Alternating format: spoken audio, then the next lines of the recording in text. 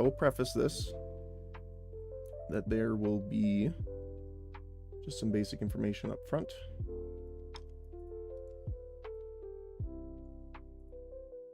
So we are going to be running the hardest difficulty for 1.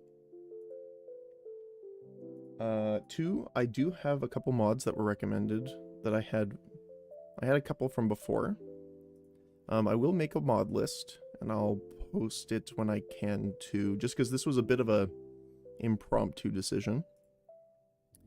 So just to kind of go over it pretty quickly, we have some model updates, bugs and ability fixes and tweaks, some improved reaction and ship battles, Una's rarities, trinkets, and heroic origins, as well as the enhanced user interface. So those are the mods that we're kind of working with right now. Those are all available from the Steam Workshop if you're running it from Steam. Although I'm pretty sure most of them are available on Nexus as well, if you prefer using Nexus. Okay, so let's get into it.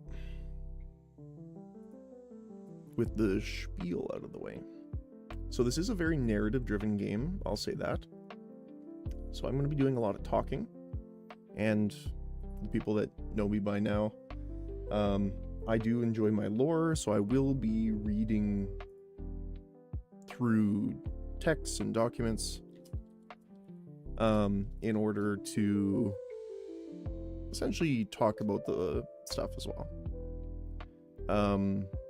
Yeah. For sure. Okay, cool. Yeah. So, let's get going then.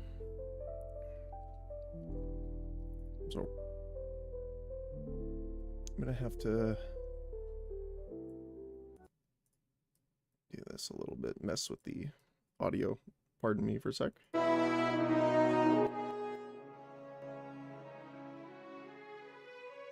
Just gonna listen on my phone here.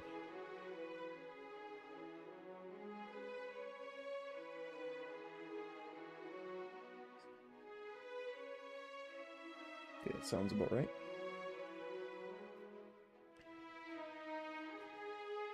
Alright. So there's 2 different game modes that you can pick. There is real-time with pause mode or turn-based. Real-time is the main way of doing it, so that's probably what we're gonna do. Turn-based, you know, is good too. I've played a lot of D&D. I like that. But I like the ability to kind of do things on the fly as well.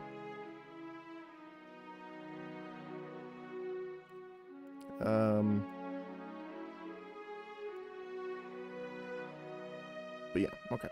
Real time with pause. We are doing Path of the Damned. So there's a bunch of different difficulties. But, oh, this is what I was saying before, is, we will be saving a lot. We will have to reload a lot, especially on this difficulty. So, you know, we won't be doing Iron Man or anything like that. We are going to have upward scaling, so things that are way too low level will be scaled up to us. So everything will be scaled upwards only. So if we go into a level or area that is way too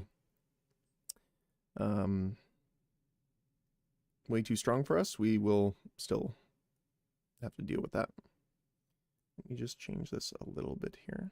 1 sec.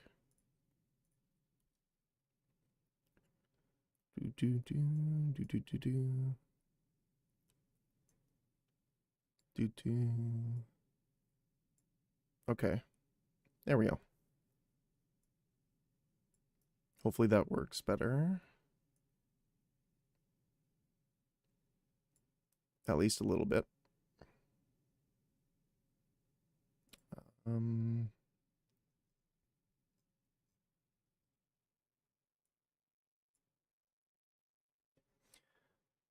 Yeah.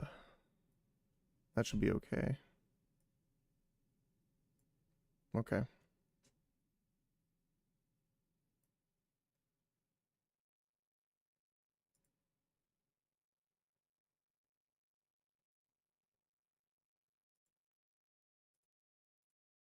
I wish I had a little bit more options with that, but that's okay. Okay. Let's get into it. Real time with pause. Path of the Damned. All. Scaling upwards. Start game.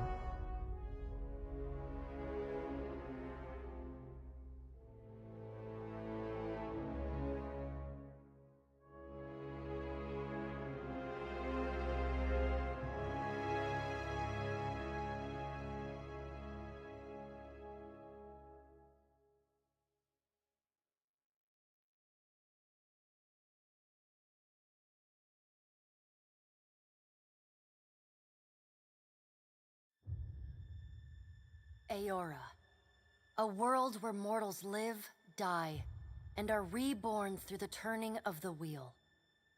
The cycle of reincarnation watched over by the gods, and made possible through pillars of a mystical substance known as Audra. 5 years ago, you traveled from your home to the Deerwood, a nation that had waged war against the incarnated god of light, Aethys, resulting in his destruction. The country suffered from a plague of hollowborn, infants born without souls, that many believed was punishment for killing a god. In an ancient, secluded ruin, inadvertently transformed you into a watcher, one who can see and speak with souls. The ritual also gave you horrible visions, waking nightmares of a past life that threatened your sanity. To put them to rest, you pursued the man who had led the ritual, a seemingly immortal agent of the gods, known as Theos Ix Arcanon. With divine assistance, you confronted and defeated Theos, ending your visions and resolving the Hollowborn crisis. In so doing, you also learned the great secret that Theos had protected. That the ancient empire of Anguith had transformed themselves into gods. Your visions finally put to rest, you retired to the castle of Cadnua, built atop a massive statue of pure Audra, where you ruled in relative peace and prosperity.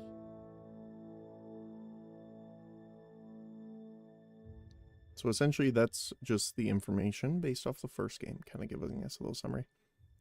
Hey, sorry I'm late, lurking for work. Yeah, no worries, Jackie. I'm late too, so... Made a nice story. You fixing up that old keep? Lifting the curse? Must have told it 100 times. But something got to gnawing at me. Thinking the spirits there weren't really at rest. That maybe the gods weren't finished with us.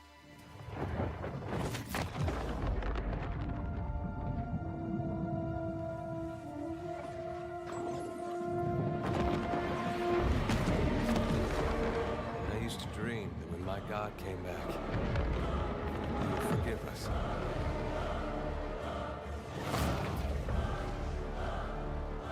Last the trouble with dreams. Sooner or later, we all have to wake up.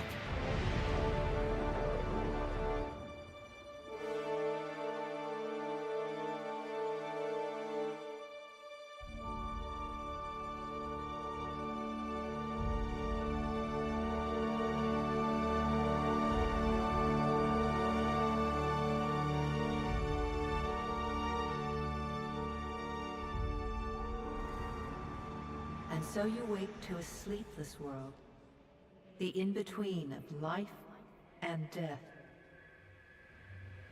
All right. Follow your memories.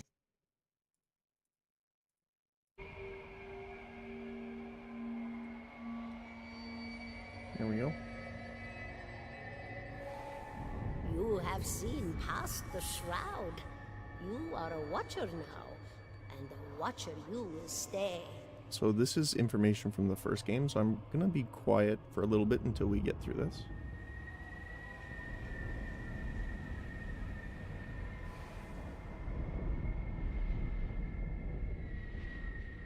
A watcher sees souls, knows their pasts, and the souls see them back. So as far as I know right now, we are essentially dead. And this is the wheel. So from what I remember, because it's been a long time. Like, let me check actually. I want to see when this was.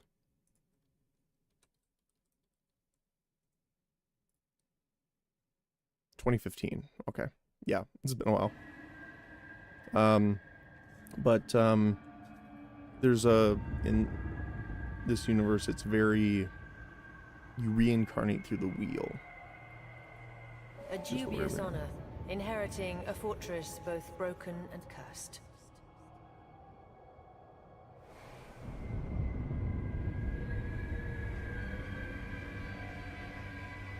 What is a god?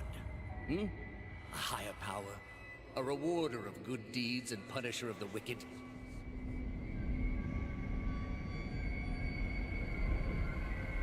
The gods aren't real, but something else entirely. Something created by people.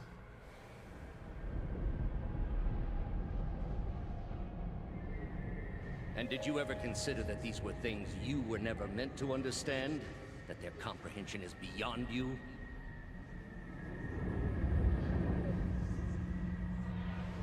Let the world see. Let them decide what to do. The wheel has turned again, Watcher. Come.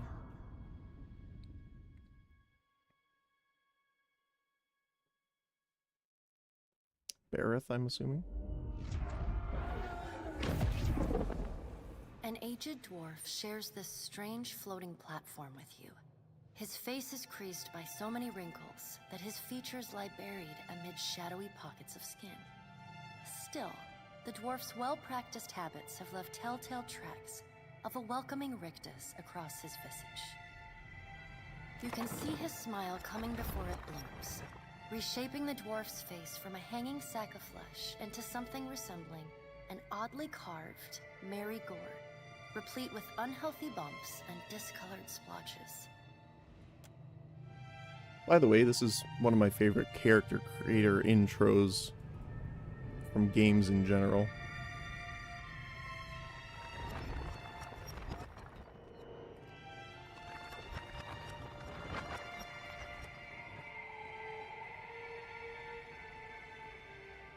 Sit.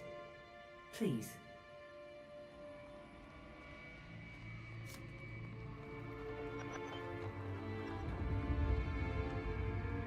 Thank you for joining us, Watcher of Cadnua. So yeah, this is just clicking on them. The gaunt woman seated at the table is clad in time-worn black armor that seems too massive for her to move in. A pale, slender neck rises from the gorget, topped by a hollow face. The milky skin stretched across it is delicate and translucent, like parchment that has been scraped clean too many times. So from what I'm remembering, the main story parts are voice acted, but the rest are not. So I will be reading through them when we get to that. But for these voice acted parts, I'm gonna try and let them play out. She is preoccupied with the arrangement of cards on the table between you. With each movement, her armor squeaks and groans as though bearing an incredible weight. She places a final card, gives a nod of satisfaction, and raises her eyes to meet yours. Your brush with the divine has drained you of your powers, fractured your memories. Look upon these cards. They represent the courses of your life. You alone know best how they flowed. Arrange them to fit what you remember. Examine the cards to choose your legacy. So, these are histories from the first game. I don't have access to my save game from the first one, unfortunately, so we're going to have to choose these.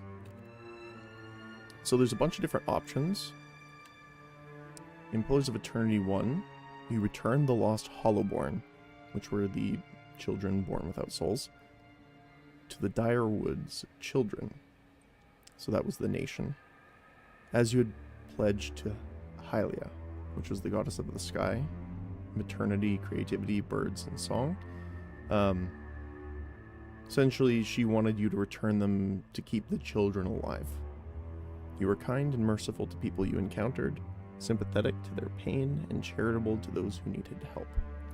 So, I actually did return their souls, but we'll take a look at the others as well. In Pillars of Eternity 2, you returned the lost Hollowborn souls to the Wheel, as you had pledged to Bareth, who is these two. Most other choices were judicious and balanced, tempered by rational thought and fairness rather than sympathy or emotion. In the first game, you used the souls to strengthen the Direwood, as you had pledged to Galawain, who was the god of hunt, assassins, pursuit, wilderness, and predatory creatures. Reminds me a lot of a certain Daedric prince. Most choices were made to strengthen you and your allies while punishing and weakening your enemies.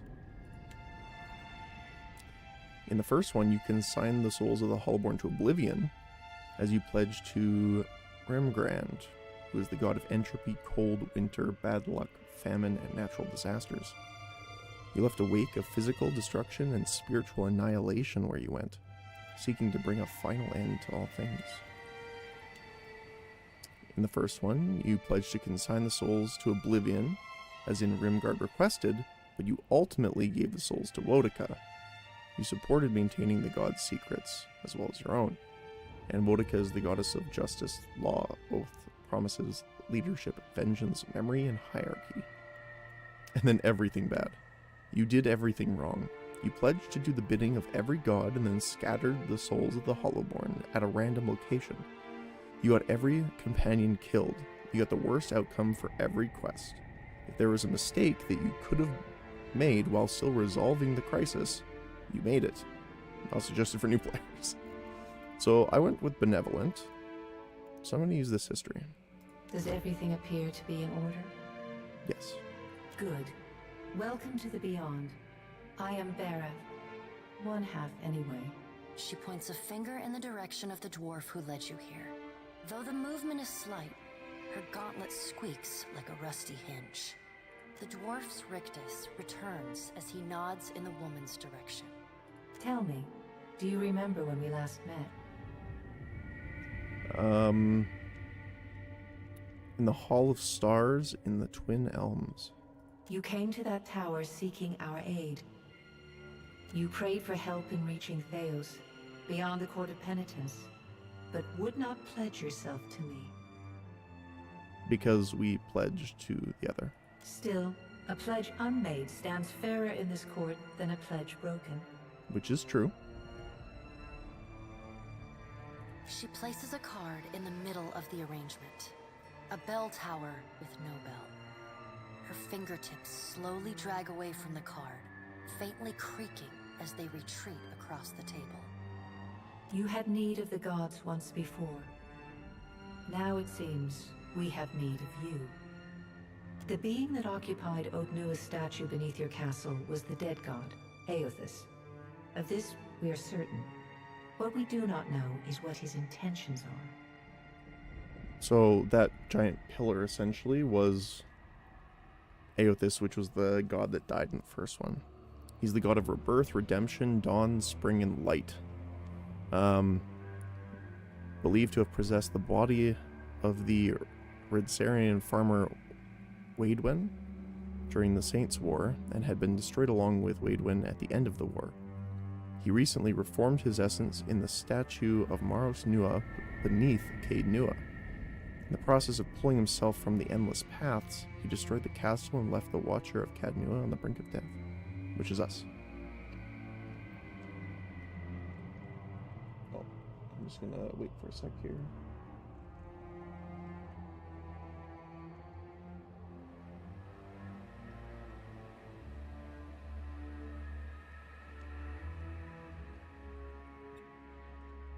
Don't want people to miss it.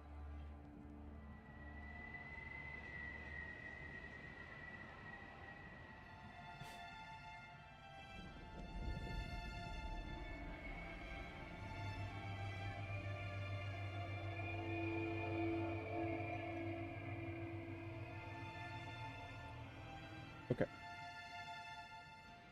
There we go.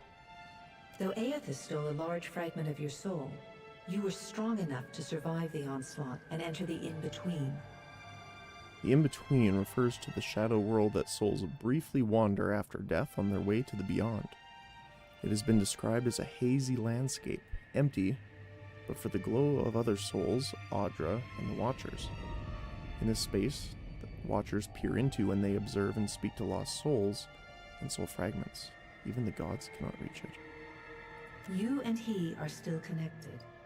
He has chosen a body made of living Audra, perfused with the power of thousands of souls, including yours. It should be little difficulty for an experienced Watcher to find him. Am I dead? No, but neither is your body truly alive. Your lungs draw breath, your heart pumps blood, but your flesh is as soulless as a Hollowborn. That is, until I return you.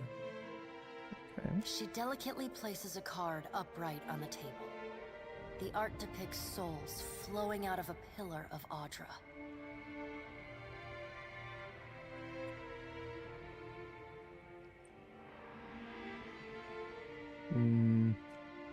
So there is a funny one, I know this. You can actually just end the game right here by reincarnating if you decline to help, which is pretty funny. Let's get on with that. Good. Before you return to Aora as my herald, you must remember who you were, the last whisper of life and death. For a moment, the sockets of her eyes darken, leaving the pits of a death's head gazing out at you.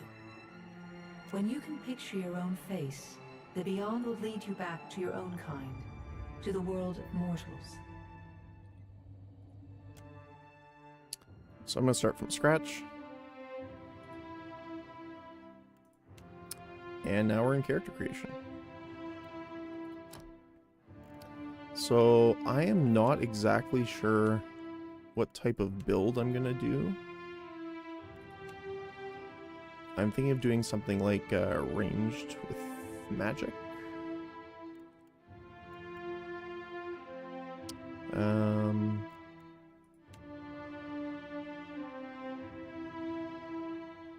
So we have the Amua. The mighty Amua is the largest of the Kith races and are commonly found near oceans. Though not truly aquatic, they have an affinity for water. Many of the civilizations, such as... I hope I'm going to say these right. Rauatai, are known for naval dominance. They are known for their unparalleled strength. By virtue of land covered and numbers of colonies settled, dwarves are the most well-traveled race in the world. They are commonly found in the Deerwood and the Valian republics, and almost any colonized land. They are known for their great strength and tenacity. The elves are the dominant race in Air Lanfith and the White that wends, and are extremely common in the Deerwood and Adir. They are known for their speed and intelligence, as well as their commonly isolationist nature. The godlike are children of Kith, civilized races, who have been blessed with physical aspects associated with the gods, although some do not consider it a blessing. These aspects may take many forms, and often come with mystical powers. Aberrant head shapes are typical, and godlike are unable to wear protective headgear, as it is almost impossible to find anything that fits. Because of their unusual nature and their inability to reproduce, godlike are often viewed with fear and wonder. we have our humans, commonly called folk, as the most common race in the Dyrwood and the Adir Empire, Old Valia, and the Valian Republics, although not as large as the towering Amua. I'm gonna have to look that up how to say that. Humans are known for their strength and willpower. And Orlin. They are the smallest of the Kith races, though many cultures don't consider them to be civilized at all. Also notable for their large ears, two-toned skin, and hirsute bodies, Orlean are commonly found in Air Glanfith, the Ixamil Plains, as well as parts of the Dyrwood. They are known for their mental intensity and sharp senses. So most of the stats are pretty common. You know, might is damage, healing effectiveness, and fortitude defense. Constitution is health and fortitude defense. Stamina. Intellect is will defense, as well as different durations and area of effects for abilities. Resolve is also will and deflection defense. Dexterity is your action speed is with all attacks, spells, and abilities, and contributes to the reflex defense. It's generally your stuff. And generally, they have like a system of groups of 5 going upward.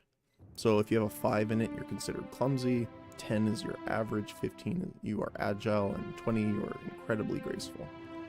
I like that they kind of break that down a little bit and give you an example. Since we are doing ranged and magery, elf is probably good. I do want to show this really quick because I like the godlikes. Because look at how strange they actually make them. And there's also like a bunch of customization that you can do for them too. Although I guess we could do a moon godlike too.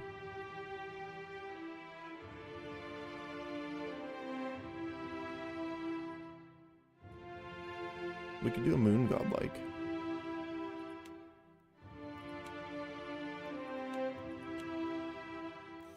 But I just want to show the death godlike really quick just to see. It's funny how you can have a different body type with it. Oh, we have to go through this first. We can't do customization right away. Okay. So elf is nice, but I like godlike. So moon godlike are the most tolerated of the godlike. While their skin tone and large moon-like growths on their foreheads may be strange to some, their appearance is generally considered more palatable by the other Kith. Sailors have many beliefs about moon godlike and their propensity to bring luck, although there is little agreement as to what kind of luck they tend to bring. So they gain 1 might, constitution, intellect, and resolve, and we have the ability called the Silver Tide. The souls of all moon godlike are connected to reserves of healing energy.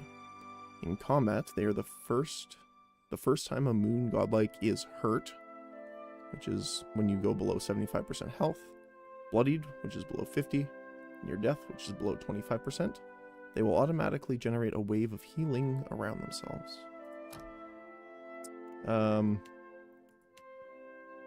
We'll probably just do the human body type for this. I'm gonna multi-class. So choosing your first class. So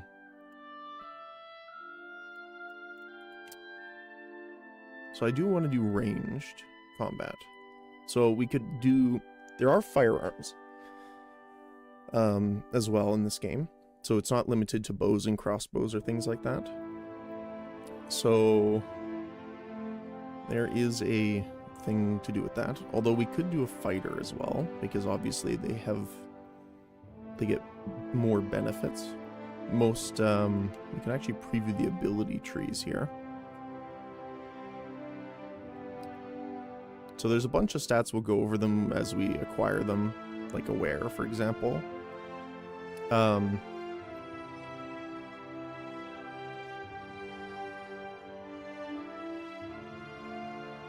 Yeah, the only problem is they are very melee reliant.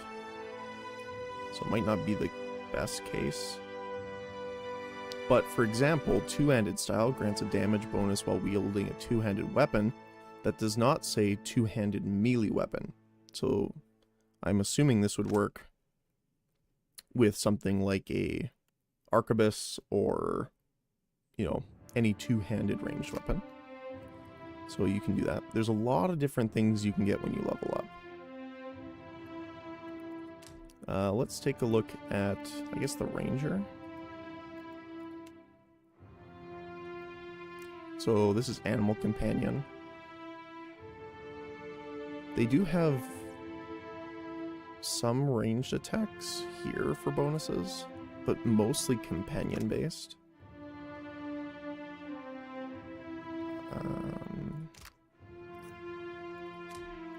So maybe rogue wizard. The rogue attacks their enemy's ability to move. Range is based on your weapon, so if we have a ranged weapon, we can do that.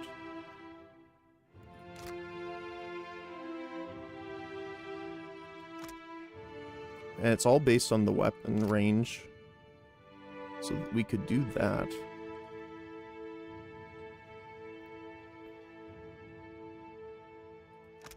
Yeah, these are all weapon range, so that works out. And then wizard probably is our second. If it wasn't obvious, I'm probably going to choose a lot of the ice-based spells, because I like my cold magic.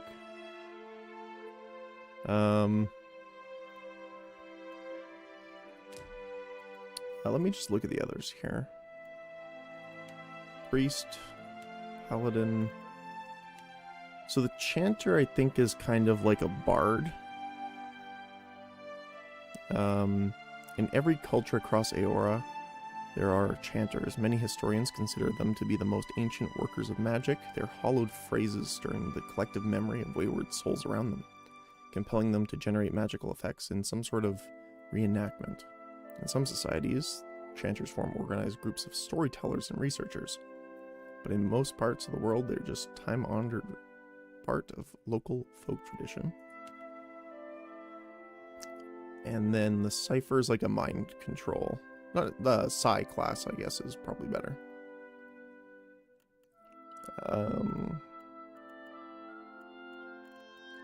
So I think that'll work. So we can do Wizard. And there's subclasses we should look at too. So if I go to Fighter, we have the Black Jacket. Fighters of the Black Jacket academies pride themselves on being sealed with a wide variety of weapons.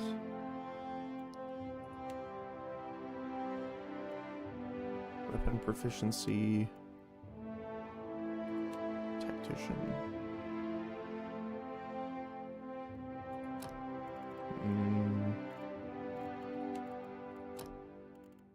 Oh, we have Sharpshooter. Focus their attention entirely on ranged combat, relying on their animal companion for defense. Okay. Arcane Archer would probably be pretty good too.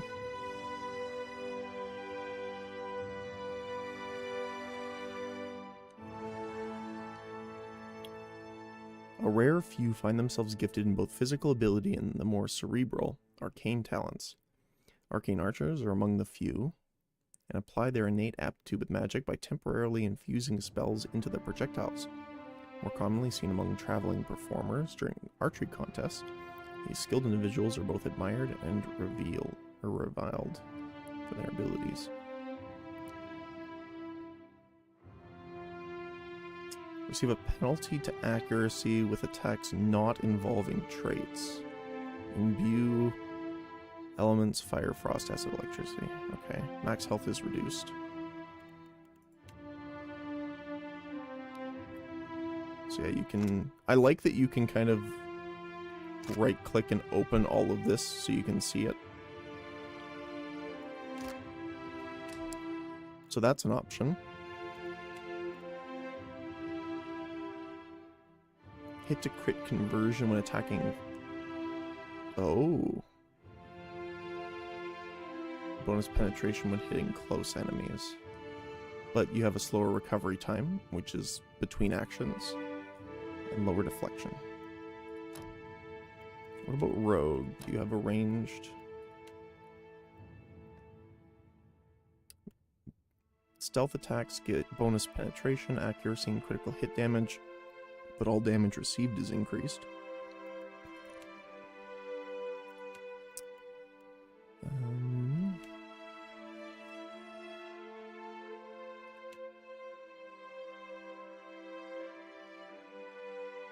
Interesting.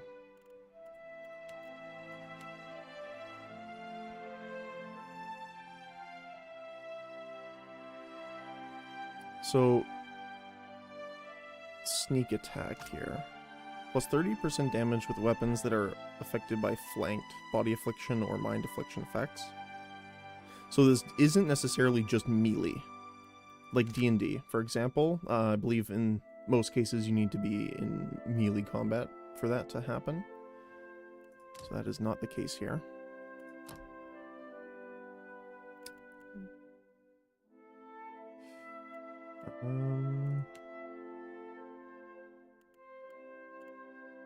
And the cool thing too is you actually get a different class based on your combination if you're multi-classing.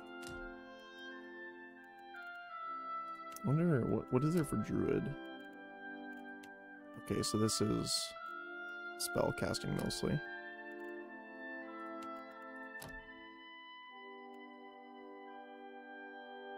Priest. Wait, I want to see.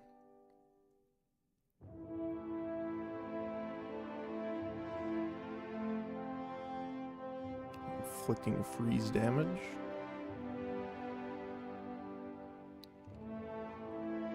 Storm of Holy Fire.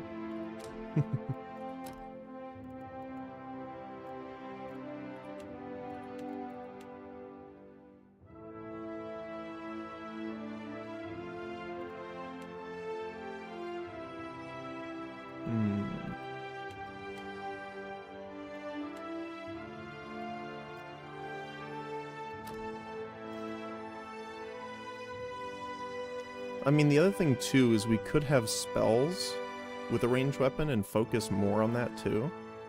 So we could do something like wizard and priest. That'd be an interesting combination.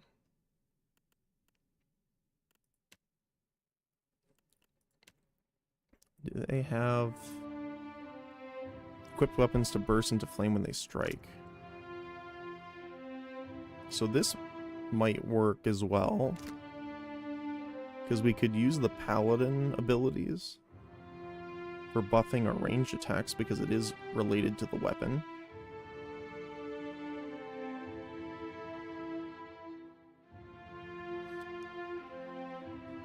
They have buffs as well for allies. Grants 3 paladin auras, each exclusive to each other. Focus grants accuracy. Charge gets stride, endurance gets armor rating. So we could get extra accuracy to yourself and allies, which would help with obviously range attacks. Also convert some hits to crits. 5% of normal hits converted to critical hits. That's pretty nice.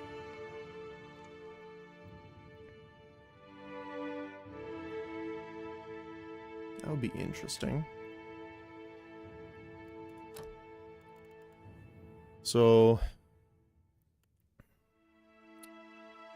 Bleakwalkers we probably won't do. They're known for their mercilessness and cruelty.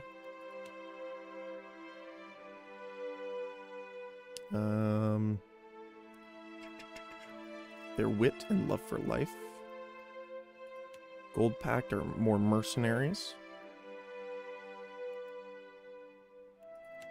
Kind Wayfarers are a charitable order of knights errant who assist troubled travelers. That's pretty nice. Flames of Devotion also heals nearby allies.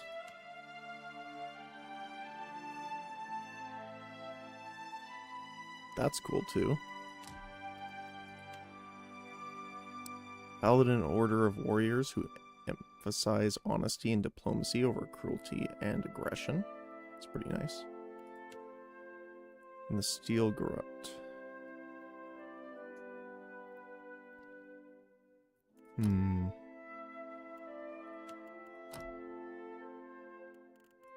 Conjurer. With unable to cast evocation or illusion. I'm pretty sure most of the ice spells are evocation, so that doesn't work.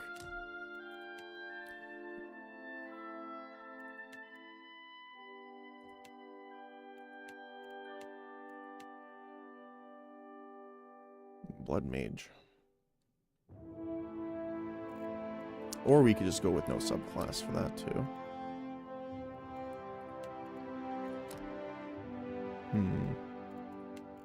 I guess this is really dependent on how we want to do it. If we want to focus more on the range or not.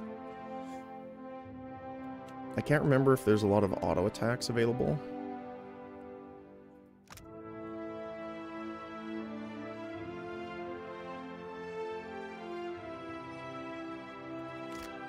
I don't remember if this is like D&D with spell slots or not. Don't remember.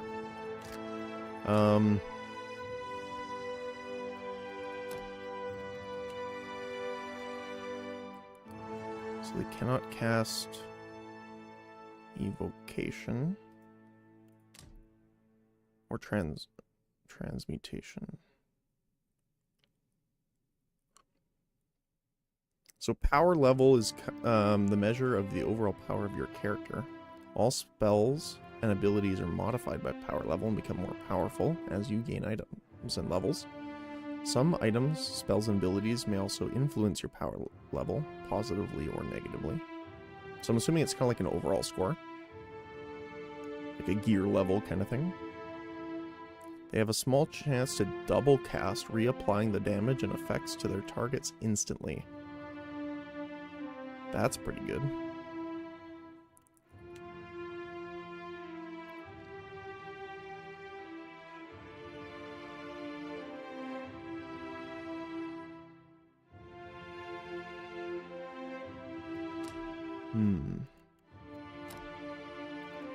Okay.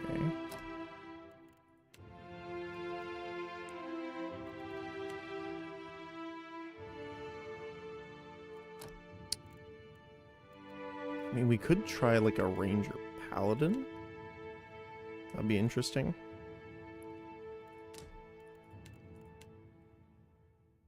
They don't really have any spells though.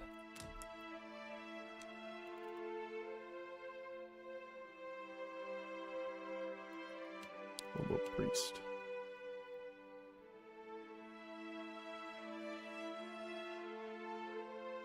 There's not a lot of cold-based stuff. A lot of burn, holy fire, and all that. So let's go with wizard. Increase power level. Oh, so these are different. Gain Conjure Familiar. Summons a helpful creature to aid the wizard. They are poor in combat, but provide passive bonuses.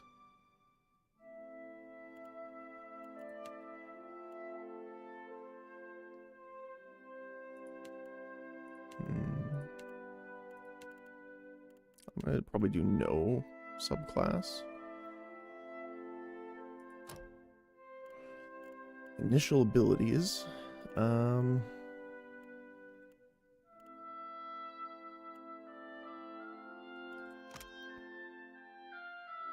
So dazed and things like that are all debuffs essentially to statistics. Aware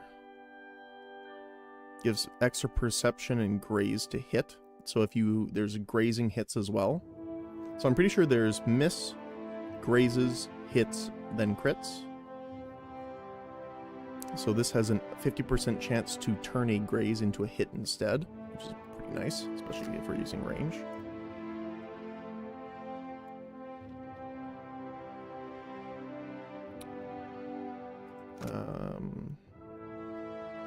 Summon weapon. Creates a glowing quarterstaff in the wizard's hands imbued with negative energy. Each successful strike siphons health. Okay.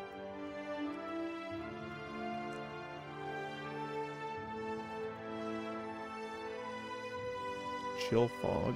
Calls a blindingly white fog into existence, inflicting blindness and freeze damage over time. That sounds about right. Second class. So now you can see the combination name. So because we chose wizard, if we went wizard barbarian, you'd be a warlock. Chanter would be lore master, etc. Rogue is spellblade. Geomancer, thaumaturge, arcane knight, battle mage.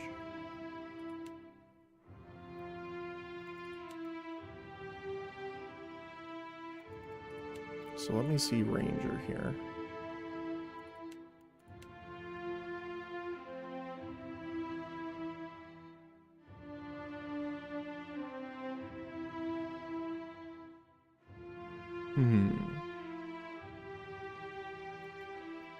Not sure about ranger.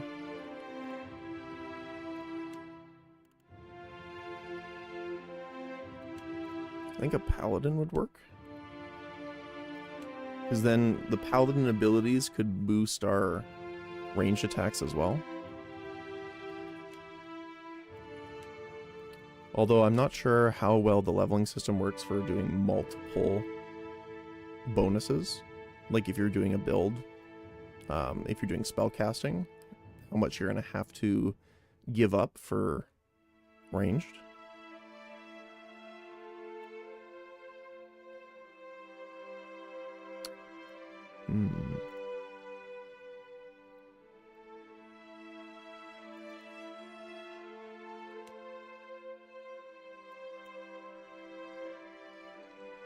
Outside of combat, the guile is restored. Okay, so they have a limited resource.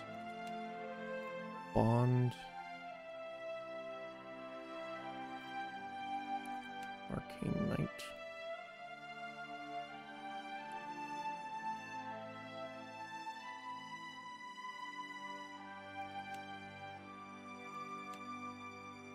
Yeah, especially with the accuracy bonus and bonus to allies. I think Paladin here. We'll go for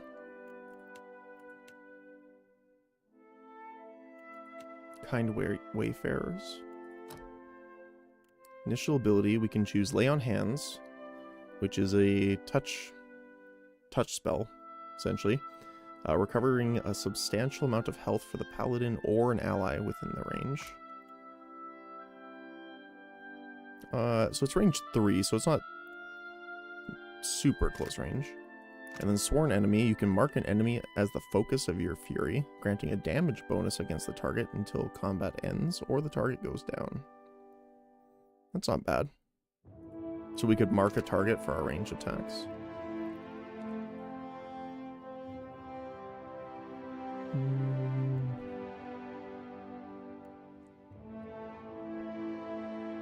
I guess we'll do that.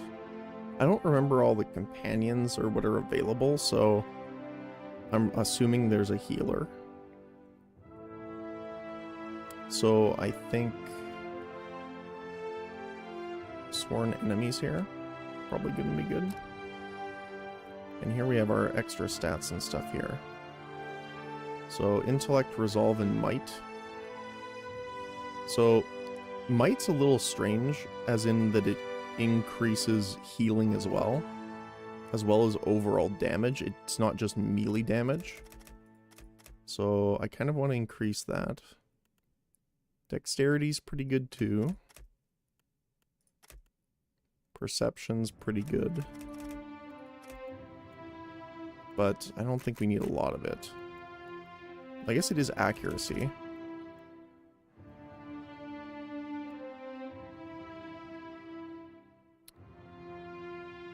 Hostile effect duration, deflection, and will. Okay.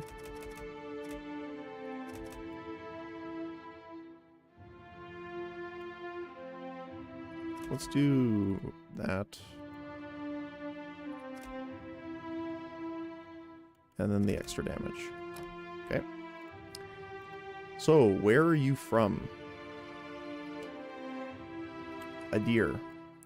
The Adir Empire is one of the most prominent old empires of the West. It is centered around the equator and has a tropical climate. Deadfire Archipelago, which is where this one takes place. A large cracked southern expanse of polar ice. That sounds about right. What is your job? So jobs give you statistic bonuses here.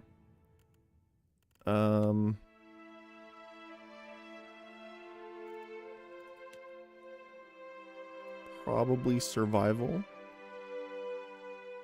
It's good.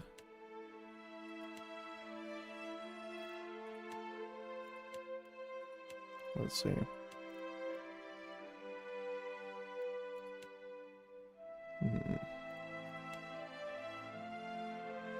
I guess getting survival and stuff is pretty good here. Alright, here we go. So your weapon proficiency. So we're gonna do... So there's blunderbuss, pistol, and arquebus. Crossbow. We'll do that one. And then magical implements. Wand, rod, or scepter. So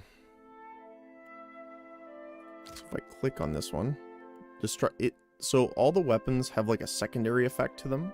So for example, the pistol has rapid shot, the blunderbuss has powder burns, and the arquebus has the aim shot. So for the magical implements, the scepter has destructive channeling. Channeling excess energy through the scepter hurts the wielder with each attack, but increases the damage dealt. Blast is the rod attacks have greater energy, but slows the recovery, but hits enemies around the target. Or the wand. Interfering barrage. Focus wand attacks to interfere with the enemy's ability to attack effectively at the cost of damage. Okay.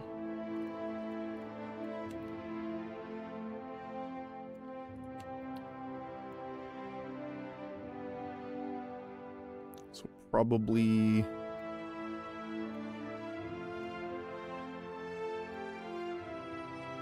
the rod?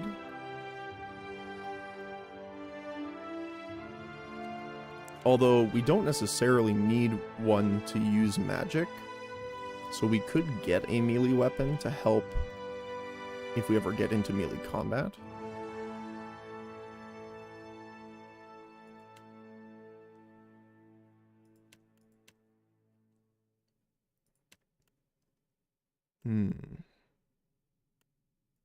I guess we should also choose a two-handed then, because we have bonuses for two-handed weapons, which is obviously the ranged attacks as well. There is no penalty for using a weapon without the corresponding proficiency. A character that is not proficient only loses access to the associated ability. So, these guys.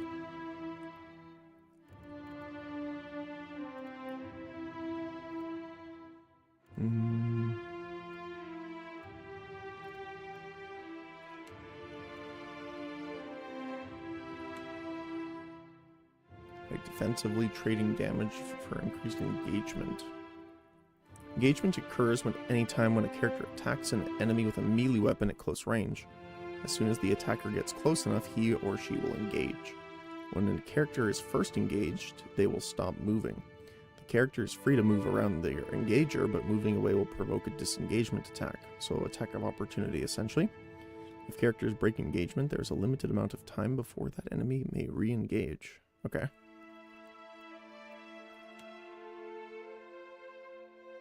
Defensive strike probably is pretty good here. Alright. So we have character portraits. Sadly, there's only like 2 of the moon.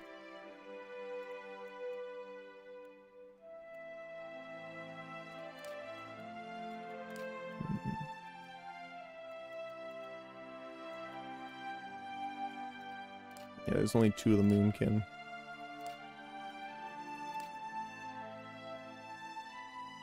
I guess we'll go with this one. Your general colors. Do like a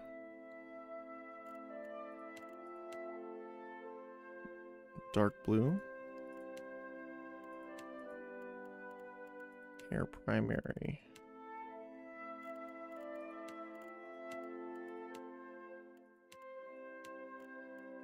Okay.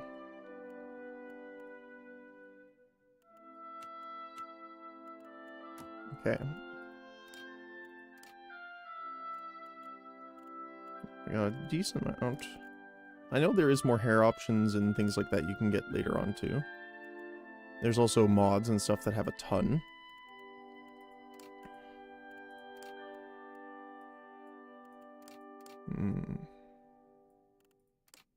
Probably keep with that then.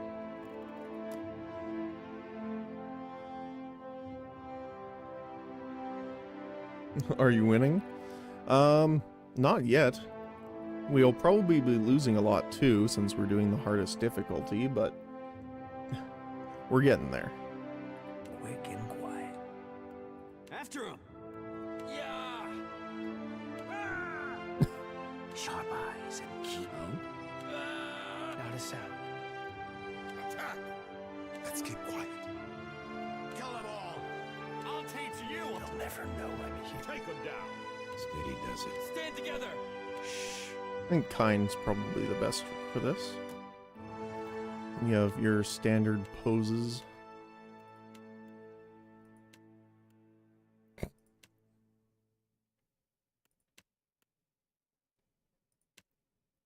Erudite.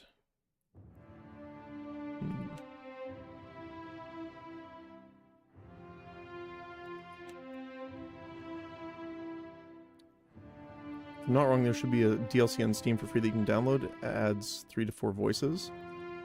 Not sure though. I haven't touched the game in years. Yeah. I think I have all of them except for the one from Critical Role.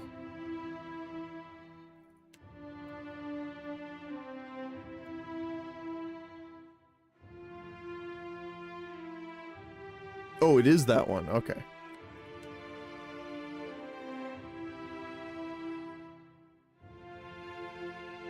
I think Pious is probably a good option here since we're doing a Paladin mix.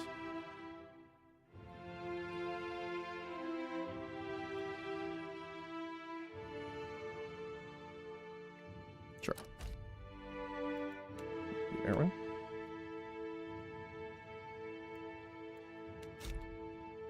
All right.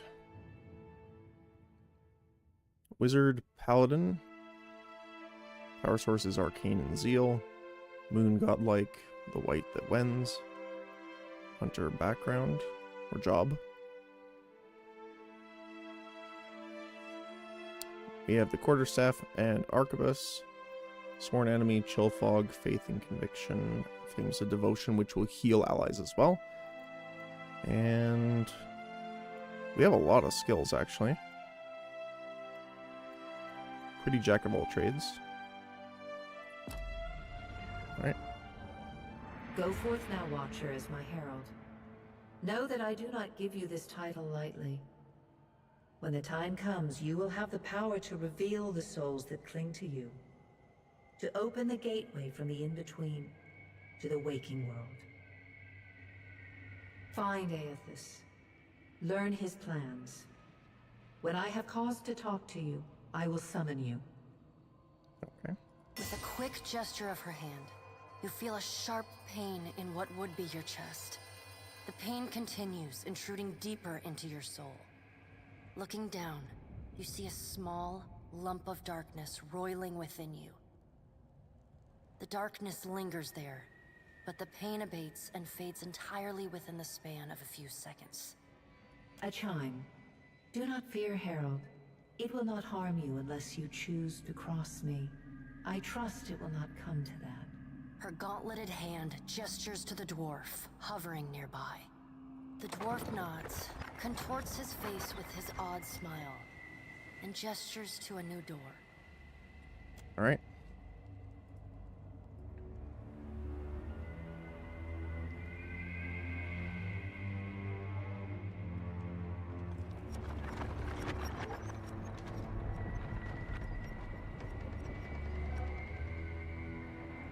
I still love this opening and this how you do the character creation here. It's very unique.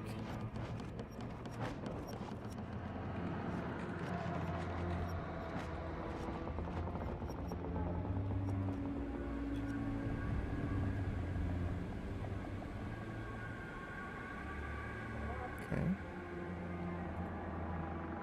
You sense the steward's spirit in the bust, but she's unaware of you.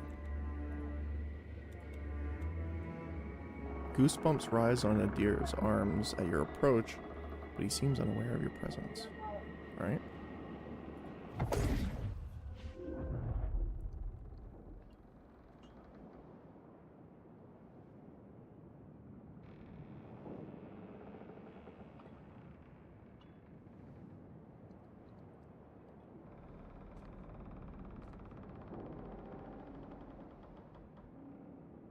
The return to your body feels like waking after a fitful drunken sleep. The rocking of the ship sends pain jolting through your limbs. Crashing waves hammer inside your skull. Adair watches over your body with a glazed look, taking long, even tokes from his pipe. At the first movement of your chest, he starts. His gasp, mid-puff, sends him coughing and straining for breath. Adair. No, there's no way. You're awake. What are you doing awake? How are you feeling? I'm in a lot of pain. That might have been me. I've been slapping you a little harder each day, trying to wake you. I never dreamed it'd work. Adair stares with disbelief at what would likely be his slapping hand, examining both sides. He shrugs. Well, you owe me. I hate to cast a pall over your recovery, but I'm afraid I have some bad news for you. Okay. The voice echoes from inside the bust. The remains of the steward of Cad Nua.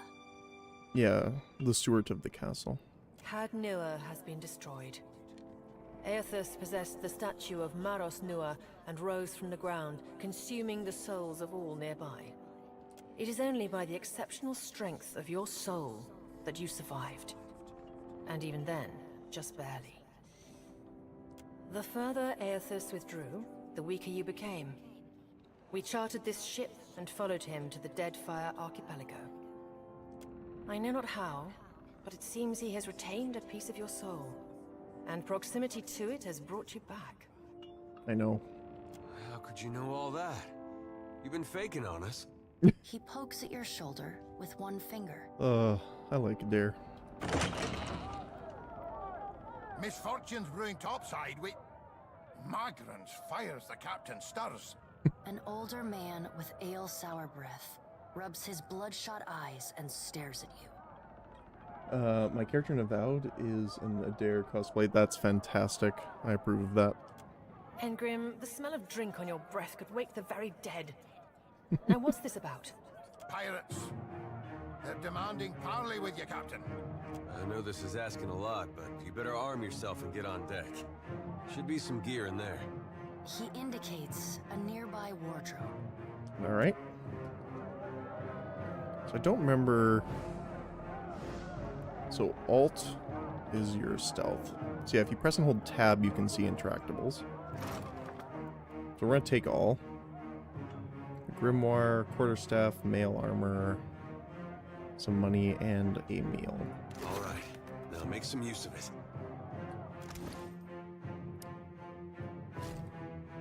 So our main hand is going to be the ranged weapon. We have a secondary as the quarterstaff. We're going to equip the grimoire, and I don't remember. So I know the downside in this compared to like a D&D thing is that recovery time is the thing that's reduced.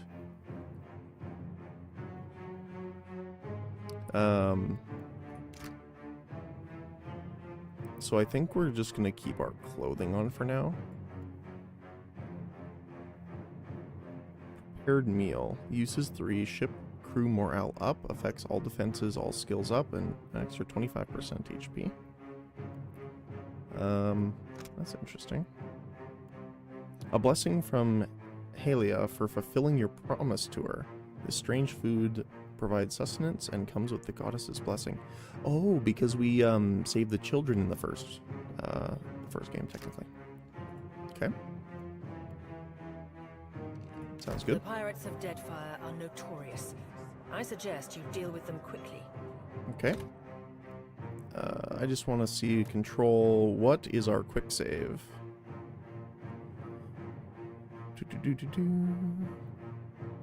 F5. Okay. We're gonna have to do a decent amount of that. I'm gonna actually increase this sidebar so there's more viewable. Let's get going.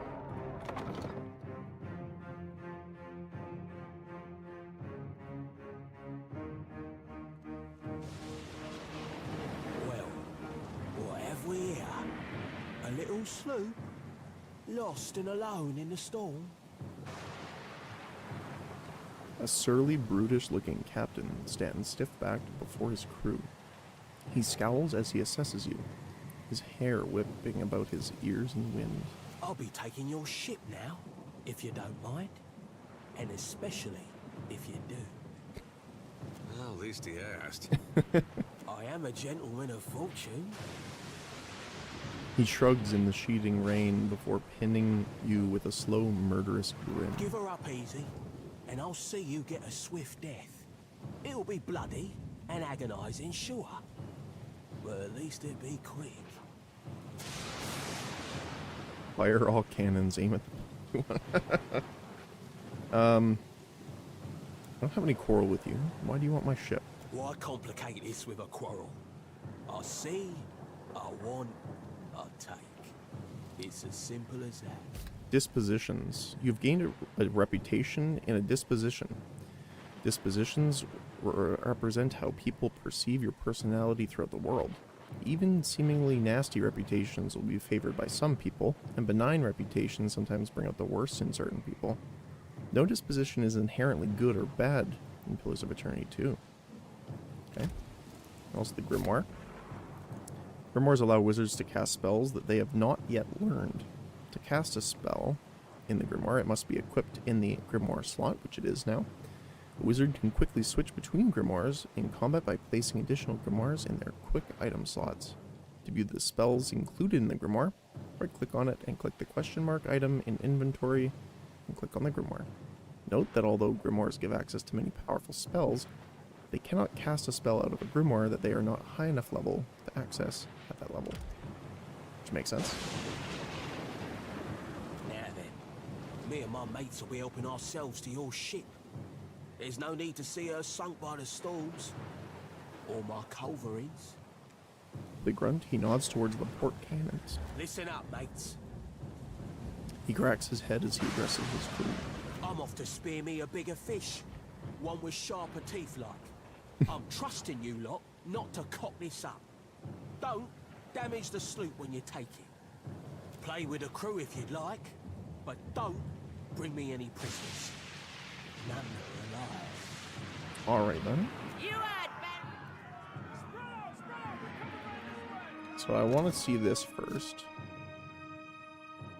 So question mark. Click on the Grimoire. Oh, it actually has quite a bit. Okay.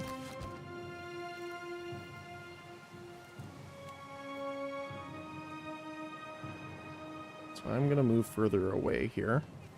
So spacebar is the pause button. And we are going with attacks here. Aim shot. Far more accurate. They take longer. Combat introduction. Characters with a red selection circle are hostile towards you. To attack a nearby enemy with your equipped weapon, just click their selection circle. You can also select the attack button in the lower center of your screen to put the cursor into the attack state. This will allow you to attack anyone, even friendlies. Okay, we don't want that, so let's hit him first, I guess. And then we can actually slow combat speed down too. Can't remember what is the control for it.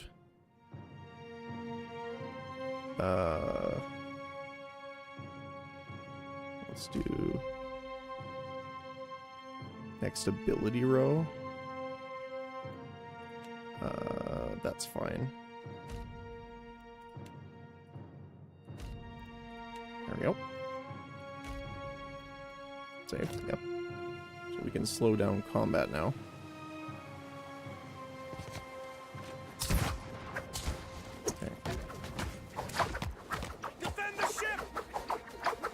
We can only control ourselves here. We do have access to the Arcane Assault, Minor Missiles, and the Chill Fog. Let's do the Chill Fog here. We can hit them with it. Try not to hit our allies.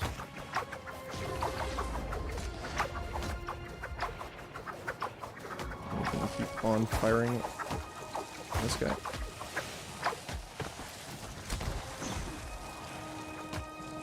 Next one. Reload. The Bane of Black Powder. Ooh, good shot. There was more up top too.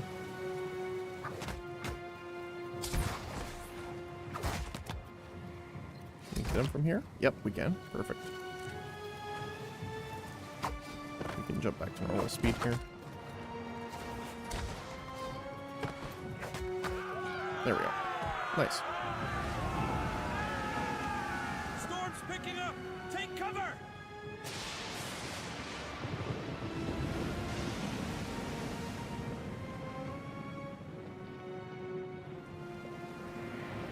You've defeated the pirates, but you're not out of trouble yet.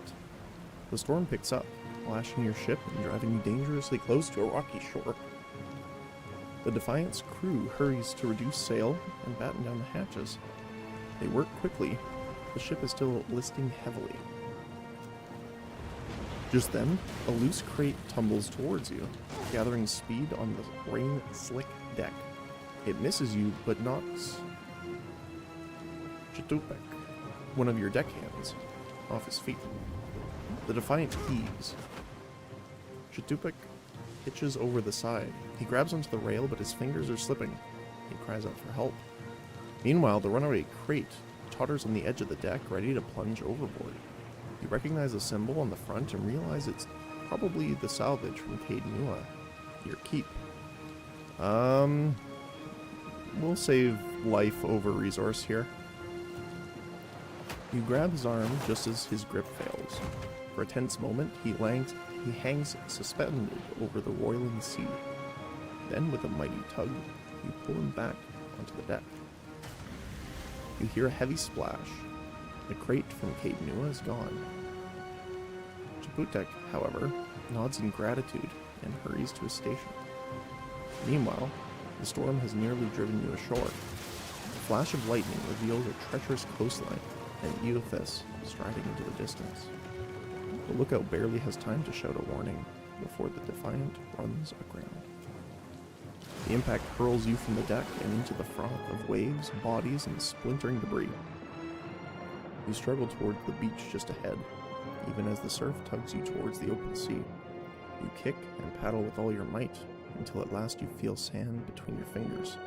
Pulling yourself ashore, you collapse. Alright.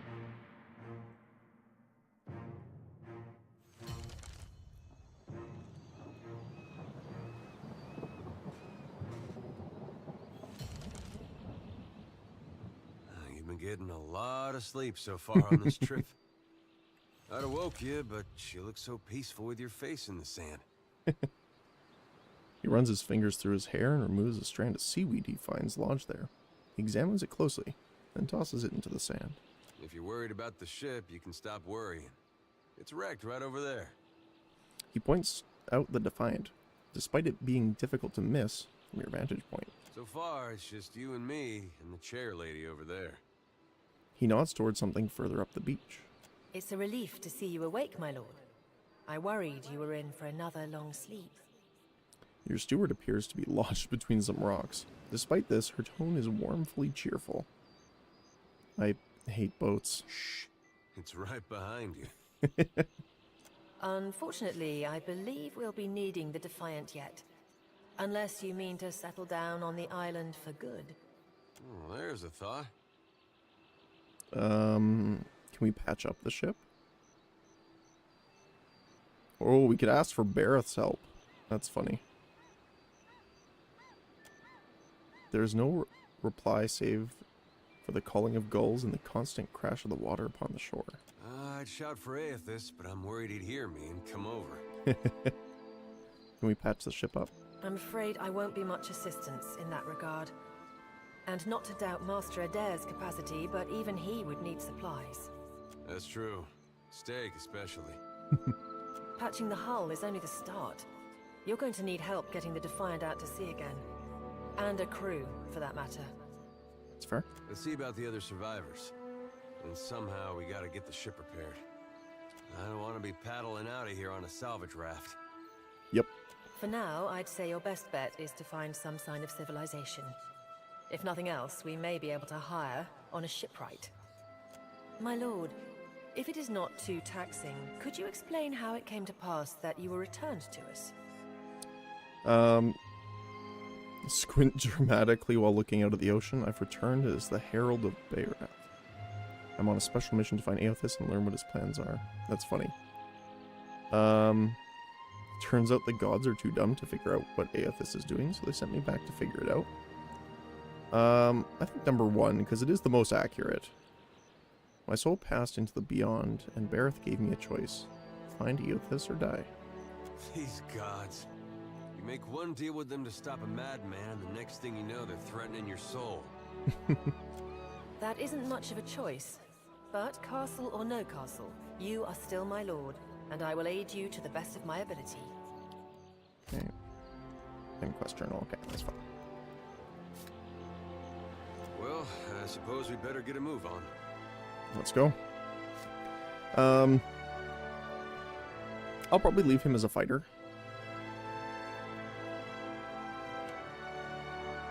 Alright.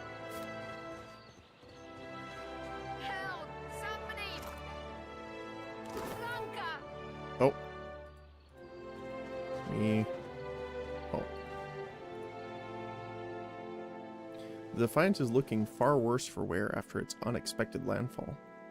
The hull has splintered in several places along the keel, while the tattered sails stand as evidence of your battle with the pirates. The deck of the Defiant is well out of reach from here. The ship groans like a beached whale every time the waves roll in, but it doesn't seem to be listing further. We may be able to climb up.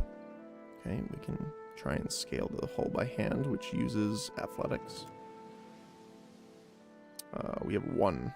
Watcher only check. Okay. Success. You climb nimbly up the side of the ship and reach the top with so much as breaking a sweat. Adair is not far behind, pulling himself up and over the railing beside you. Nice. Okay. You're looking better, Casita. That, or I'm worse off than I thought. The sheen of sweat on her brow and the wan cast of her features. Belly's Arena's casual greeting. It's my leg, Matiko. It hurts even worse than it looks. Her leg bears a bloody gouge along the length of her shin, and the swelling around her knee suggests a nasty break.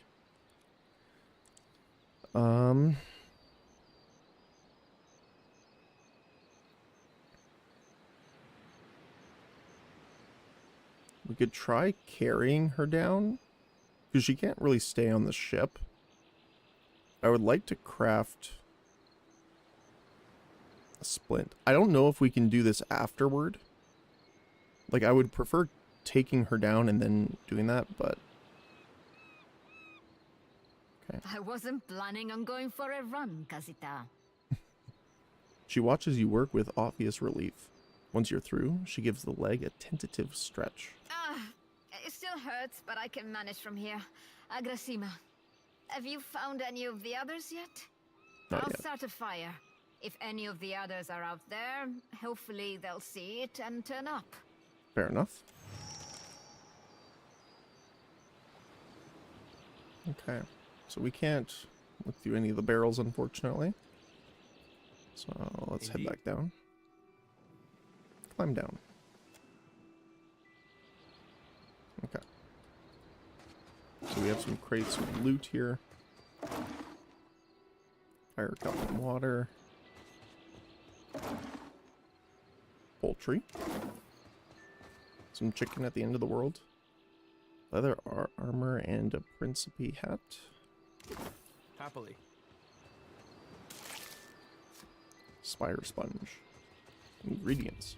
You found an ingredient. They can be used to enchant unique weapons, armor, and shields, as well as craft food, scrolls, potions, and other items. Select the, I'm assuming, craft in the party stash to view your ingredients. Oh, it is ingredients, okay. Let's see. I just want to see if she has any other dialogue. Nope, doesn't look like it. Okay. A wand, a potion of healing, and some copper. Oh, hello. Hope the rest of those sodden bastards made it.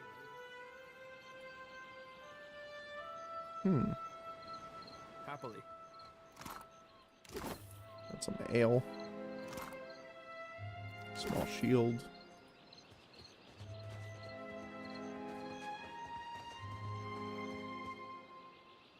Crate behind her. Healing potion, sparkle crackers. Distract enemies. Sure. Oh, hello. Hey, fancy seeing you here. The spirit's voice warps and shifts, muted as if by a great distance. Even so, he grins brightly at you. I can't see much of anything really, apart from you. Just endless gray. What happened?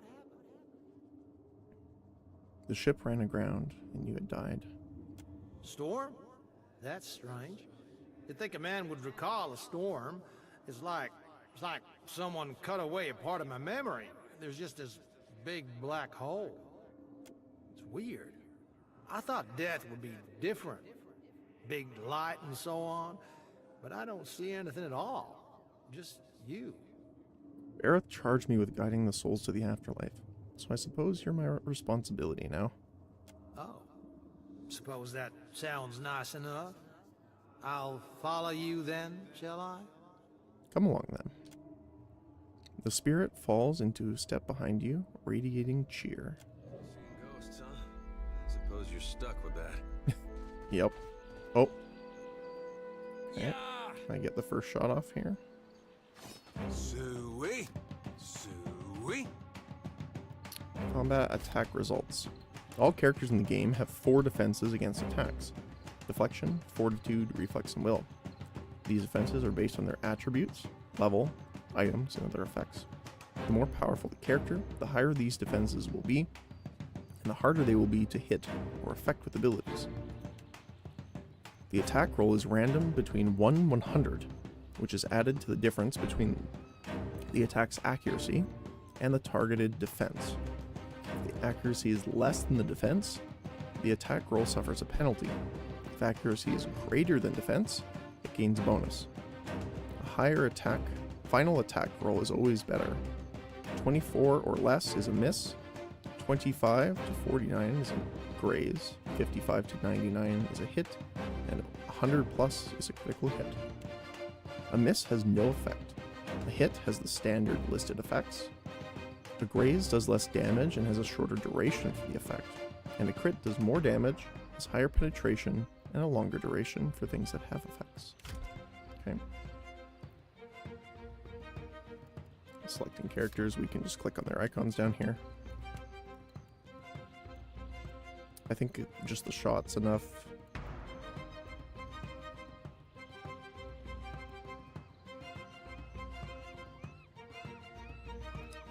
Probably keep him on a defensive stance for the most part, because he'll be tanking for us here.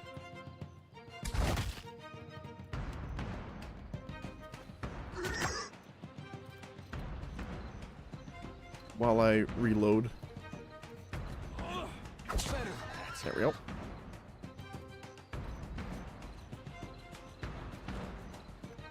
There we go. At once.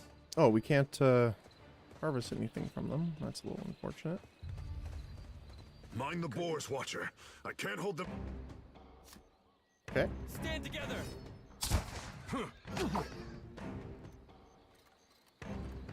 Oh yeah, he's got automatic regen because of fighter. Constant recovery. Yep.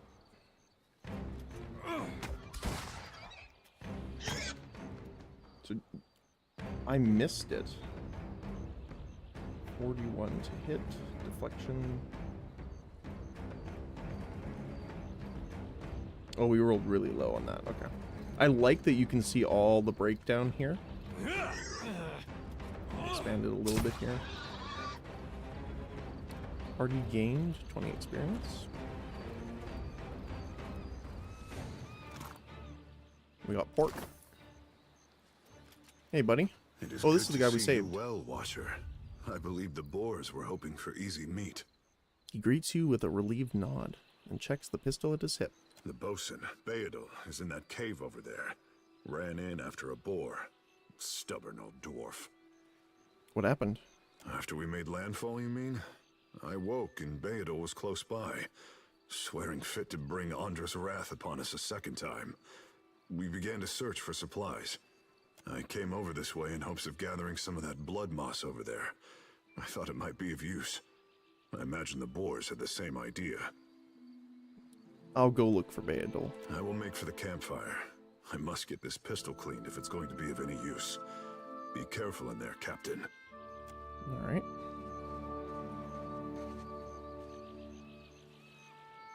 Indeed. Speaking of, we'll see. The sea cave. Well, let's go save the dwarf.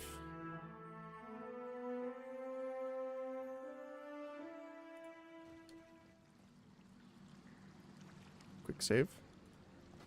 Yeah, we're going to be quick saving, and we might have to load quite a bit here too, because keep in mind we are on the hardest difficulty here. With no level down scaling. Press the stealth button in the lower center of the screen, or use the Alt key to have the selected characters enter or exit stealth. Keeping an eye out. Okay.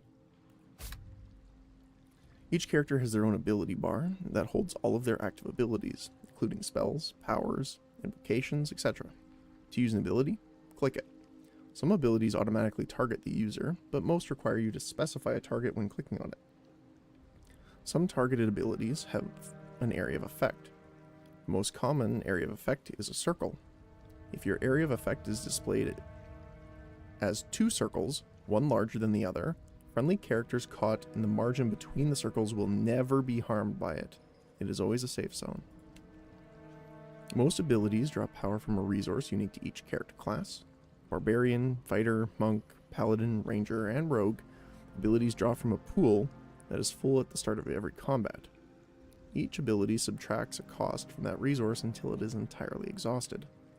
Unlike barbarians and fighters, druids, priests, and wizards do not have a common resource pool for all their abilities. Instead, in each fight, they can cast a number of spells from each spell level they have access to. Enchanters, ciphers, and monks start with a fraction of their total resource pool and must build it up over time in each fight. Each class gains the resource in a different way. Unlike all the other classes, they can continue to replenish their resources throughout the fight. Sounds good.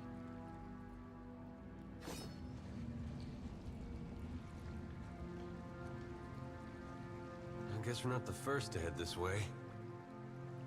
We got a crate Of here. course. Torch, pickaxe, and hardtack. More of the blood moss too. And I think you can, yeah, you can set your party formation, although we're not going to have to really do that yet, I think. Actually, we should. Because I do want a dare up front here.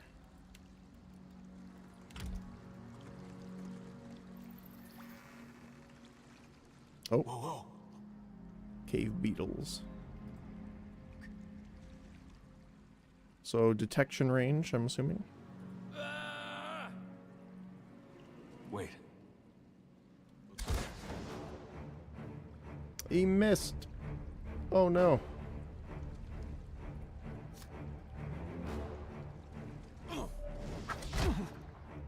Okay. Oh, no. Stay there. So I'm assuming that is the engagement mechanic kicking in here.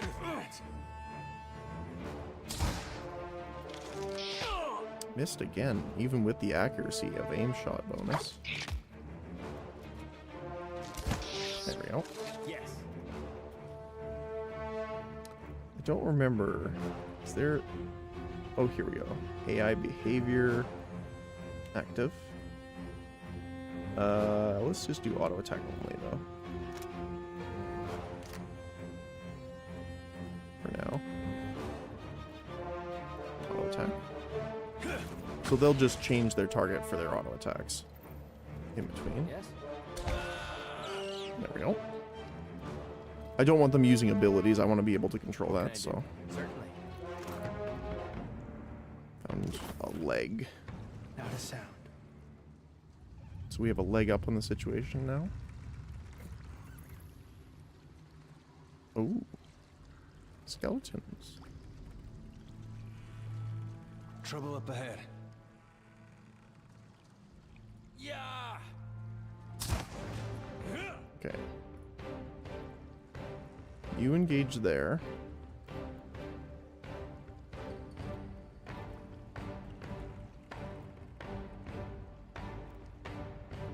Missiles on the skeleton.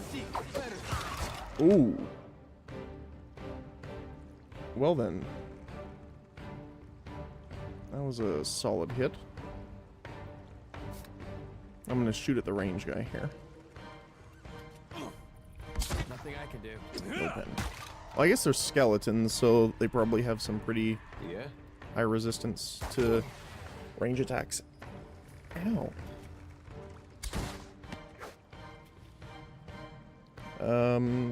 So we can swap over to melee here.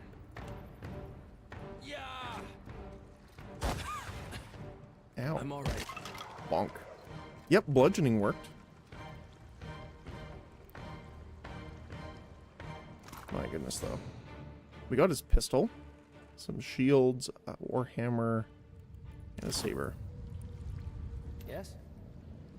So luckily we do regenerate. Absolutely. I'm here. Yeah, I'm here. I'm here. What do we got here? Crossbow, leather armor, and a hat. I believe we have a map, right? Yeah. Oh, I saw that. Wait, look there. We're gonna switch back to the gun.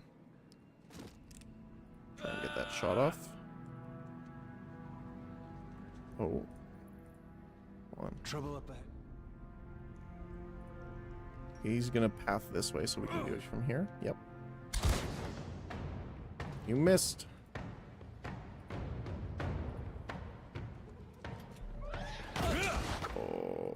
Okay, there's a lot of guys here. So we're gonna try and hit them with that. I'll make it. I'm no help here. So they are flanked and blinded.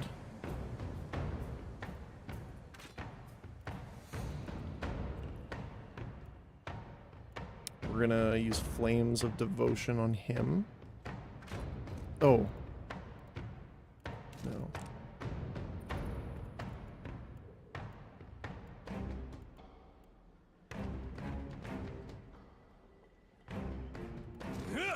Nothing I can do. So why are you not firing? Yeah. Stand together. Okay, so it does heal off that too. Because of our paladin type, the kind wayfarers. Very well. Okay, so let's swap over here. And you, we're gonna take shielded off to give you some extra penetration so you can deal with some of these guys here.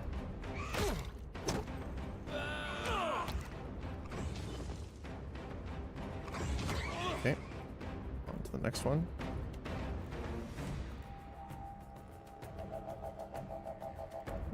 We'll do another Flames of Devotion here.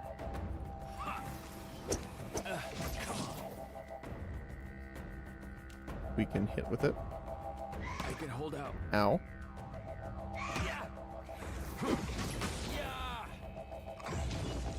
We're not getting very many hits here. There we go.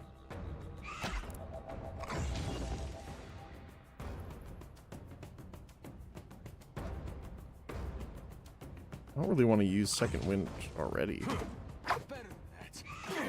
Oh. Probably should have. Injuries and rest. Triggering a trap or getting knocked out during combat will apply an injury to the character. They remain on the character until they use food or drink while resting, or by resting in an inn. Press the fire icon in the lower center of the screen, or use R to rest. Okay. He's almost down. I'm on it. Okay.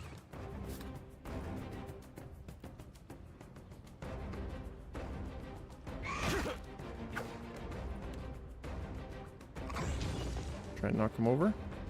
Missed. They hurt. Ow. Okay, let's heal up a bit just in case here.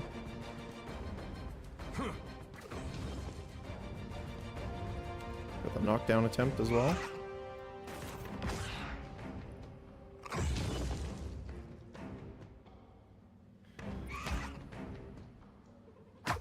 He's having such a hard time.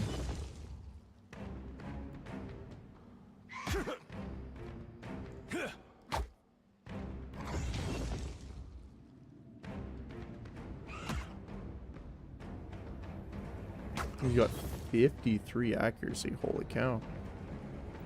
Hey, no wonder. We had some good times. Heal himself here.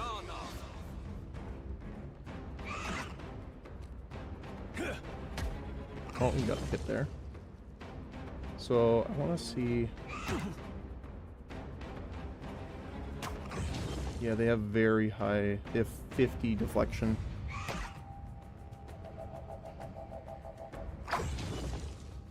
So the penetration's actually really good here. Oh my goodness, he got him. Dare. Very, very nice. Alright. Cave coral. I got it. Quietly now. Oh. So it, when you're injured, it does reduce the capacity of your health. So we do have a reduced health pool overall now. What are you? Minus 25% healing received. Ew. The water here glows an eerie blue, and the cave glistens with reflected light. You can make out an opening in the cavern wall to the northwest, where the water flows onward. Let's leave, because we want to save the door first, I think.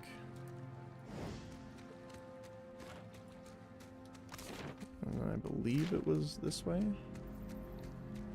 Yeah, there's another option here. And make sure we're on range weapons here.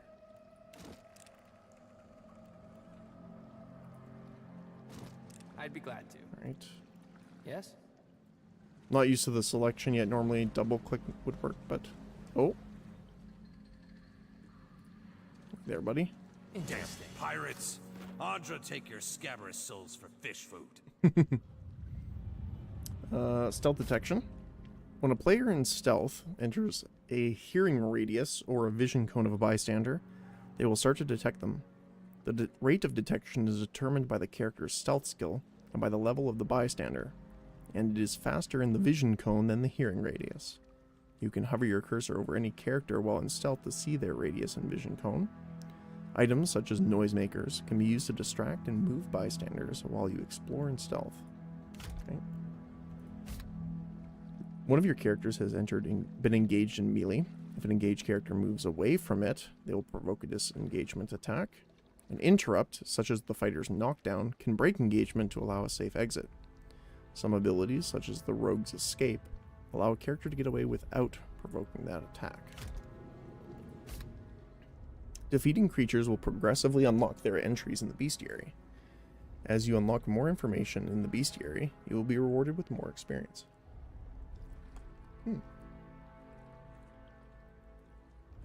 Fair enough. And traps. Traps and other hidden items can be discovered while exploring. Character's ability to discover hidden items is tied to their perception, and the ability to disarm is based off their mechanics. Any character, including enemies, can trigger a trap. Once activated, traps cause injuries to any character hit by them. Okay. Bayadol, still alive and calling everybody scabrous, I see. Well, now we got a bosun. Just need a boat. Adair, and I see that corpse we've been carting around is looking a slight more sprightly. Good to see the two of you, but mind your step. I've got myself in a spot of trouble. Been trying to find a way past without losing a leg or getting a face full of poison. So I can take care of a few traps, I can see them, I can guide you through, or we can set them off prematurely with a heavy stone. Let's do that. You wreak havoc upon the traps to the tune of snapping metal teeth and clattering darts. When the cacophony has ended, Bayadol peers out from between his fingers, giving you a broad grin. Clever, that. Oh, it's a good thing none of them were of the exploding variety. Eld Ingram would have gotten a kick out of that, I bet. It's just bats and stinking corpses in this cave. You find anyone else? He gingerly sets his weight on his injured foot, grimacing. We've got a campfire going at the beach. Then I'll head that way myself. See you on the beach, Captain. Sounds good. Save. How about that? Is that just a normal barrel? Yep. Silver fin. Indeed. Okay. See if we can disarm. We did. Found breastplate and Ta'andratara. Keeping an eye out. Let's see. We've gotten quite a few things here, so let's go through it. Grants Captain's Eye. While not flanked, they have resistance to perception afflictions. Unfortunately, we can't wear headgear as a the Godkin, but we can put it on Adair.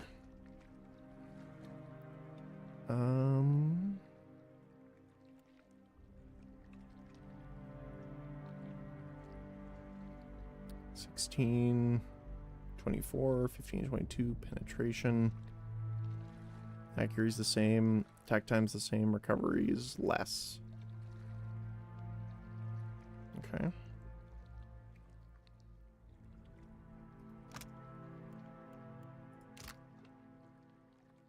So what do you have for your armor again?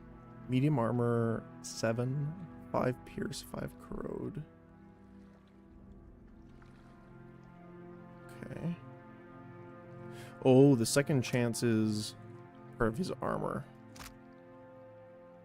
Once per rest, revive with health when he dies. Okay.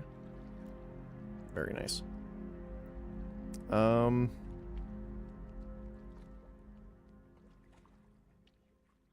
I want him kind of as tanky as possible, so I don't mind him having reduced reduced accuracy for right now. Although that will be a worry later, that's for sure. I should probably equip some potions. We have a pet we can equip too. +1 Constitution. And it's party-wide. Very nice.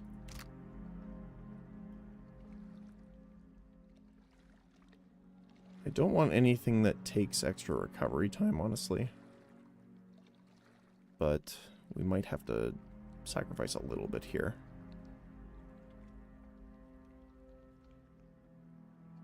Okay. And that's better than 8, 4, 1 engaged. Same thing. So what's the bonus on this one? Oh, it's just the look, I guess. Okay. I feel bad there's not enough for everybody. We'll save again. Quietly now. Whoa, whoa. Oh, we got more skeletons. A revenant. Trouble up ahead. Ooh. Rusted copper construct. I wonder if we can pull them back away from it. Yes. So if you're here, what can I do? face this way. Actually, no, we want you, Adair, up front here. So, like, try and block the pathway. And can you make a snipe shot here?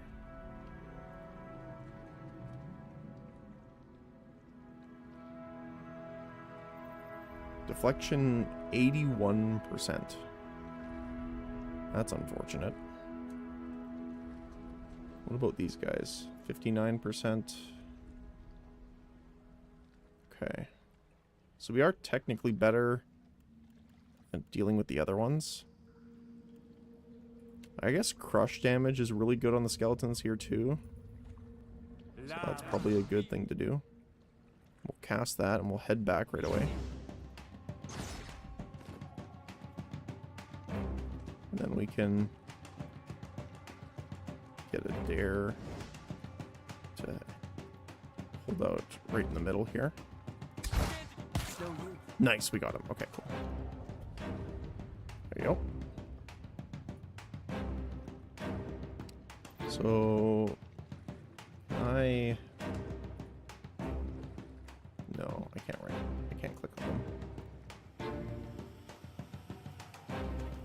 Or wait, isn't there?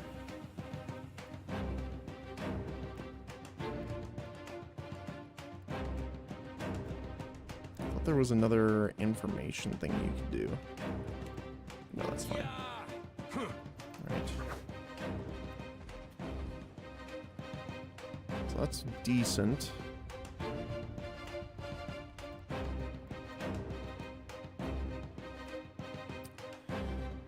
Daze's enemies. Daze gives minus might, cannot engage enemies, and -4 penetration. Okay. I am a little scared about this. Oh, it's an AoE. Okay. So let's put it here because he's going to walk forward. Yep, okay.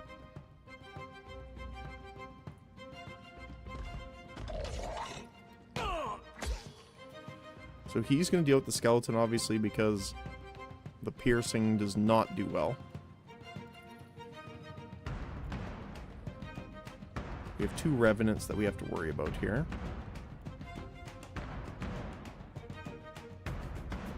So they have quite a bit of defense. D8. These guys have way less. So what I'm actually going to do is Sworn Enemy. The construct. Back where you came from. Oh, nice.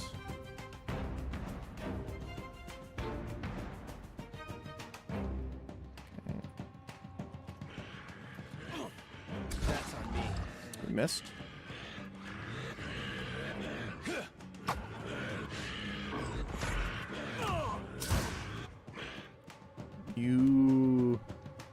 Want shield block on. We will use our flame on this attack. Just to give him a little help here. Oh, he missed.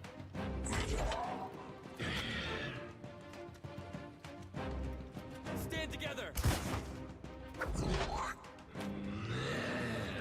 Watcher power. Okay. Oh. He's still okay. Oh. Engage him.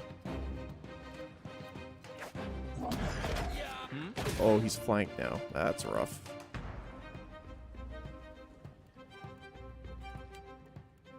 We need to heal. Come on, come on, come on, come on, come on.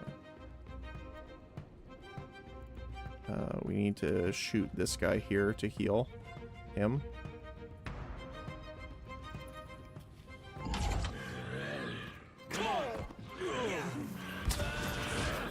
Oh, okay, so he got back up.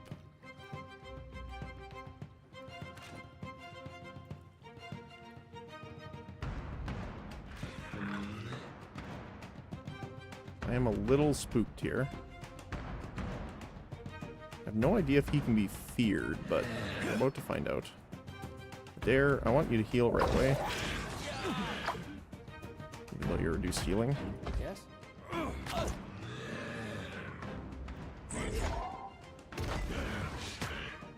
That's embarrassing. This is the great part about the moon godkin that we have, is we are healing ourselves a little bit too. Ooh, that's kind of rough. I'm all right. What do you need? You're not doing very well.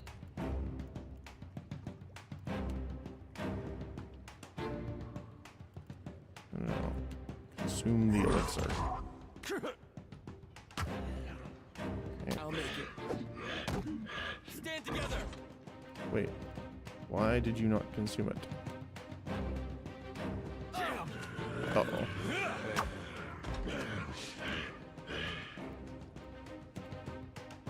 Let's knock him down then. Hey, we had some good times. It's a tough fight. Alright. I think F8 is the reload. Quick reload. Right. We're about to find out. Yep, okay. Okay, so we cannot let them get by. We need to probably get the health on him faster. Hmm?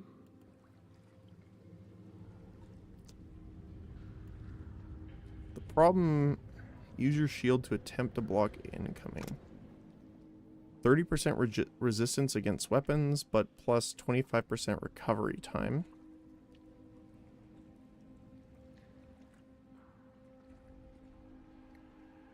Okay. Completely resisting if successful. Okay, so we want that up. Well, don't see why not. What can I do?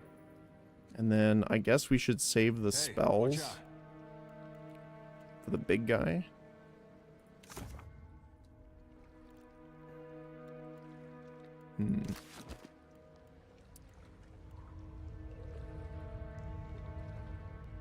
Damage over time.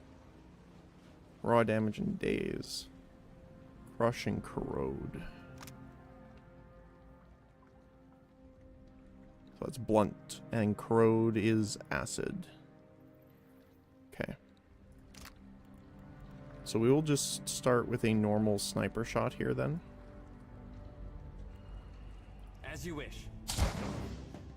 Okay. I'm no help. So we need you to stay here.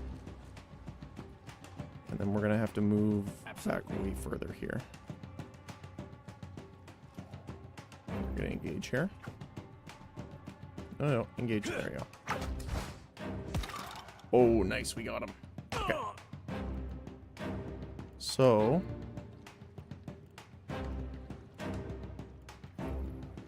Does this work? Granting a damage bonus against the target. So it doesn't matter what we hit them with.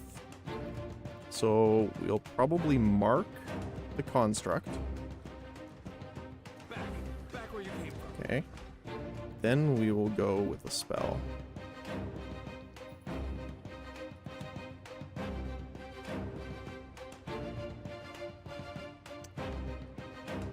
He has the lowest. So in the top left, you can see slashing 9, blunt 4, immune to fire, and has some resistance against electricity. So this should be fine. So I just want to see hits for damage. Yeah, so sworn enemy increases it by 20%. Okay. So that did not do very much now that I'm looking at it, though.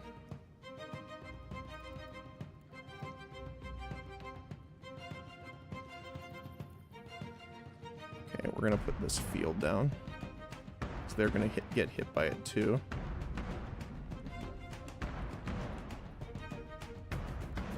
There. Let's try and knock down 40. Let's do it on the skeleton for now. No. Engage on him. There you go. Okay. So, now what we're going to do is we are going to focus on the construct, I think. Actually, we have a much higher hit chance on the Revenants. So let's hit the Revenant first here. Oh, okay, never mind. We will use a Flame of Devotion hit on the Revenant. So yeah, it wasn't interrupt, that's why. So, Flames of Devotion crits. Oh, we crit the Revenant for 35 damage plus 7 fire, which is the Devotion. And did heal Adair.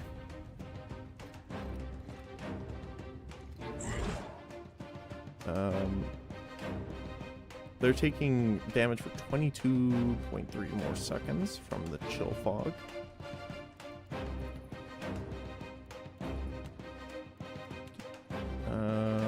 We have a very high chance to knock this Revenant over, so let's crowd control him.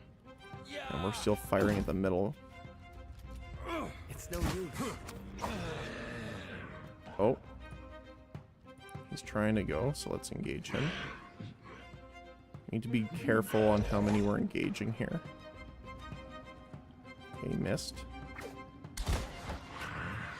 So we're hitting a decent amount. They just have a very chunky health pool. Stand together. One more hit should take him out. Okay. You're engaging him.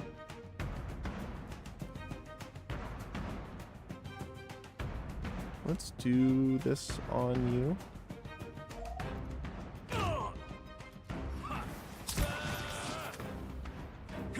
Okay.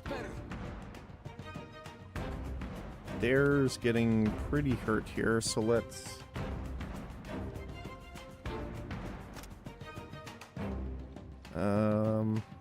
once per encounter, so that's fine. We can use it every encounter. I just don't want him to get too low here.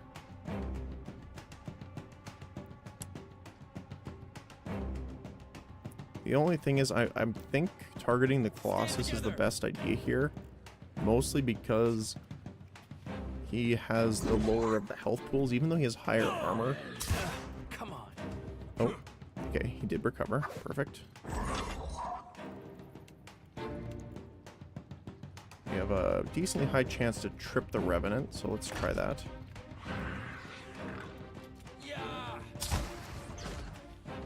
He did not work. Oh, no. Get back here. You are flanked now. That's unfortunate. There we go. And then heal yourself here. We are gonna fall back a little bit here. Okay, it's almost down. We just need to be careful that they don't flank us, because when they flank us, they seem to be hitting almost every time. We're still doing okay. Okay, big guy's down. On the Revenant only. I wonder, if I move over here, does this count as him being flanked because we're ranged from the back?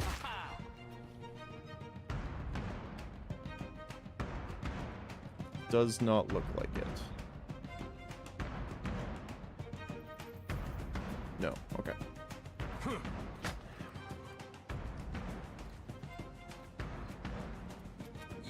Get him. Oh my goodness.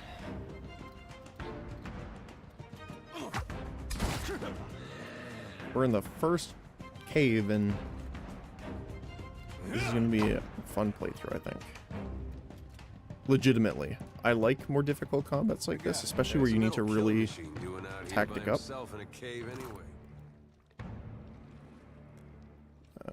Bones, swords, and shields. Collecting his thoughts.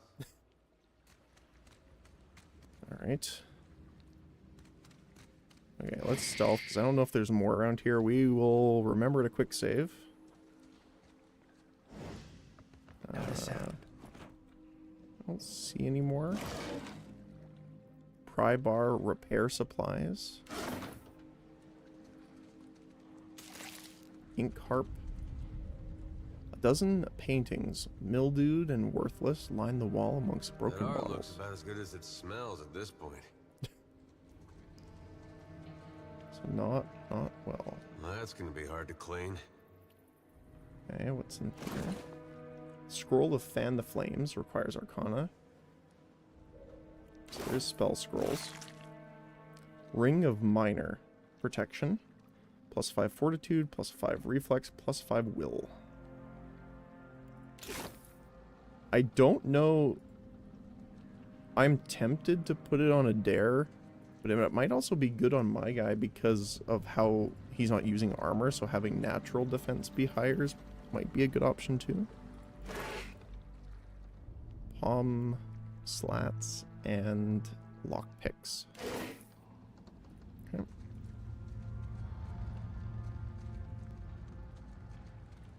I don't think we missed anything there. Okay. Oh, we do need to get back to the other side, right? Because there was the other stuff there. Oh, more enemies here. Let's hold here. Yes? I'd be glad to. And I'm gonna open up here with a shot. Yes. Okay, we're gonna fall back. No help here. We're gonna get another shot here and a dare. Gonna swing at him. Oh, very nice a dare. Of course. What do you need? Oh, there's more. Okay. Stand together. Get him. Uh-oh, we got more. Skeleton Revenant. Oh, he's got a pistol.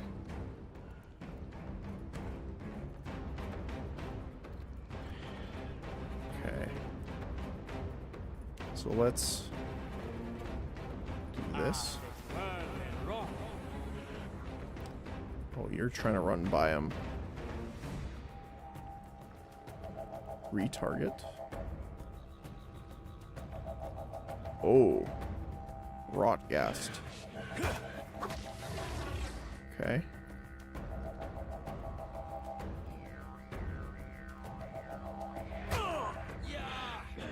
Nothing I can do.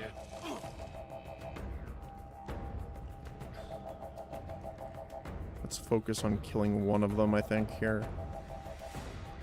I mean, we could Chill Fog again, which increases their blind. I think it stacks. Blindness 3. It doesn't, because it says blindness 3. I don't know if that stacks. 2 miss, a graze, and a hit. Oh, you can miss as well with these guys. Okay. Well, let's apply it again. Blind definitely sounds like it'll make him freeze here. Wow, that's nice. Wait, did it double? So it didn't double up on the hostile effects.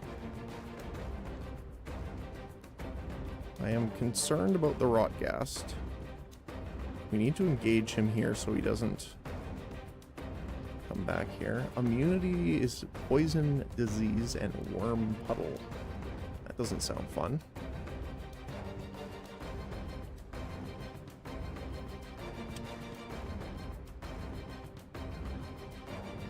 We're gonna try on him first. Yeah, he's trying to push him out the way. Adair, I want you targeting the Revenant here. So we want to take him out as fast as we can. I'm concerned at what the Rotgast can do, but I think cutting down on the number of enemies is more important than trying to take out the big guy right now. And we're gonna walk around him a little bit just to face the other way. We're gonna mark him, Back where you came from. and then we're gonna smite on top of that. You're still good? Yep. We do have a decent chance to trip here. So it missed. What does that look like? Wow, okay, it's because he has a tremendous amount of fortitude.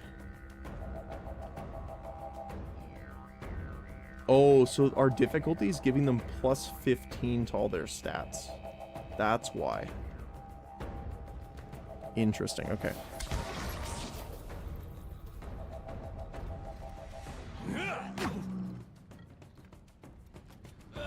He does have a lot of health, but we should be okay here. Yes. I have one more. Oh, he's no longer blinded. So when Adair gets hit one more time, we're gonna heal. There we go. I don't know how much this heal is gonna be. Oh, that doesn't look good. Near death. That looks like an explode symbol. I don't like that.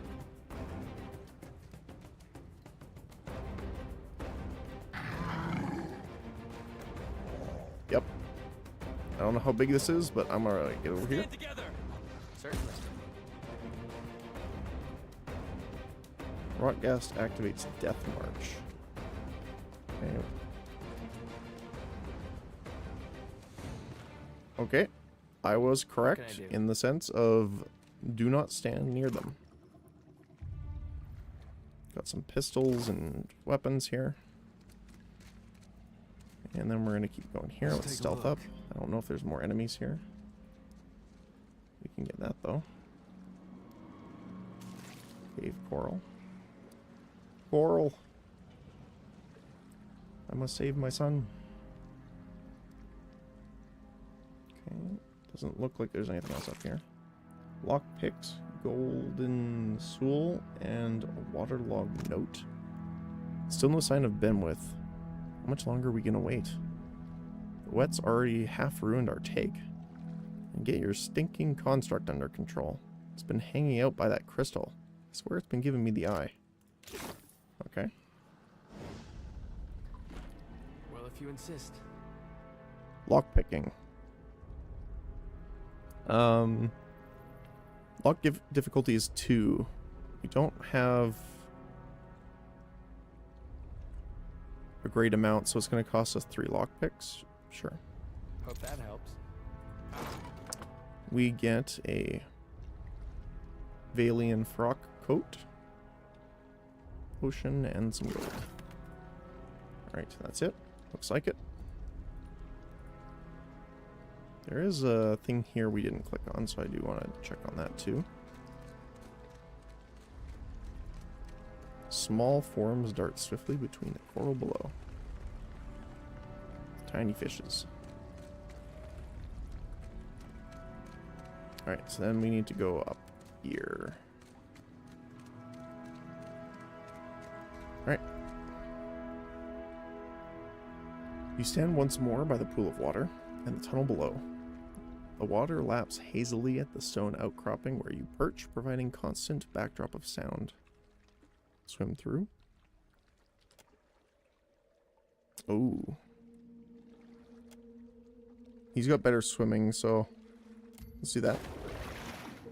Adair sets out at a good pace, cutting through the water with confident strokes. Nearly to the far side of the tunnel, he finds a space to come up for air. With a space to rest along the way, the swim should be more manageable. Sounds good. It seems to extend a short distance before turning sharply, but you cannot see where it leads. Swim through. Air pockets provide the much-needed reprieve as you make your way through the cramped waterway. You make short work of the journey. You come up to what appears to be another smaller cavern, where sunlight streams in from an opening in the stone. Okay.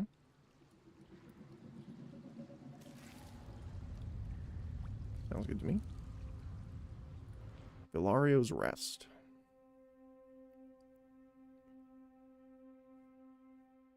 Oh, we're back outside. Okay.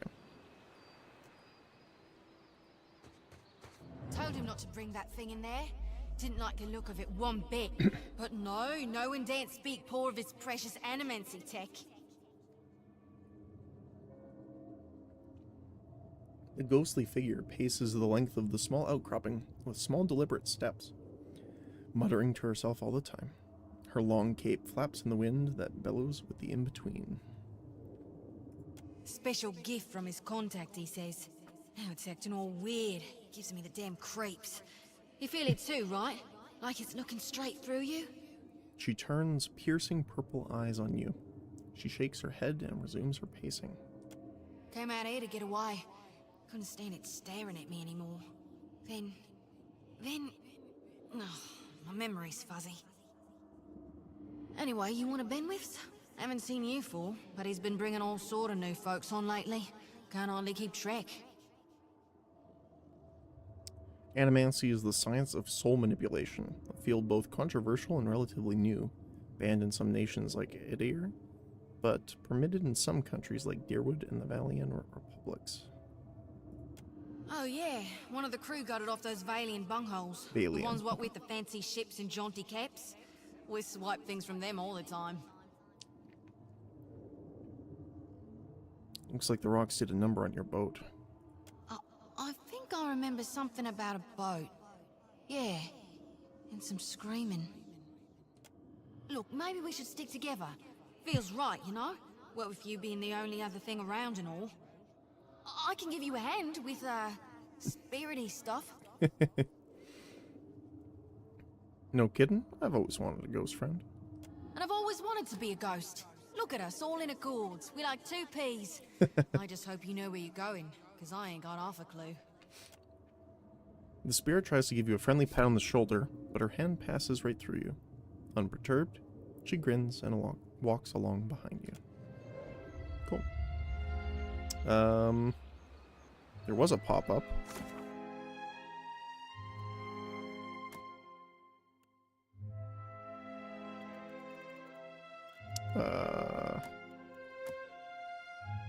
Okay, I'm not sure.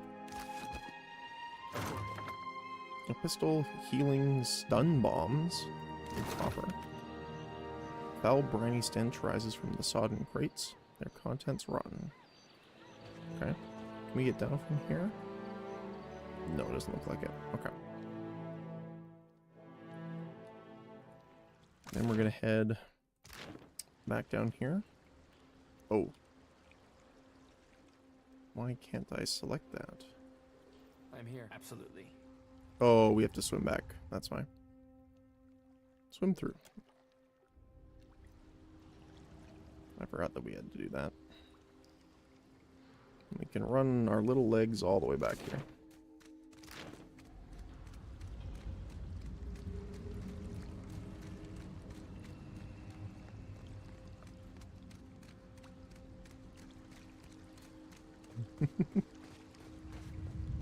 It's a good squad so far. Blessed Air is just funny, so I like him as a companion too. All right. I did want to see what was up here. Oh, another ghost. Isn't there supposed to be a light? Didn't think death would be so boring.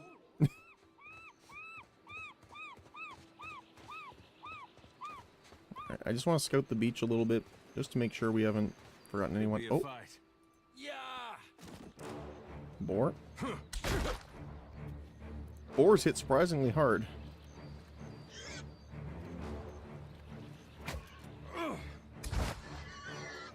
Not hard enough, though. Hey. Sure.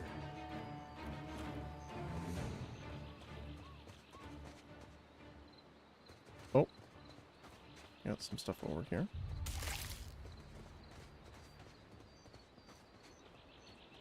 Spy! Magran, here! My flame burns yet! Is that ye? Eldingram appears to be in sound condition, though his wax jacket is soaked through. He appraises you with a bleary-eyed amusement. You woke just in time for the fun. Fighting off motherless raiders one moment, flung into the freezing depths of Ondra's bosom the next. His eye twitches as he flashes a smile notable for his extraordinary absence of teeth. Aye. Magran learns us poor bastards that a little excitement's good for the heart. Goddess of war, fire, transformation, purification, consumption, and trials. Goddess of Deerwood. Okay.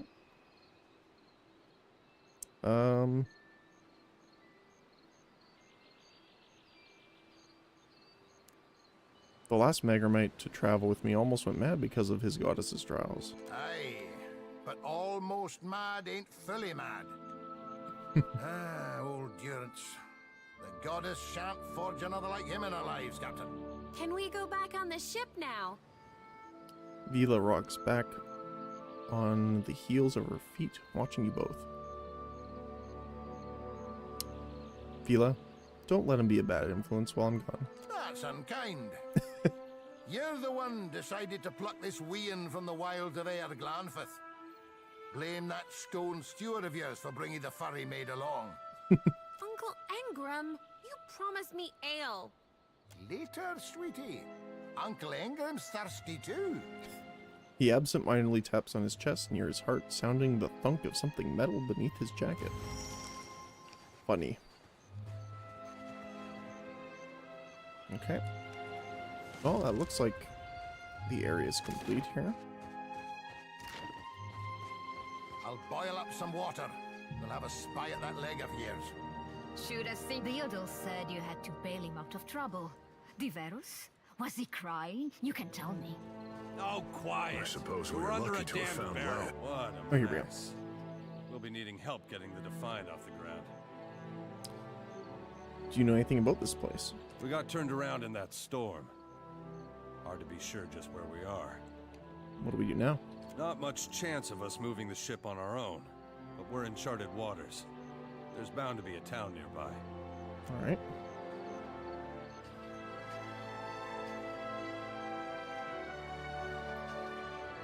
Oh, we leveled up. Alright. So...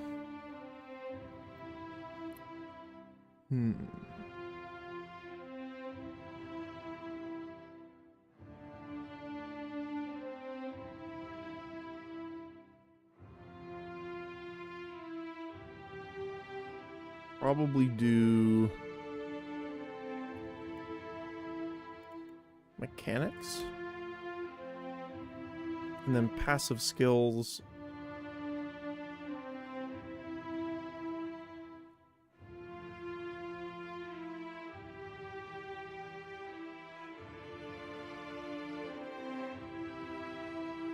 Probably insight. Alright, here we go. Choose an ability for one class. Okay. So, because we chose multi-class, we don't actually get access to the bottom 2 tiers, which is a little unfortunate, but that's the way it goes. So we can get a new spell.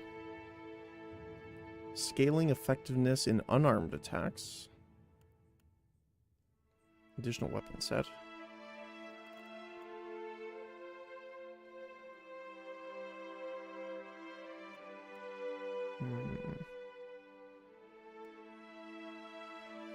Deflection bonus is essentially mirror image.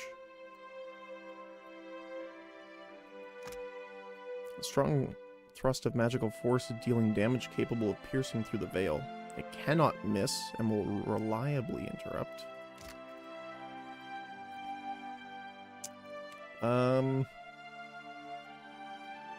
What else? Deep Faith. Paladin's defenses are directly affected by the degree to which he or she acts in accordance with the beliefs of their order. A bonus is applied, or penalty is applied, to defense, based on how well their paladin's reputations align with their order's preferred behaviors. The intensity of the paladin's faith deepens, granting them increased defense bonuses to their faith and conviction. That's pretty cool. Unarmed training, not really. Retribution. When suffering damage, gain a stacking bonus to damage dealt on your next weapon attack. That's pretty cool.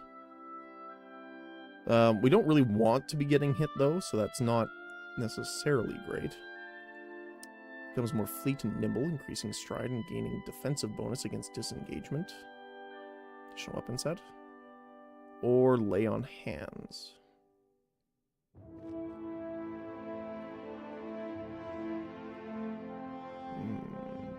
What does the courageous thing do? Characters have +5 resolve and are immune to interrupt. That's really nice.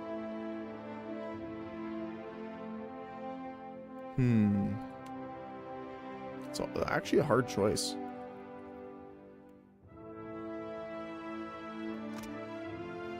Concentration. Each point of concentration that a character possesses will prevent a single interrupt effect from being applied to them. Afterwards, that concentration effect is removed. Okay.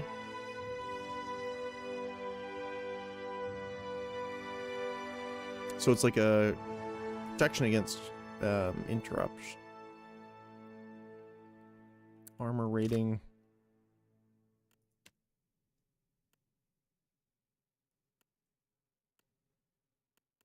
I like that this is like, if this is a percentage, this isn't as good for us. If it's a flat amount, it's fantastic.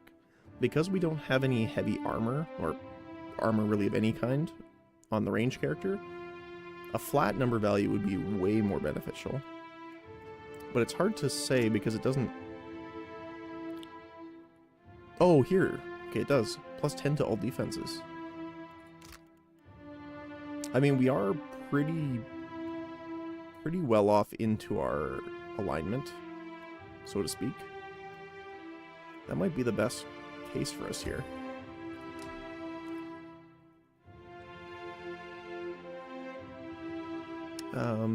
I wonder if we can see it.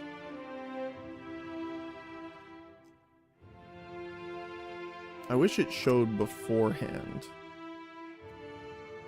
Like, if you have it or not.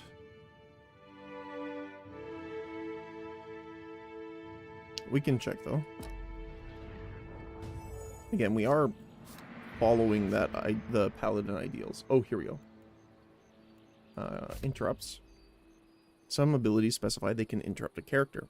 When a character is hit with an interrupt, their current action is lost along with any resources. Oh, including quick items they were using. Interrupts can be blocked by concentration. If a character with concentration is hit with an interrupt, they lose the concentration, but are not interrupted. Counters. A counter is an ability or effect that removes or prevents another category of effects when applied. There are two types of counters, inspirations and keywords. Inspirations are grouped by attribute, like dexterity and perception, and automatically counter or remove or prevent the application of the corresponding group of afflictions for that attribute. Afflictions may also be used in the same way to remove inspirations. Keywords are descriptors like fire, water, and frost. The relationship between keywords is two-way, so fire counters water and water counters fire. Example, a character is under the effect of a flame shield with the fire keyword. An enemy that hits them with an overwhelming wave, which has the water keyword. The full effects of the overwhelming wave are negated, and the flame shield is removed. Here's dispositions. You have gained a reputation in a disposition. Dispositions represent how people perceive your personality throughout the world. Even seemingly nasty reputations will be favored by some. Oh yeah, we did see this. Even so, because your watcher is a priest or paladin, you must carefully not misalign their disposition with what is favored by their deity or order, respectively. Dispositions may modify the effects of holy radiance for priests, faith and conviction for paladins, for the watcher only. Okay. Level up.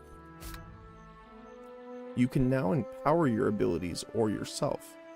Once per fight, you can use Empower on an active ability to make it much stronger. Alternatively, you can use Empower on yourself to replenish a portion of your ability resources. To empower, click the action bar, then select the ability you want to empower. To restore resources, click the spin, which is this guy in the middle, then click your character's portrait or selection circle. You can only use Empower once per fight, and a limited number of times between rests. Resting at an inn or using food or drink while resting at other locations will restore all of a character's Empower points. Okay. So let's take a look at our character here.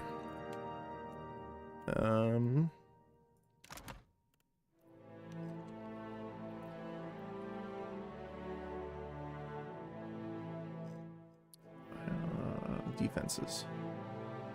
Okay, so it is increased by a percentage as well.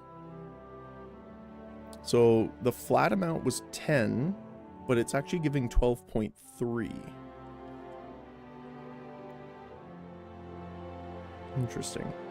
So yeah, deflection, for example, we only had 3 plus 1 for defense.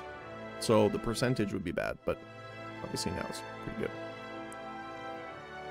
Okay. Records. Oh, cool. So you can see all the statistics for your characters. It's pretty nice. You can export. Oh, that's cool. Okay.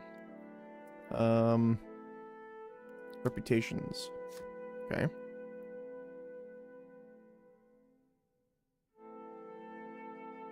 Disfavored by kind wayfarers, cruel and shady. Passionate and benevolent are favored. And these ones are neutral, looks like. And we don't have any here. Oh. I like that you can see all of their appreciations and distrusts.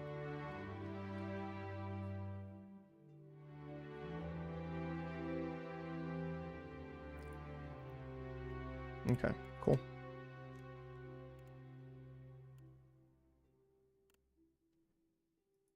AI behavior. That's fine. Okay.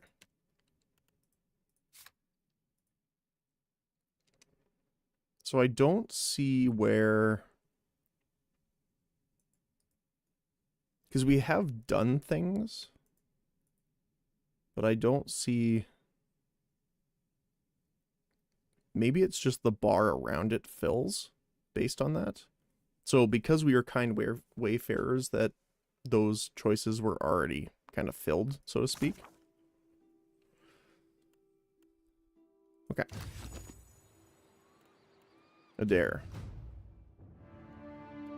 Athletics up. Sounds good to me. Survival. Because survival also impacts... Or no, athletics is the thing that gives their second wind. He just puffs on the pipe. Let's see, what do you want here? Gaining aware inspiration.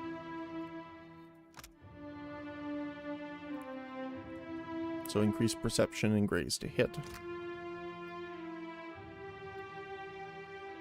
Unarmed training, fast runner.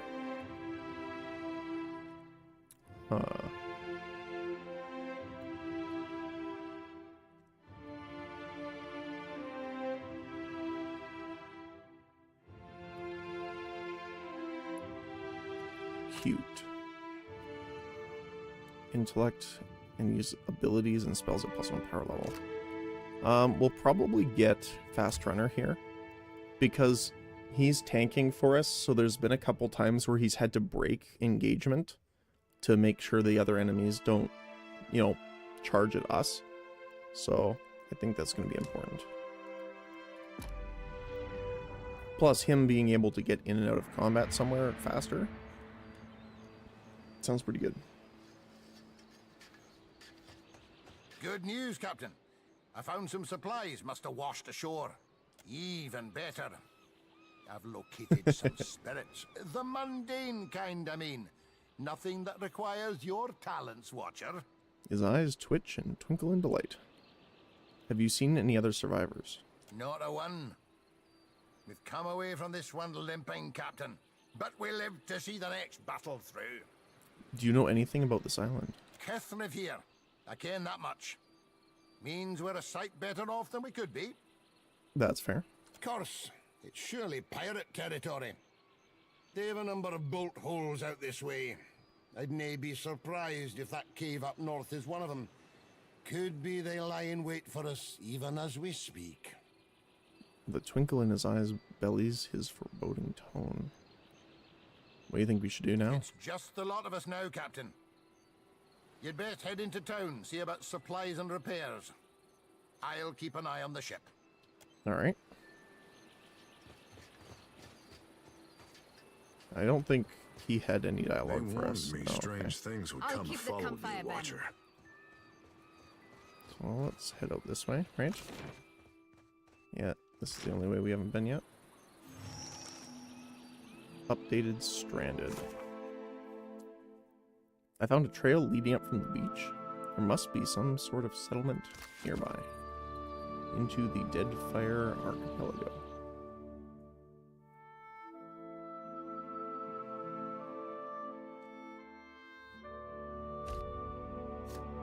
The Forgotten Sanctum has been installed.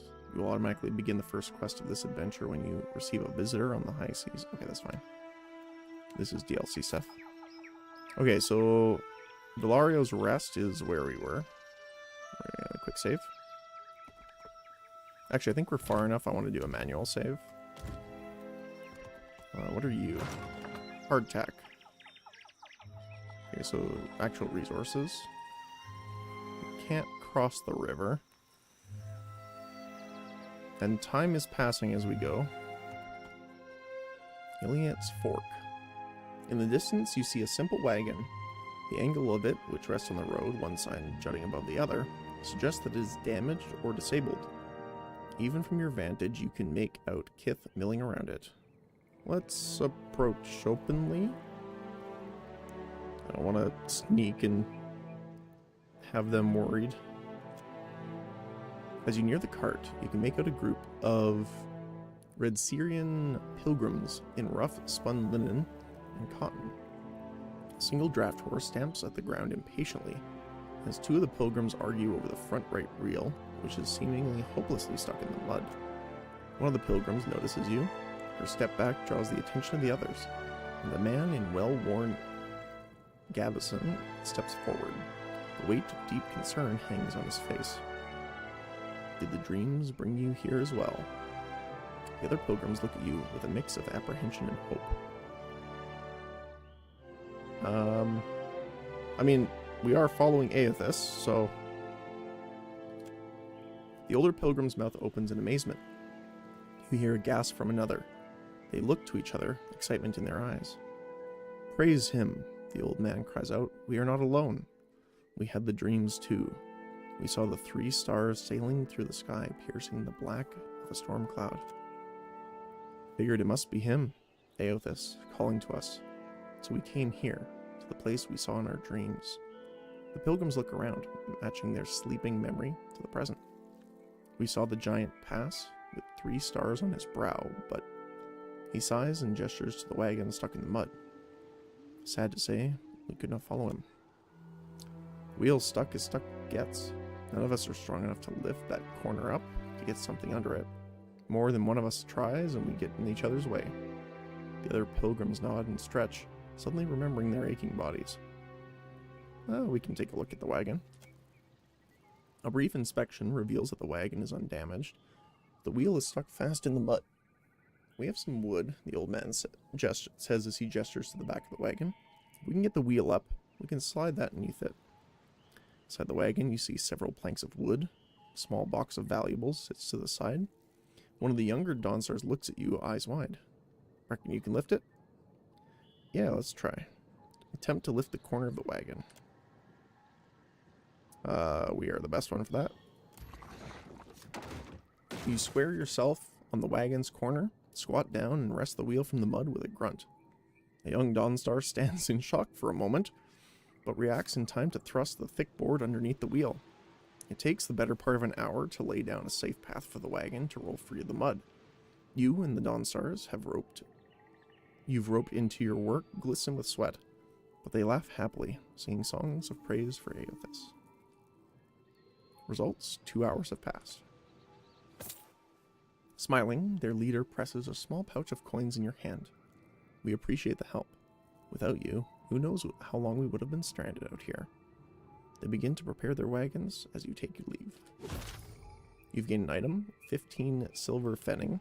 The item was put in your stash. The old man calls out for you as you go. Take care of yourself and your soul, traveler. Whether you came for Aothis or not, we know in our hearts that he has come for us. That's kind of ominous. Because I'm pretty sure Aothis was... I'm trying to remember, he was like the good deity. If you want to call him that. He was like healing and stuff. Fort May. I just want to see what's down here first. Before we head up there. Oh, there's footprints. Solitary rice farm. Oh, so you can trade for food and stuff here. Inns. Inns serve multiple purposes and can be found throughout Deadfire. At any inn you can access a storage, rent a room, recruit adventurers and crewnet members, retrain your characters, and manage your party. Certain rooms will give a resting bonus that applies to the entire party and lasts until your party rests again. Recruiting an adventurer goes through the full character creation process. The cost of the adventure increases with the level you recruit them at. Retraining a character resets them to level 1 and allows you to go through any level ups that they have accumulated. Okay.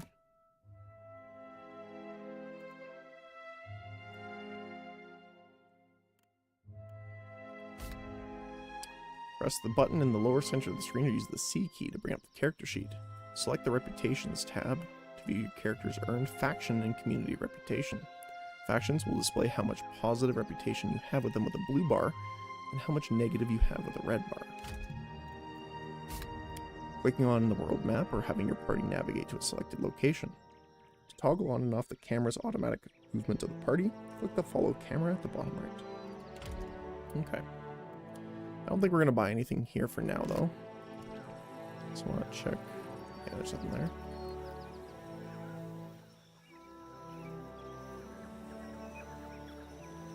Kura Pass and Boa Woods.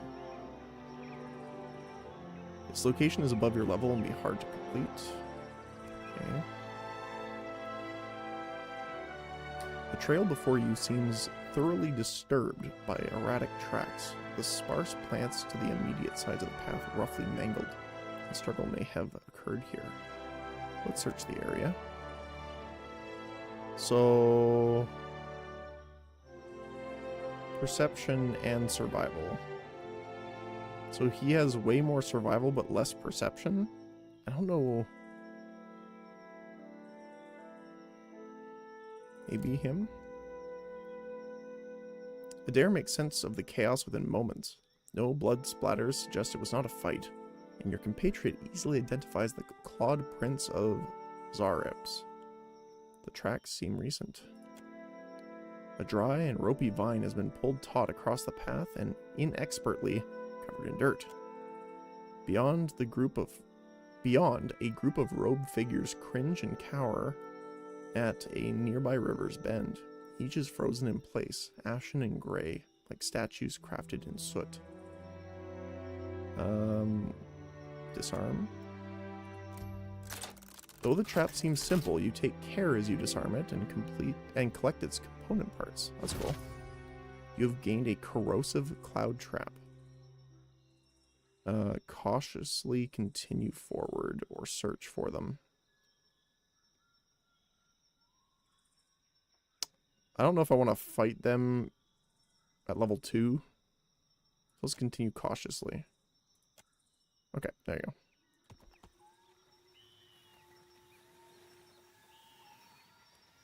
Ingwithian dig site. Okay. Oh. What are you? Oh, more food. Okay, cool.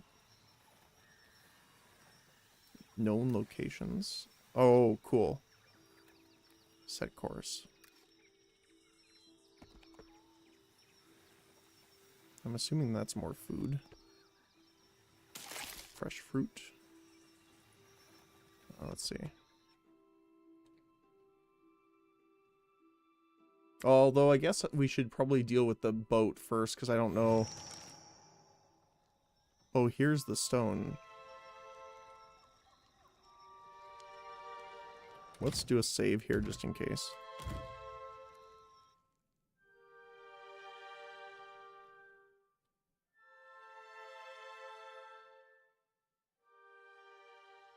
Do we want to go to the town first or deal with this? It doesn't have the mark underneath it of being over leveled. So let's do this. I don't know if there's something here that might...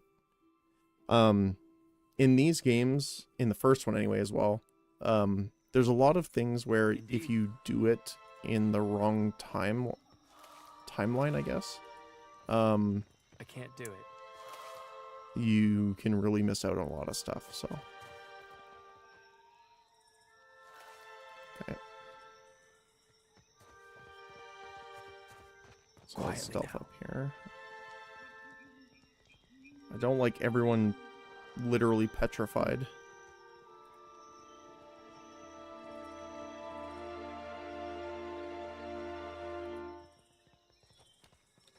Oh, we got some crates here with more hardtack.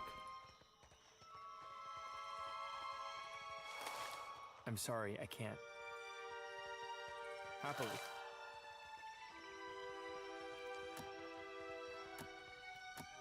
Oh. Okay, those are a little over our level, looks like. Oh, there's a lot of them.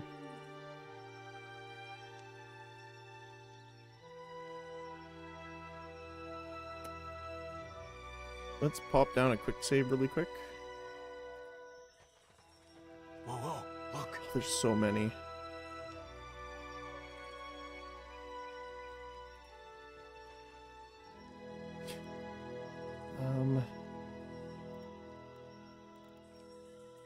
Thought there was like a examine.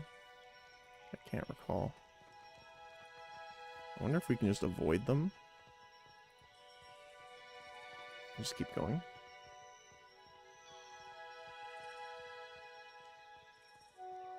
There's quite a lot of stuff here. Oh. The worms there. Okay.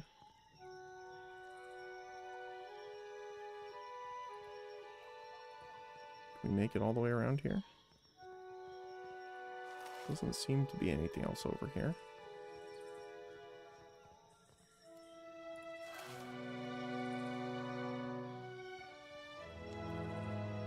Oh, there's something here. Rice, okay. Barrels. Those, if we attack, I'm assuming will be loud. Let's just scout this way. Oh, okay.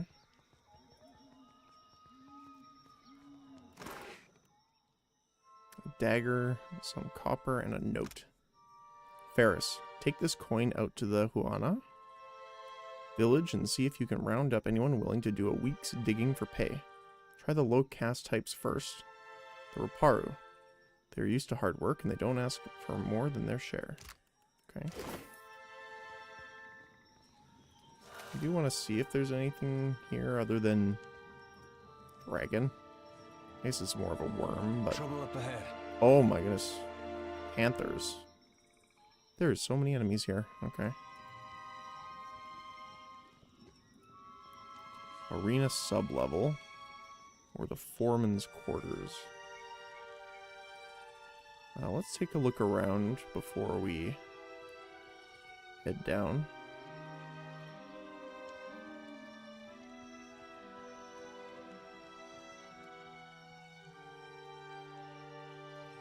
That's a cool looking armor set. Oh. Okay. Oh, we can't go over there. Yeah, okay.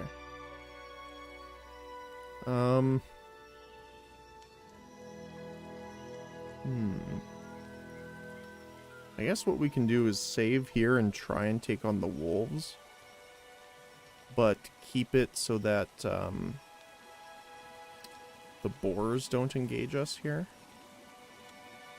Indeed. Whoever was here left in the middle of drinking their tea. Oh, there's another one. Ancient Training Hall.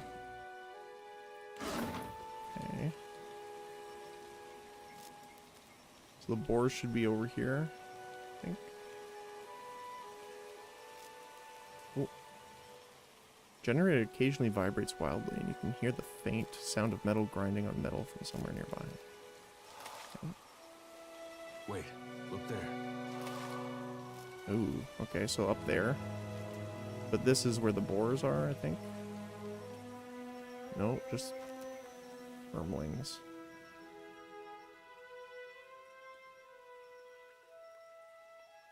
Okay, the boars are probably over here then, I think.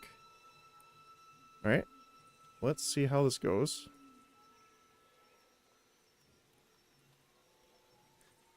Okay. Empower to fill half your expended resources or empower a spell to grant a large power boost. So we could power boost Chill Fog here.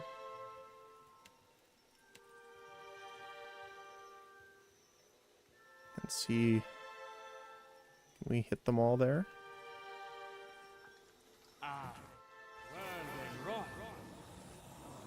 Looks like it. Okay. We're gonna move back. We're gonna de-stealth here.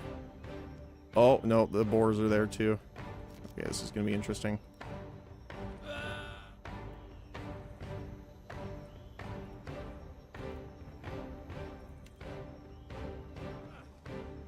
Oh, he's trying to fly by. Okay. Are you also gonna try flying? Yep, you are. Okay. Nothing I can do. Oh, you got through.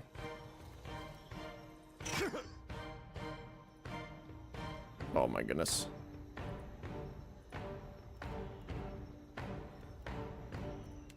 Okay, I am pretty sure we are not getting through this one. That is absurd. Yeah. Oh my goodness. He got a low damage roll of 36. Yeah. So we are a little under leveled for here.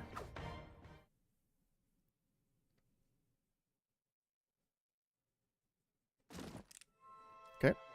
So we're gonna go this way. Ancient Training Hall. What does this say?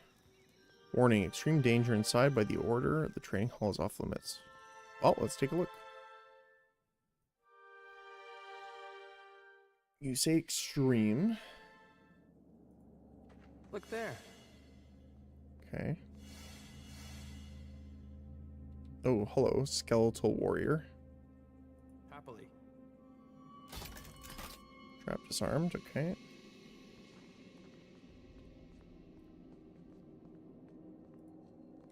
Let's see if I can... Trap disarmed. Because it did say that they can be set off by enemies. So I want to see if I can... Stand together. That's Okay, then you're going to run back here. You're going to de-stealth, but stay there. No, no, no, no, no, no. Okay, hold on. This way. You stay there. Okay.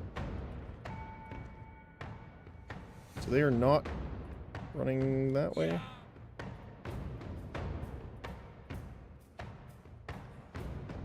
Gauge on him. Okay, there we go. So I'm assuming he's going to run this way now. So we can use the missiles on him first, because he's not going to get hit by the trap.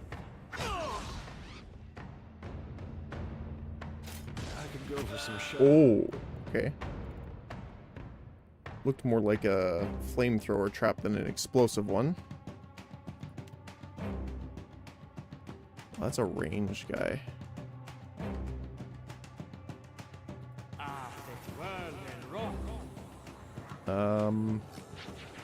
Let's actually buff that.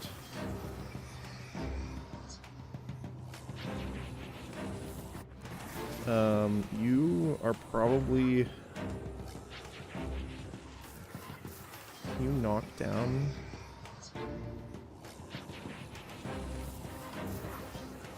Pretty low chance, actually. Oh, wow, there are 3 skulls here. Oh. Okay. That's a little spooky.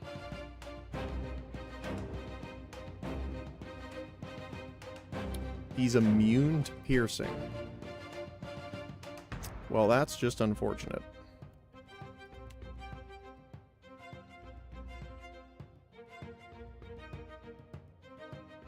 Well,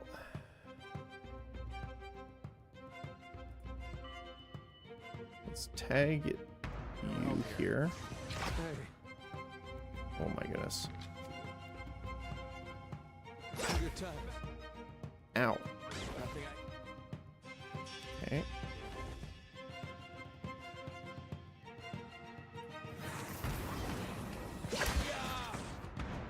Want to get that healing off? There we go. Not as much as I would like, but...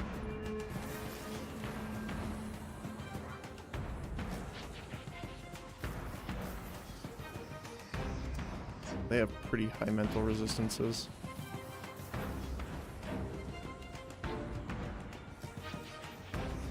Shoot them again. It's no use. We're losing folks. Oh, 40 damage. Yep. Alright. This area is too powerful for us. So let's head to the city then. I am going to just really quickly disarm the traps, though, for some XP. Thank you. Thank you. I'd be glad to.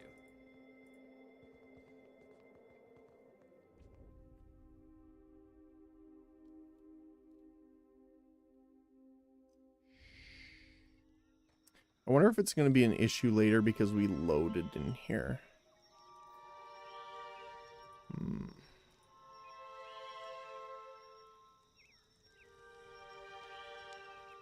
we just gotta kind of run around now. There was just the guys in the middle here I think we need to worry about, but other than that...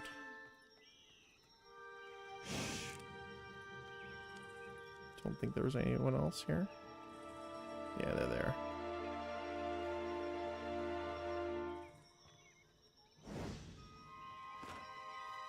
The boar. Be careful. Yep, there we go.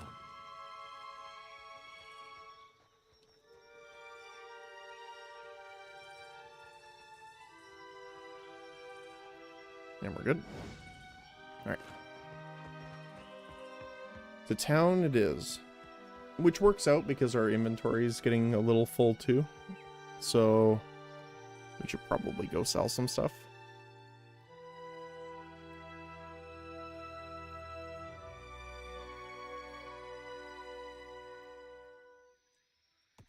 And if it has this not with the over-leveled mark, I am concerned at what this location is going to be like.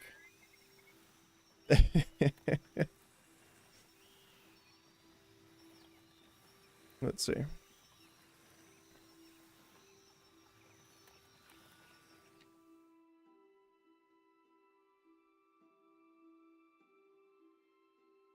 Is it Mage?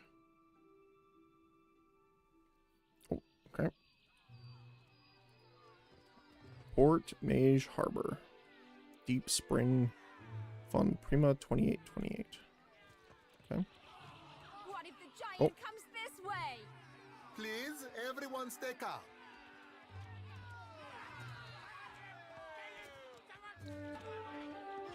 The man at the center of attention appears to be fielding inquiries from both the gaggle of townsfolk gathered around the platform and a rather severe-looking Amawa, I hope that's how you say it, woman, standing just beside him. Please, everyone remain calm. I assure you I will do everything in my power to get you the answers you need. Our friends among the Huana. So it is Huana, okay. Have offered you hospitality and safety from the storms. The Umana woman folds her arms. Yes, yes. I think we are all keenly aware of the debt of gratitude we owe to the... I have personally seen to the safety of your homes. Now you will do the same for our families. What about our families? What about the ships? How are we supposed to feed ourselves? If everyone would... As his gaze sweeps across the crowd, it falls upon you, where it remains. A few more heads turn to see what has caught his attention. It's one of the pirates. At this alarmed cry, the whole group of the crowd turns to regard you. A startled, expectant hush falls among the gathered throng. My ship ran aground just south of here. I need help.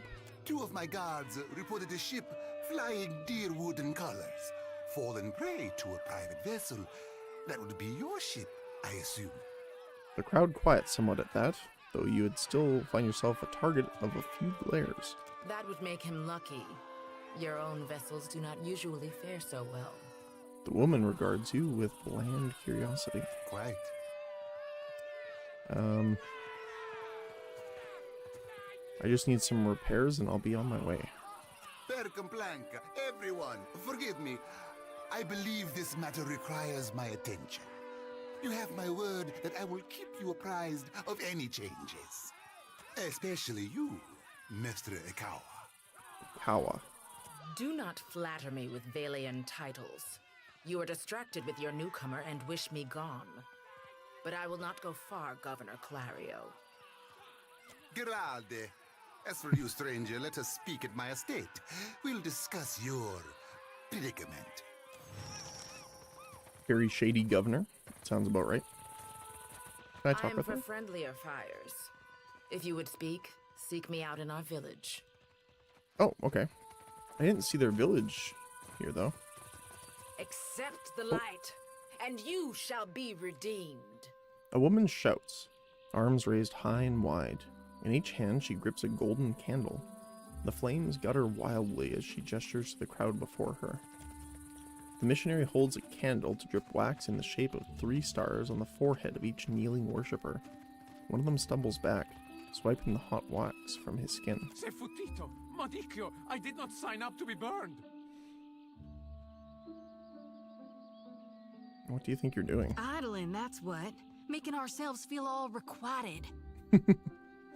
Arms crossed over her chest, a shorter, darker-skinned woman watches the ritual with an ordinary sort of expression. Her delicate chin jutted up. We just missed one of the biggest reapings of all time. What about the souls that need us? As she steps forward, she reaches for a peculiar-looking lantern strapped at her hip. Do not push me on this, you wayward child. You'd leave the living forlorn to service the dead? Rather than discouraging the other Dawnstar, the accusation seems to kindle a stubbornness inside of her. Shoulders set, she grins. Here, I'll light them all at once. Metal clanking as she eerily as the eerily lit lantern in an intricate pattern before her. The priestess bites her lip, swinging harder and faster, lithe arms hurtling the weapon with a deceptive hidden strength, until she thrusts it out hard toward the crowd, splattering everyone with wax. What souls are you on about? The ones I dreamed died. Her words falter as she gets a good look at you for the first time. I'm guessing you're not here for the baptism. I'm looking for an Audra statue, yay high, inhabited by Aethys. I knew it! She clenches her grip on the sickle in her right hand. Gon's been calling me here. Left the breadcrumbs in my dreams. Gon is an aspect of Aethys associated with death and harvest. His implements are symbolically important. The sickle reaps what is sowed in life, and the lantern guides the deceased down their intended path of death and rebirth. It is generally believed that Gon, instead of Barath's avatars, visit those who embrace death with acceptance and understanding. His most fervent devotees are known as Harvesters of Gon. Gon is an answerer of wrongs and imbalances. This has contributed to no small part to Deerwood's enthusiasm for vigilante justice. Popular regard for Gon is polarizing. He's appreciated, feared, and characterized by a grim sense of finality. I need to get inland. If you're going, I could help you. Swear on my soul. Who are you? Oh, hell. Now where are my manners? I'm Shodi, child of the Dawn Shodi. Stars and priestess to Gon, at your service. She thrusts a hand out for a friendly handshake. The deer points affably in approval. You're a priestess of Gon, not Aethys? A dark smile curves up on her lips, and her eyes glint with a fierceness. Darn right I am. Why? You know an awful lot about Gon? I know he's an aspect of Aethys. I think you mean he's all what's left. You did hear. Aethys died, yeah? When summer and spring have passed us on, well, that just leaves us autumn and winter and gone. That's a rather interesting view of it. Figure I'm a bit unorthodox, but that doesn't mean I'm wrong. That's fair. Yep. More than unorthodox, it's profane. Why do you need to go inland? There are souls needing their last rites. I ought to shine them the light, else they might get lost. Enough nonsense, Joti. No one knows if anyone's even died. You've no business going in there, risking your own safety, risking our mission. Wenglith, you guide the living and I guide the dead. Gon bids it and I dreamed it.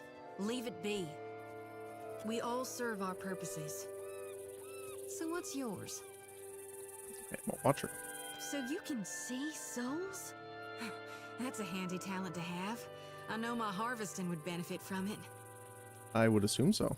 And here you are, following my god. Watcher, will you take me with you? A fine proposition.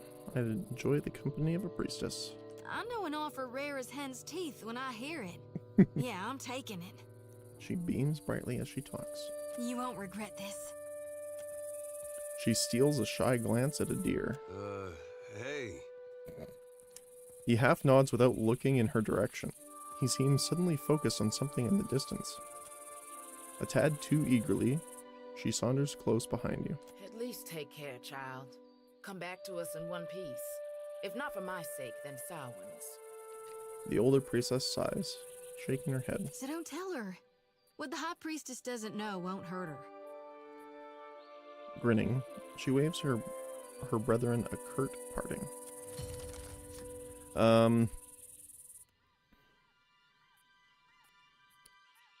So she is a priest, subclass harvester of Gon, or monk, sister of the reaping moon.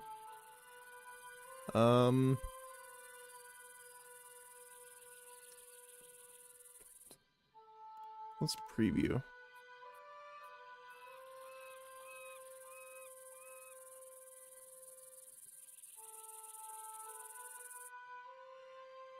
So, looks like a combination of regenerative and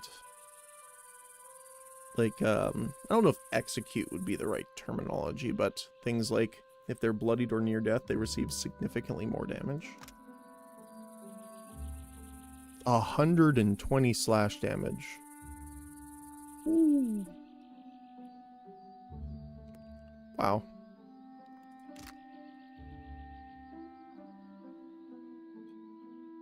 Isolates a single target with a protective sphere, shielding them from harm while their health regenerates. That's pretty good. And what about the monk? This is more just monk stuff.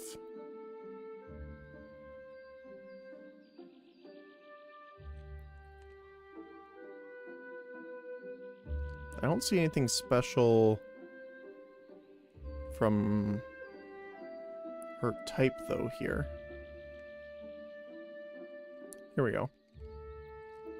Gains buckler proficiency. Gains wounds when defeating an enemy with a melee attack. Penalty, all wound abilities cost an extra wound. Okay. So they consume wounds as they go in combat. Yeah, here. Oh. Allows the monk to gain wounds when receiving damage. Okay.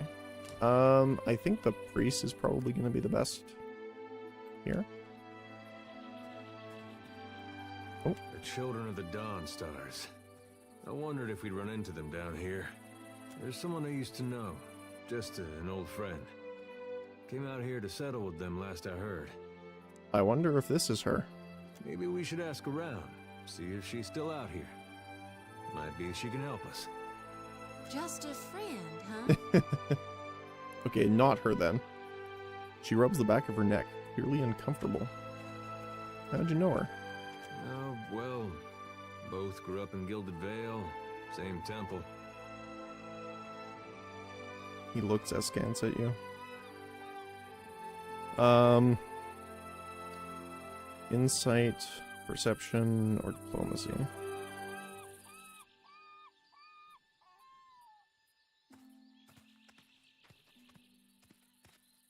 Your cheeks are red. I like that one, but I like the trust option.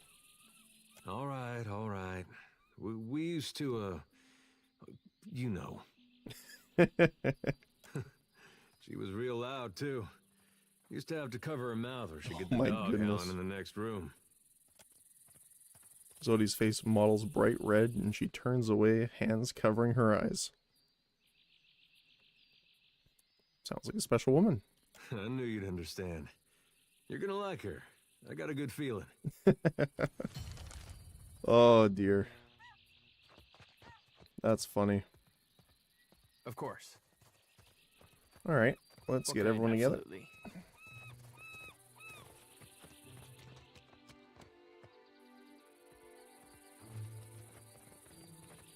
Craftswoman? Do they have things to trade? Oh, okay. Henrik. Named NPC. Here you find civilization, amigo. But outside these walls, the jungle will eat you alive. That is, unless you prepare yourself, ne? Show me what you have for sale. A wise and prudent decision. Okay.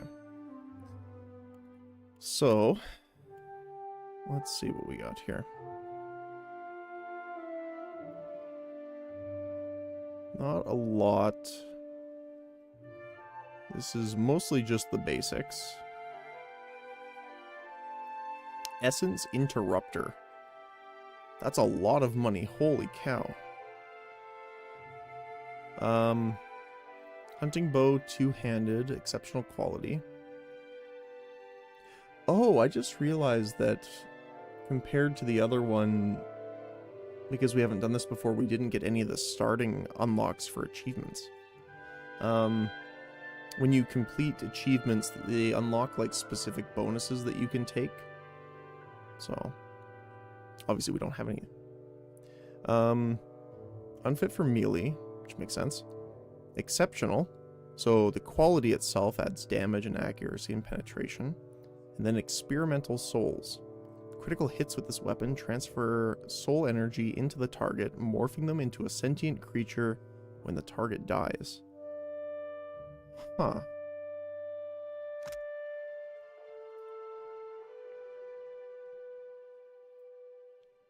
So when they die, they turn into a random sentient creature. And Shattered Vengeance. 33% chance to apply a stacking curse on the target, increasing their damage received. That's pretty good. It doesn't say the specifics of it. I like that these have flavor text to them, though.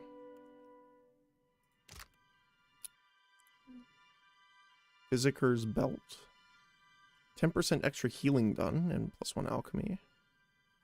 10% of incoming hits converted to grazes from melee weapons. That would be pretty good on a deer.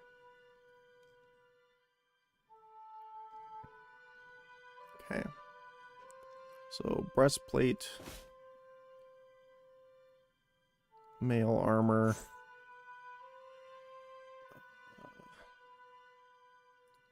Hammer. Crossbow. You can sell most of the weapons here because we don't need any of these at the moment anyway. No other bonuses from the shields or anything like that.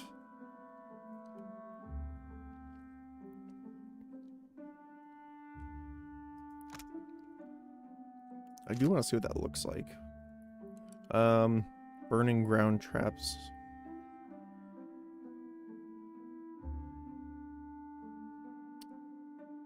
I don't want to necessarily get rid of some things here because I just don't know if we need them for something, so I don't want to sell all my stuff. Other armor.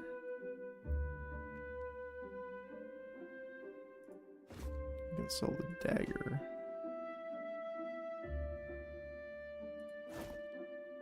Oh, no, not that one.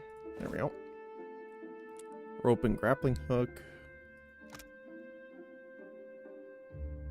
Okay. So we're getting 307.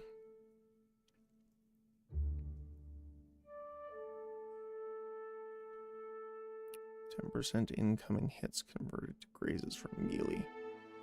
So the only thing I'm concerned about is with this person, Zoti, as our healer, she wants to be in melee range, which is a little spooky.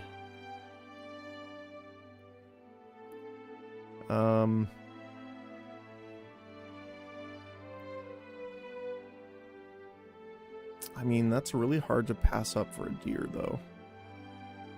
10% of incoming hits to grazes for, was it half damage?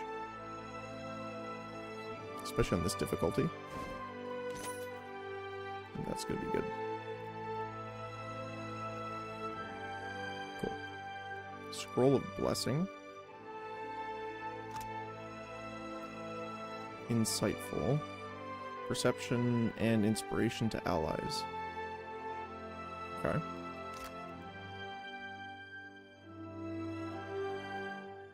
That's about it, though, I think. Okay. Is there anything else here? I don't want to steal that. Kraken Eye. Let's go take a look. It's not right. I came here on the first ship. Why does an islander get paid the same as I? They're bigger than you, and they haul cargo without whining about it. That's funny. Alright, quick save. Alright, commoner. Guard, commoner, Thorel.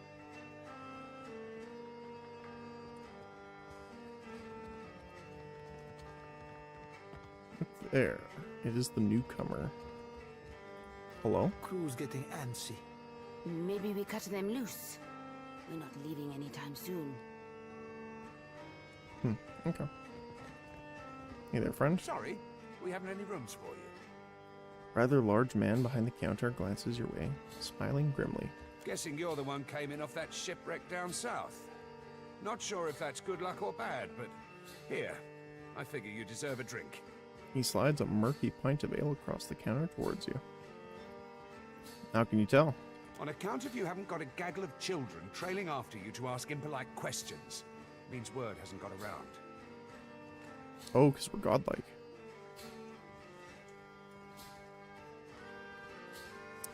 Why call it the Kraken's Eye? What else? It was the glory of my fighting years. The beast pulled nearly 7 full crews into its belly before it was brought down.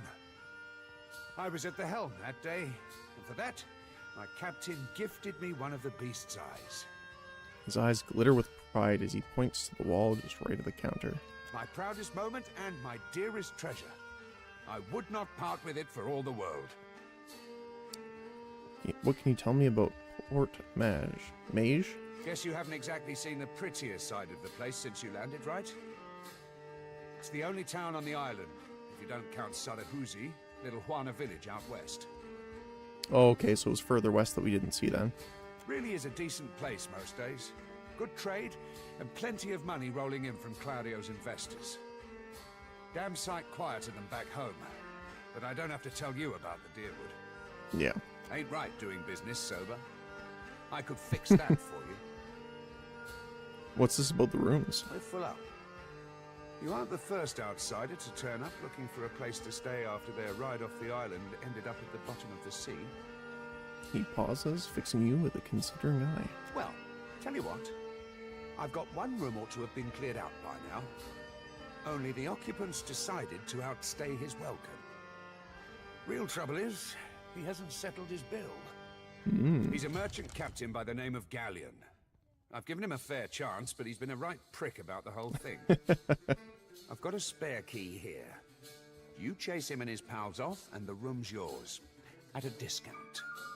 He slides a key across the counter towards you. I'll see what I can do. I appreciate it, truly. I'll have someone tidy the place up for you once you're through. Chances are they've spilled ale just about everywhere. I don't want the man dead, and that's not what I'm paying for. Just see him on his way and we'll call it done. With a final nod, he turns away. Alright, let's pop down a hard save. Alright. We are not trying to enter combat with him. Again, a dead person is not going to give you anything. So it's not, doesn't look like this, so I'm assuming unlock with the Kraken Eye room key. Okay. Don't remember ordering more drinks. Oh, I leveled up. Alright. Well, since we're doing diplomacy quite a bit, that seems like a good one.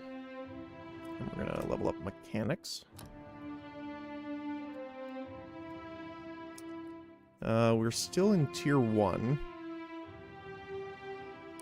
Power level 2 is unlocked at level 4. Okay. Additional weapon set, fast runner, distribution.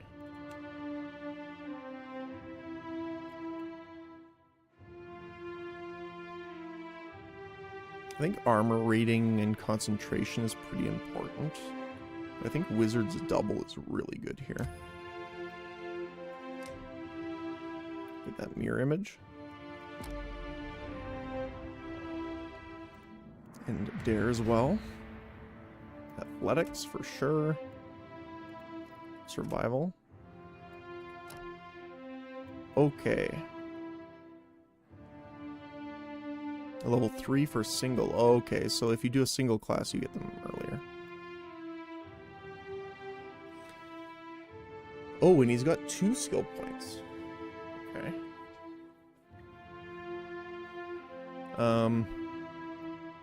The fighter trains in the ability to adopt specialized fighting stances. Defender stance sounds pretty good. The fighter lunges through the battle, pulling an enemy into immediate melee range, causing crush damage and leaving them dazed. That's pretty nice. Faster reload, 2-hand style. Equipped shields deflection bonus is increased and grant unequal to their reflex. That's pretty nice. Allows them to convert grazes into hits on any attack made with a proficient weapon. Fighter gains bonus defense against intellect afflictions, resolve afflictions, and constitution afflictions, which is pretty nice. Accuracy, one hand, two weapon style. So I think we'll take fighting stance to get into that defensive. 20 all defenses against intellect afflictions. See, what I'm thinking of is enemies have a plus 15 to their abilities because of the difficulty. So this is probably a good counter to at least, you know, mitigate some of that. But equipped shields deflection bonuses are increased and grant an equal bonus to their reflex. So this will increase the shield deflection by 6, and then the total bonus is applied to reflex. Which is pretty good.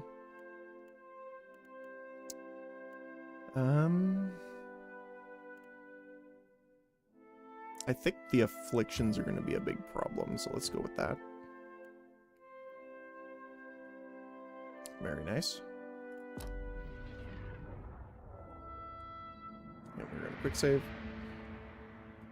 Just in case.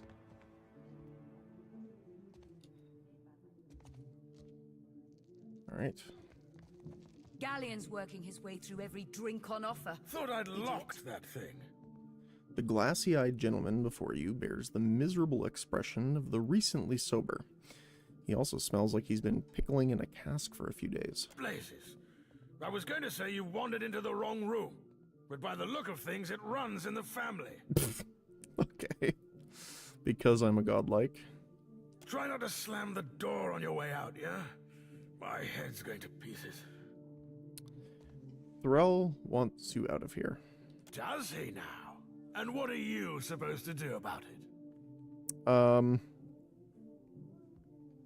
mean, we can try and intimidate.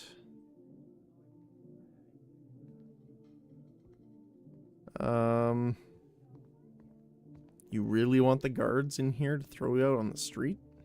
The governor's got all his guards on high alert, staving off the pirates. He waggles a hand in a gesture of mock alarm. So if anyone's going to be doing the throwing, it's going to have to be you. How about it, tough guy?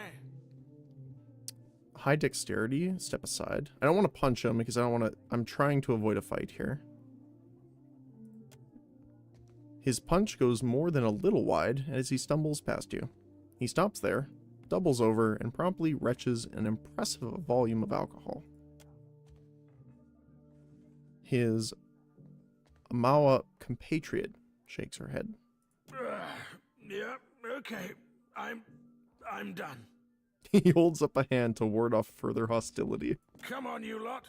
The crew of the Peregrine sails for brighter shores. Well, he didn't pay us, though. We'll check. Maybe he's just happy with that, but we'll see. We might have to reload that. So we need every upgrade we can get. Still kicking, eh? What'll it be? I cleared out that room for you. Hey, good work. Times like these, I can't afford to keep on anyone who can't pay their tab. The second word got around, I'd have every pauper in the city on my doorstep. The room's yours if you want it. Oh, nice. For a job well done, here's your pay. He sets a damp leather coin pouch on the counter. You've gained 1,200 copper. Nice. Oh, and our other friend here, Zoti, leveled up. This is a obscure lantern and definitely a scythe. Alchemy and Arcana seem to be her thing, so let's go into alchemy. She's got high religion, so that sounds good to me. Let's see. So she automatically gets these because of her priest subtype. So let's look at what else she can get now. Prayer for the body. Target ally gets the Fit Inspiration for an extended duration. +5 Constitution. Places a magical seal on the floor that sends enemies sprawling on contact, causing them to become prone. meditation. Spread. The priest clears their minds, spreading that clarity to nearby allies, getting them resolute. +5 resolve and periodically gain concentration. That's pretty good, actually. You call forth a divine weapon specific to your deity and empowered by your faith.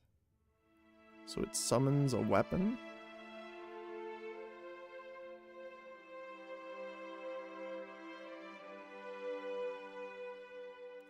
That's a little strange.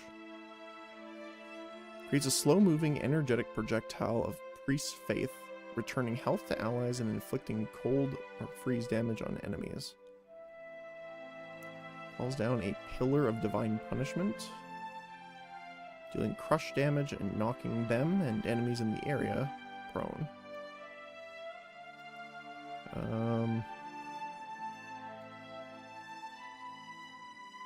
Okay.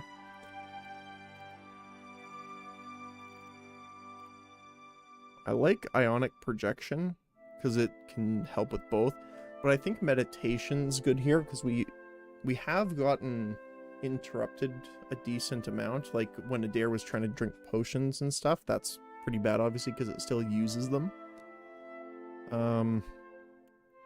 So let's grab Holy Meditation.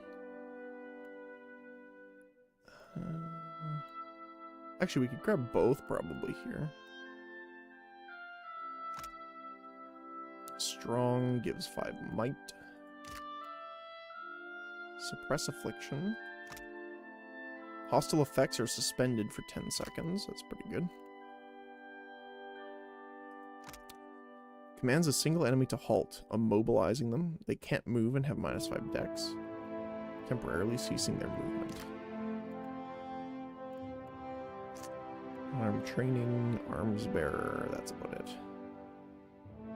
Okay, let's go for the ionic projection. Done. Okay.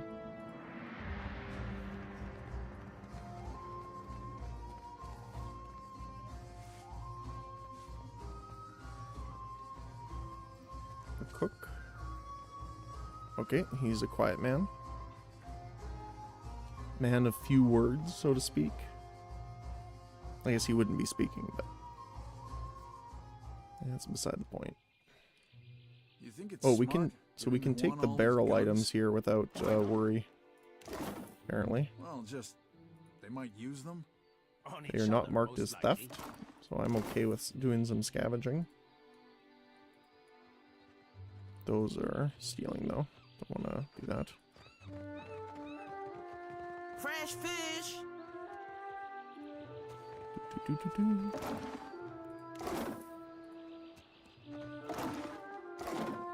Fresh fish, huh? I have many fish here to trade. I caught them myself. Maui grins proudly. Let's see what you got. Cuttlefish. Ah, okay. So we're not sailing yet. No contest. So I'm not... Just because you have webbed fingers and I can't swim? You are... What are you? Sailor? No, okay. Altria? We have a named person, so let's give a shout. Ado, begging your pardon for the mess, sir. We are still recovering from the storm. Mm-hmm. We have supplies here for the paying customer. Provisions for the road, perhaps? Sure, let's see what you got. Oh. Repair supplies, medical supplies, cannon shot. Death's Maw. Grants death runes. Being near a killed enemy grants temporary damage reduction.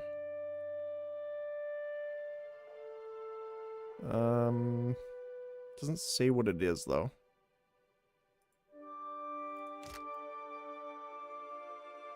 That is cool though. So if you're around enemies that have been slain, +2 deflection.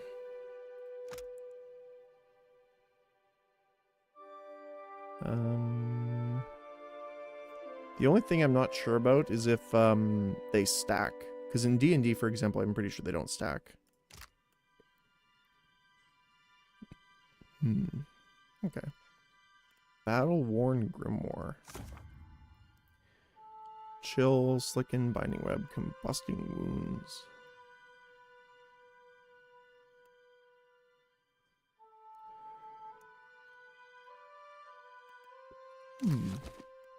Okay.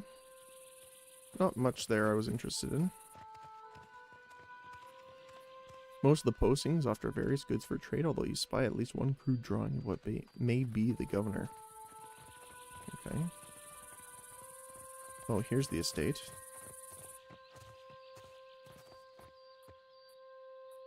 Some berries. Water.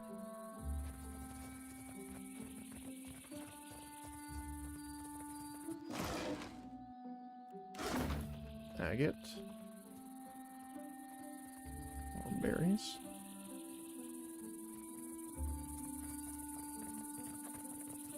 Sounds good to me.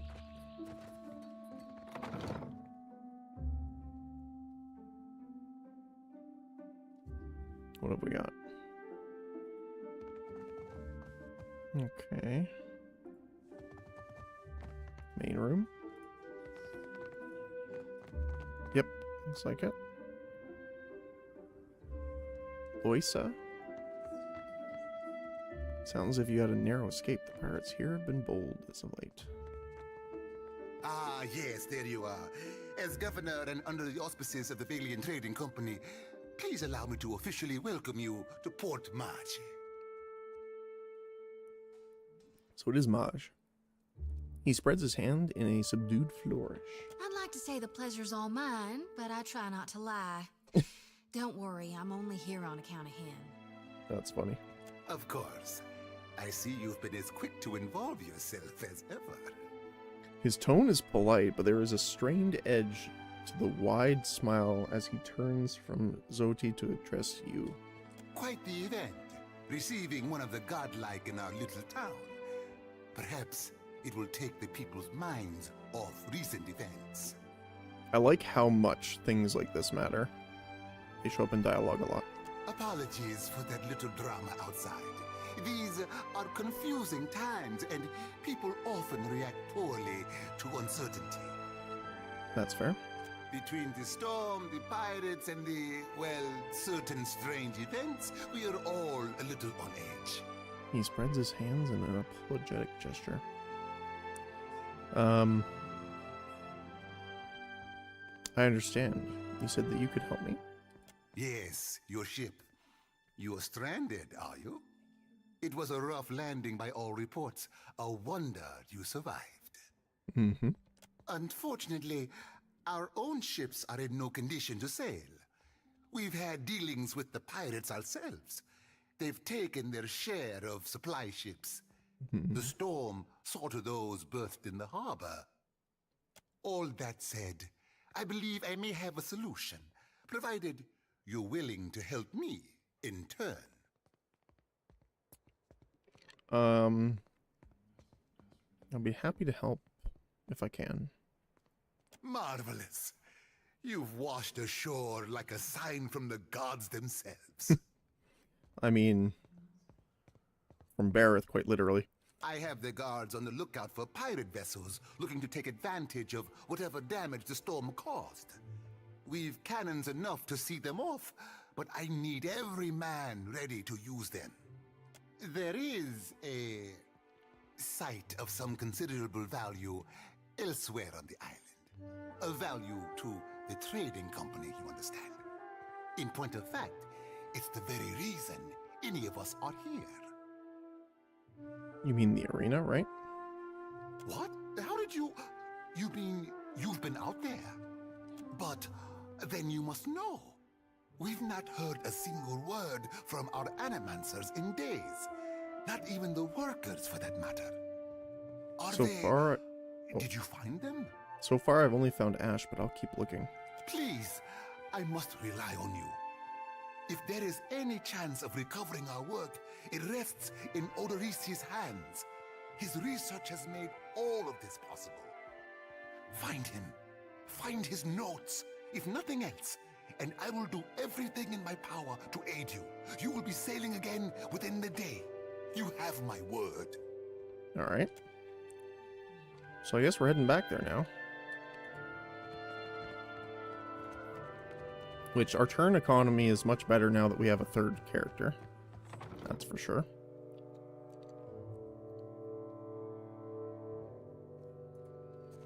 And there was the option that they survived in the cage, so we must have walked by one that we either didn't see or I didn't Many notice. centuries old, blessed by Ngati herself. You are the magnificent. Any of us could be next. Oh? Per complanka. Don't tell me you're here to complain too. The guardsman covers his face with his hand, groaning. The virus. Are they recruiting right off of the docks? You would think the Juana were storming the Kraken's Eye as we speak. That was... what's going on? A fight, Mestra. One of the Juana women attacked the merchant. He has come out the worse for it. He jerks a thumb toward the nearby door. Now every nationale in town wets himself in terror of losing his coin to the Amawa. We would bring in the thief, but Clario would not have us march into the village and defend Ikawa. Much longer, and I do not think any of us will have a choice in the matter. If you wanted the details of it, speak to Rinko himself. He will delight in telling you the tale.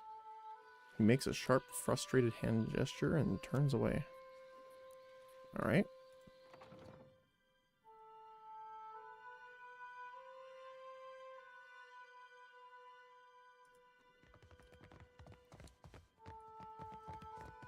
Hello there, child. I'm keeping Papa company till he's better. Who's there? Tori, is that you? Wait, who are you? Yeah, he looks a little worse for wear. The figure in the bed is a young Valian man. The first thing you notice is that he seems to be severely beaten. One eye is nearly swollen shut, and where his skin is revealed is like a patchwork of livid bruises. He groans and winces as he props himself up, glaring at you with his one good eye. You look like you already got a foot in the grave. She thumbs the cage of her lantern thoughtfully. What is this? Why is one of the godlike in my house? What happened to you? These Juana. They are an unreasonable people. I was enjoying a night of cards when one of them attacked me, out of nowhere. I had not spoken a word to her, the mad devil. Look what she did to me. My ear. He turns his head and you can see that there is a scabbed over notch where a chunk of flesh has been torn away from his left ear. When the fighting is over, she takes my coin purse and strides away, bold as anything. Yeah, you should always ditch your jewelry before fight. That's awful. Are you cheating or something? That's a valid question. Matiko, she was not even playing. Okay. There I am, counting my winnings, and suddenly a giantess grabs my shoulder. Perhaps I said something then, but she struck the first blow. The governor lets the Juana do as they please, and this is the result. I should be out there, helping to find our people. My wife, Zenetta, she is out there, and I... He gestures feebly with an arm, grimacing. Listen, I am without other means. She took my coin purse, my wages. How am I to pay the governor? How am I to feed my son? His already bruised purple face reddens further. That woman should be in the stocks. The guards do nothing. But you've heard me out at least. Do me the kindness of retrieving that coin purse, and I will give you what I can spare. Maybe I can reason with this woman. Where should I start? They call her Mokeha. I imagine she's Mokeha. back in her village, feeling proud of herself, no doubt. Follow the road as it bends north. Then west. You can't miss it. A pile of sticks and straw. And with that, he sags back against the mattress, clearly exhausted. Okay.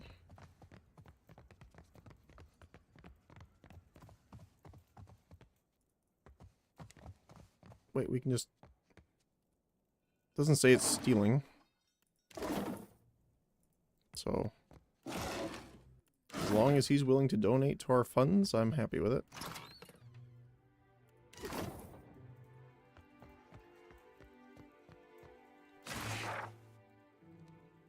Animancy in the modern age and an ancient tablet. Okay.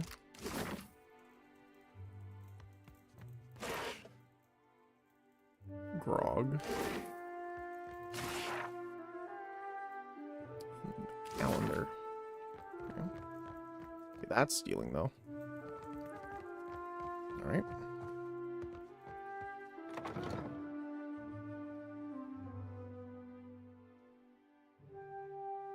Alright.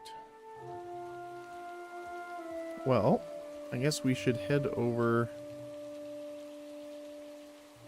and see if we can get there then. See if we can deal with it.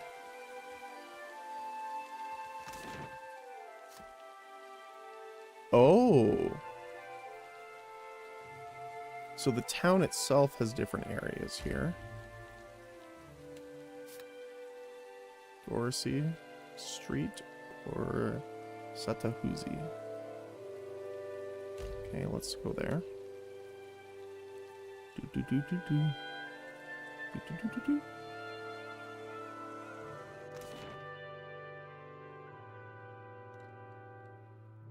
Let's see if we can see what's going on.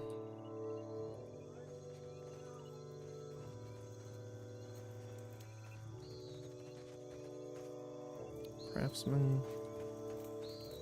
Stormspeed. Oh, this is the lady we saw from before. Seated upon a chair before the bonfire, Ikawa looks considerably more comfortable here in her own village. She prods absently at the coals with a very long stick. Her lined face is pocked with fading scars, but there's no hostility in her calm appraisal as you approach. For many years, I've only ever seen one of your kind. And then, the Valians come. And many things change. Mm-hmm. They told me what became of your ship. I say again that you are lucky. It is the only ship that survives. I could protect Port Mage, or else its ships, but not both. Perhaps Clario thinks I chose poorly.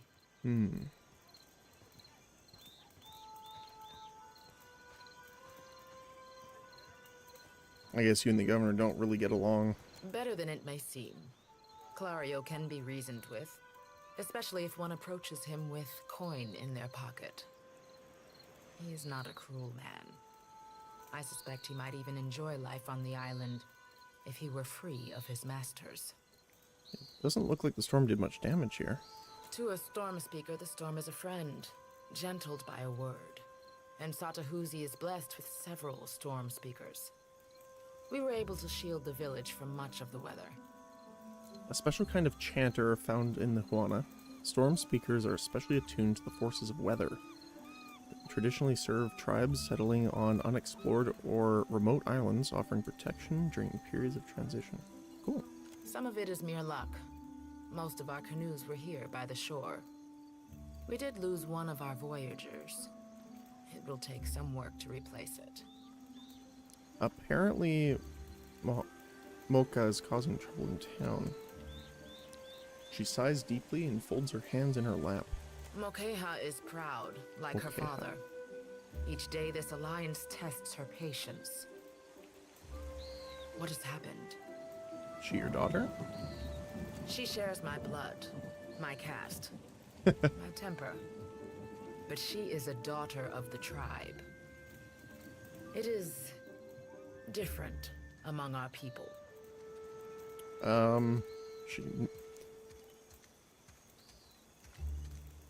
She technically beat him pretty close to death, but I don't like the exclamation point here. I just need to return what she took. Mokeha is no thief. She has all she needs here. What need has she to steal? Her tone doesn't seem to broke argument. The Valians must be mistaken. Speak with her. You will see. She nearly killed the man. Let's just say it since we're in the dialogue then. Mokeha could have killed him, if she wished to. Is it not enough that he lives? I'm not sure Return yet. once you are certain. I will help if I can. Okay. So we need to find her. Oh, over here. This is stealing. Okay, don't take anything here. Waika's Lodge.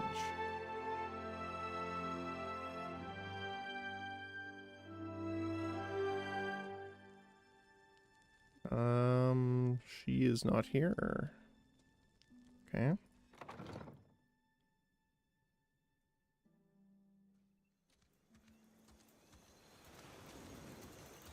Oh, there you are.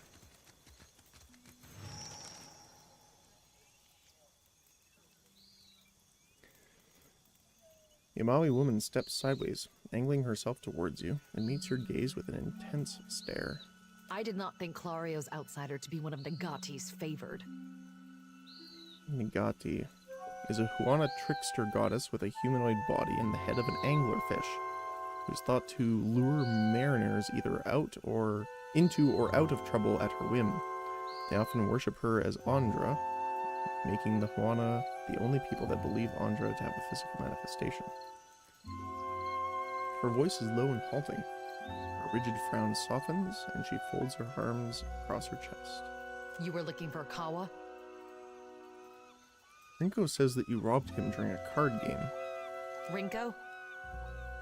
She scoffs, in a guttural burst of sound. The Valian? You jest, Akira. I should have thrown him into the sea. He dares to call me a thief? What concern is this of one such as you? You have come a long way on the word of one fool. Why don't you tell me what happened? What else? The Valians are fools. But Akawa wishes to trade, so we must be patient. We must save them from Nagati's storms, even when they ignore our advice. Ikawa told me I should see the tavern, speak with their people, learn patience. The trader Eophania, she taught me to play Valian cards. A simple game, but none would play with me in the tavern. Not until Rinko. I thought him kind until I proved the victor, and he grew angry. Until he stood in front of his kin and called me a Mataru of Sadahuzi, a filthy islander and a cheat. Mataru, the highest class of Huana society consisting primarily of warriors and priests. Tribal chieftains traditionally rise from the warrior ranks. The Mataru shoulder the responsibility of governing the other castes as well as determining the practical and spiritual needs of the tribe. For that, yes, I beat him. Why does this concern you?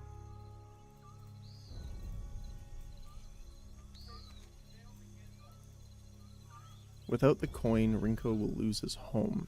Don't be foolish. Clario will see to him. That isn't how it works. The Valians have to pay for their food and pay taxes. His kinsmen would let him starve? Waka's brow furrows, and her eyes search your face. Why did this not prevent him playing at cards in the first place? Are all Valians so mad for coin? So then, what am I to do? I did not wish him dead.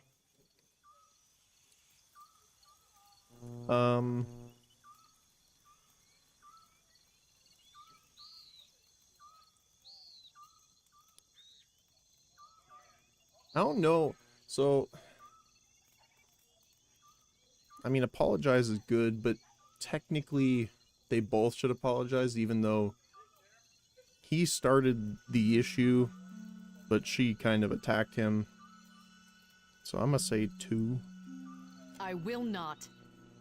But I will ask Akawa to send a healer. Perhaps that will quiet his whimpering. Here, take it. I have no need for his Valian coin. She hands you a small leather coin purse, and then turns to stride away without another word. You've gained the item, his ring purse. Okay. And we'll talk to her really quick before we leave. May Amira's winds blow sweet.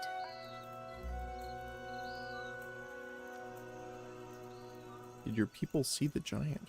Yes, one of the old titans, say the priests. Andra is angry. The why our priests do not know. I am only glad it has journeyed elsewhere. That giant is Aothis. I need to know where he's going. Aothis. Is it redemption you seek, then? You risk much to chase a god across the sea. The Dawn Stars, too, wish to meet this god. What if he does not wish to be found? That's fair. Could you help free my ship? Yes, but it will take Clario's assistance. Convince him, and I will aid you. I'll do that. Good. Then that is settled. Alright. Why do business with the Valians? Akira, do not all people trade for the same reason? The Valians have brought us guns, medicine, wine, and food. Some of them we have even convinced to help with the canoes. My people have come to enjoy these things. The medicine has helped many of the children recover from fever. We gain from this peace. So long as Clario keeps his company masters away, we lose little. That's fair. Alright. Then we go back to the city, and then we head back to the other group.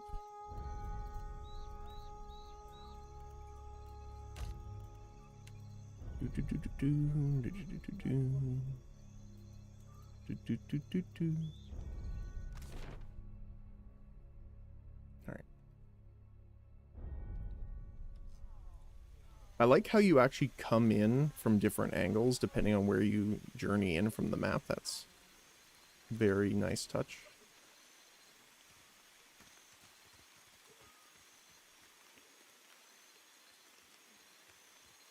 Alright. Do you have anything else to say? No, okay.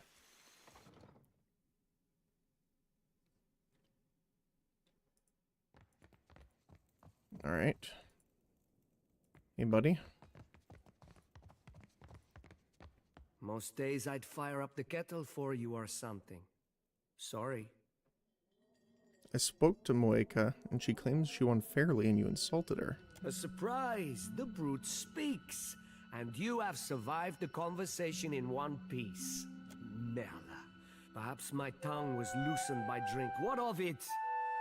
Is any man who insults the savage's pride due a beating? The law is on my side.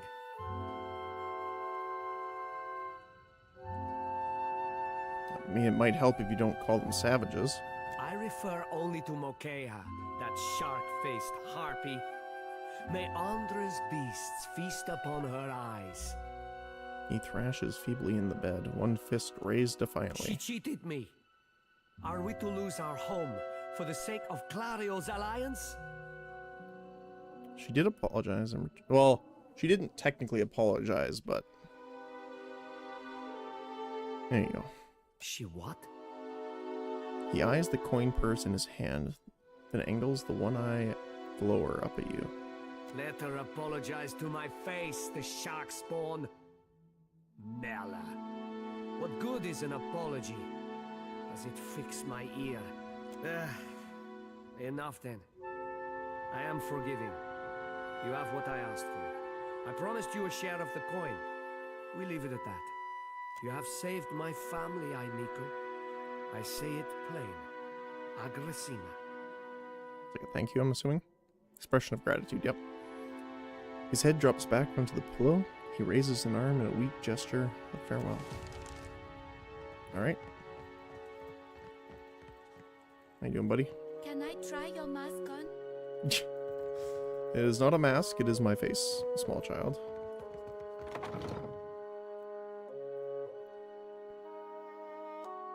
Imagine that. Someone walks up to you and you're like, that's a cool masquerade mask. Can I try it? No, that's just my face. Alright. Time to leave. Okay.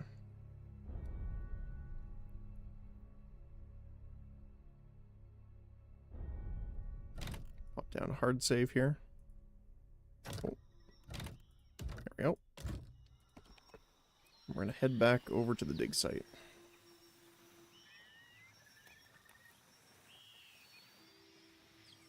So I am concerned that because we visited the location before,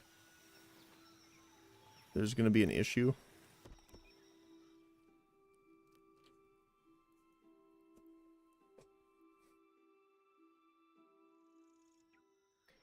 Okay.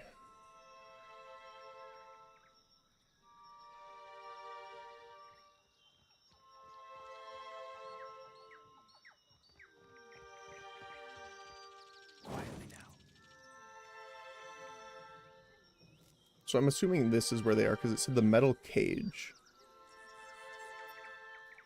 So we might be able to bypass the boar and stuff here and not fight these guys and just fight the ones down here.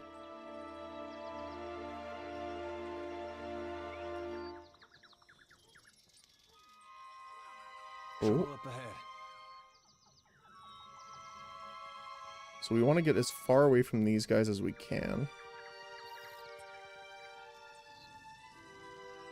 I'm assuming we can't go in the water, right? Yeah. So this might be a good spot then.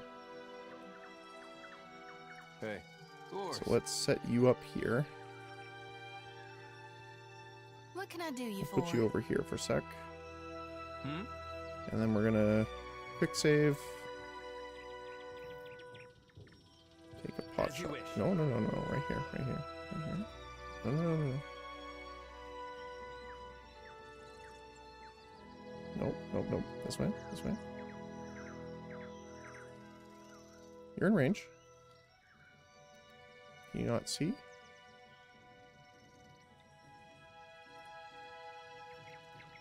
Why can you not shoot there? Oh, I guess you have to go around. Okay, so we're gonna go from this side then. What can I do? That's not transversable.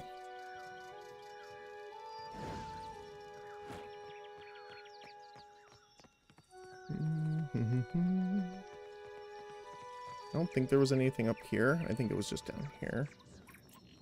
Dim in the lantern. Whoa, whoa, look. Okay. So we have a worm. 2 young panthers.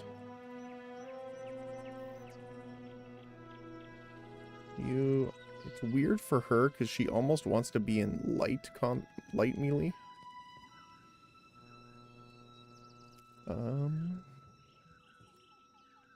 Alright, let's take a shot at the worm, then back up here. Oh, there's a bigger one there too. Okay. Okay, yes, we want defender stance. Increases the number of engagement targets and takes less damage for each that he or she engages. Okay. So you're going to move back now. And you have access to Harvest, Restore, and Interdiction. So I want to see what this... Oh! That's quite a big line, actually. So you kind of want to be here, actually. For now.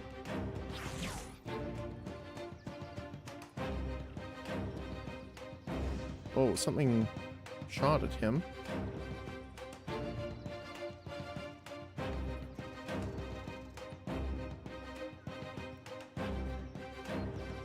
Okay. So we really want to make as many of them interrupted as possible here. So we want the Drake for sure.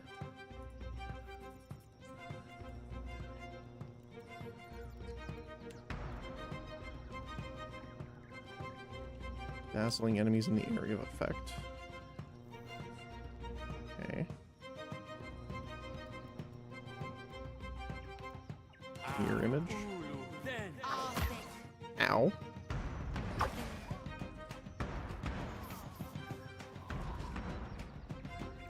Oh my goodness. Okay, this is kind of rough here.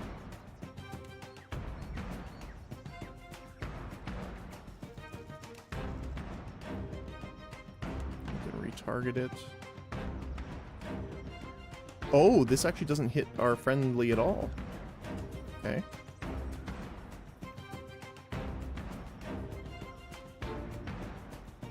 Did you apply the wizard double?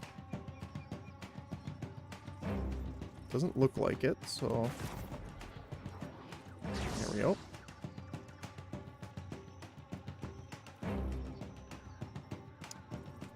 Can we fear any of them? Can. The boar is the least likely to go. But we could fear this panther just to get him off the flank. You need to do this right away, actually, I think. Where's the most amount? Probably... We do want to hit him so it heals. You are still trying to heal up.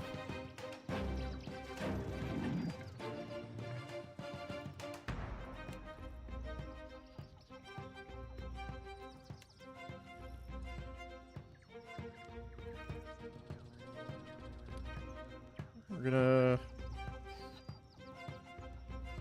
Let's try and deal with the young panther here. Just so that we can...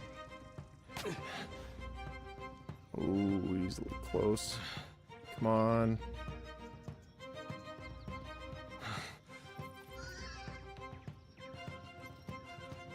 Oh, fight. Oh my goodness. Okay. That's unfortunate. It canceled both of our spells.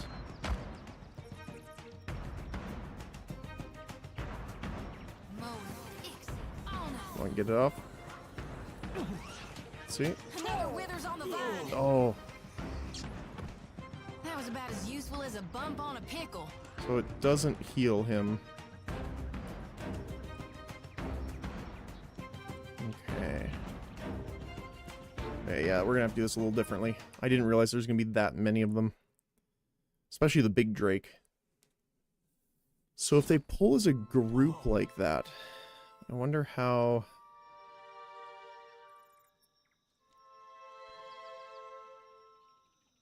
Because that was a huge AoE too, so we want to make sure that they are not close to each other at all. So probably like that.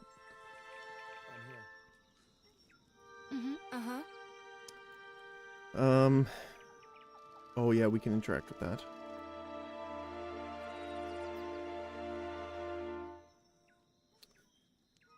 So Resolute's good.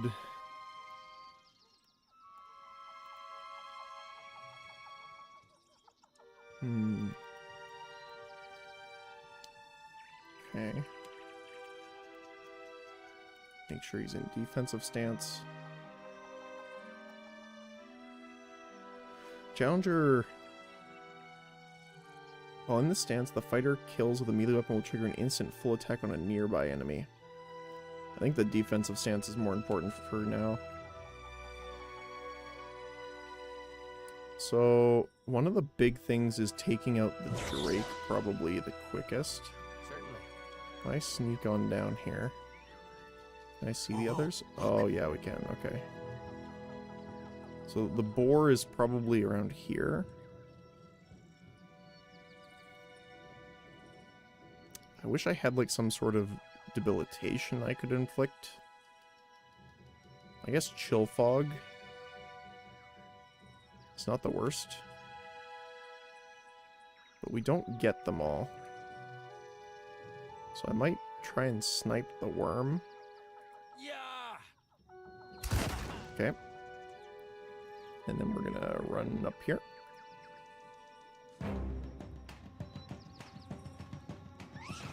Okay. Dare's gonna stealth. So I might get hit by this here.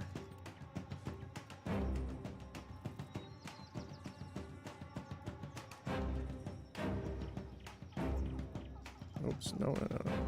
We're gonna want you to come here and attack him. Okay.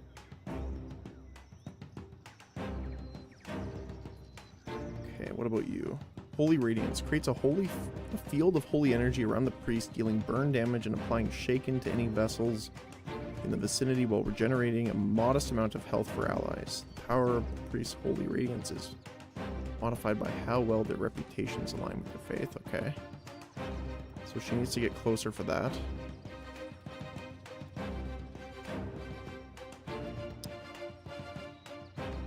So we want to daze any of the enemies that are going to be in front of him here. And then we're going to see, we're going to gale here.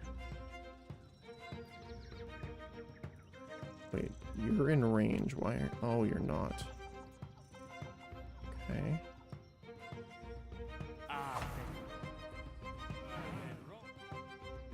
So you're gonna sneak by here.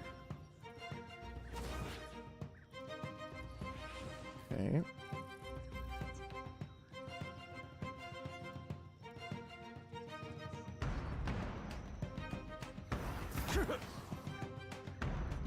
Wait, what are you doing? Stay there. Oh, you got AOP'd because of that too. Okay, you need to do this right away. Hey. Oh my goodness. I don't know why he moved there. He got like hit by like 3 different attack of opportunities there. He had disengagement. Okay, so that's not gonna work. I'm no help here. So maybe we have to. We could open with the cold. Look.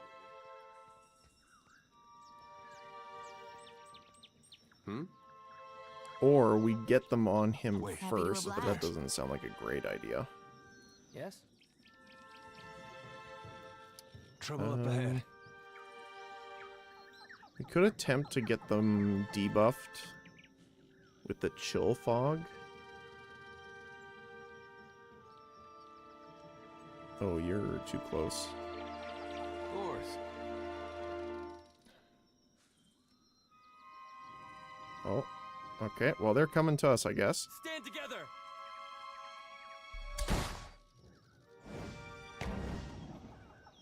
Okay. So I want you kind of over here. On you. There we go. Okay. I'm on it. So he is considered flanked now, so that's not great. But what we're going to do is we're going to mark this here. And we're going to start casting this here.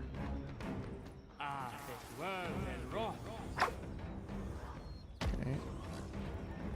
There. Oh, you need to be on defensive stance, and we're going to immediately go to second wind here. Okay. We're still in engagement. There we go. Okay. So he is flanked still, which is not great. Okay. You already used that. We can retarget. Make sure we hit those guys as well. Oh my goodness, that Drake hits for so much damage.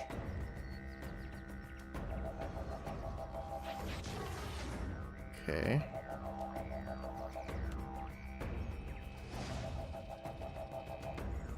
Oh, your AI's off, that's why. Okay, let's make sure we hit him with the heal.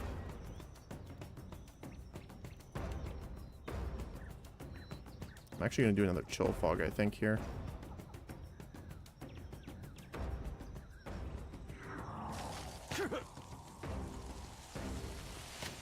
On there. Stay with us. Ow. Okay. So that's a little rough.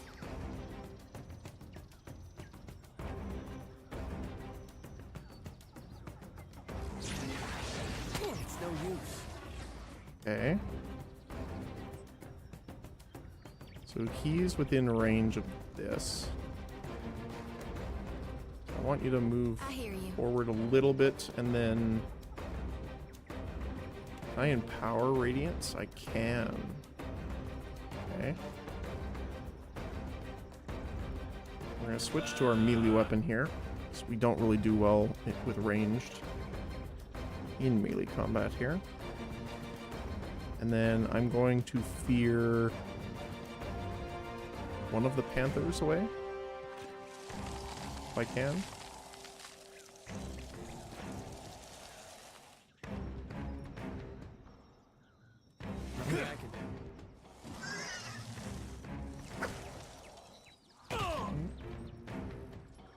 You are defensive stance, okay. Good, good, good.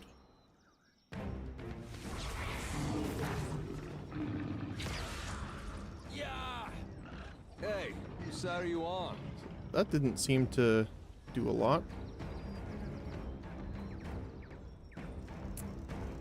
Also didn't look like it worked. Did he resist? Panther's immune. Okay. That's not great. Alright, let's take on this guy then. What about you?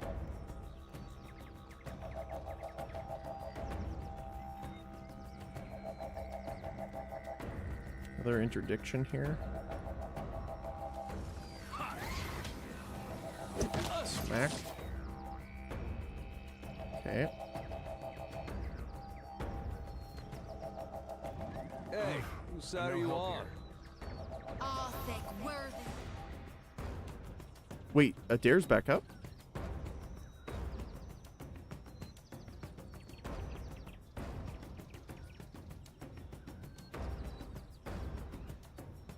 I didn't know that would bring him back up into, like... Oh, because he...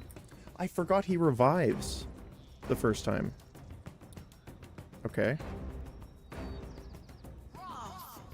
Totally forgot about that.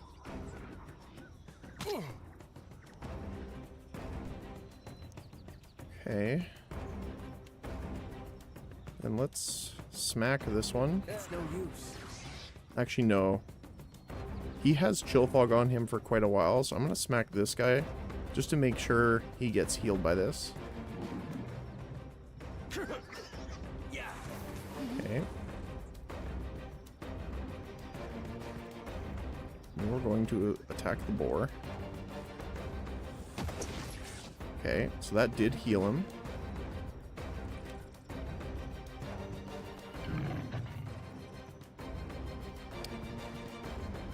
Can we have power knock down the Drake? It's a possibility. But I think it's better just to attack the Panther here. Try and just get their numbers reduced as quick as possible. I'm here. Ow. Ow.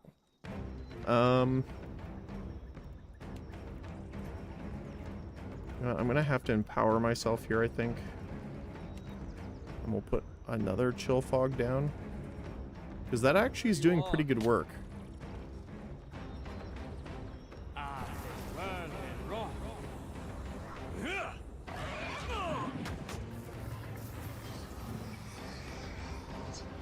Okay. And after that's done, I'm going to drink a potion. Nothing I can do. If I can here.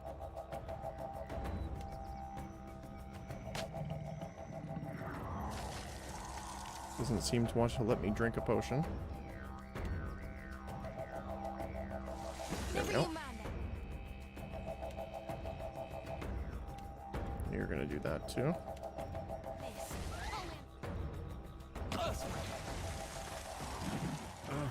I'm no help here. Okay. We got the smackdown we can do on here.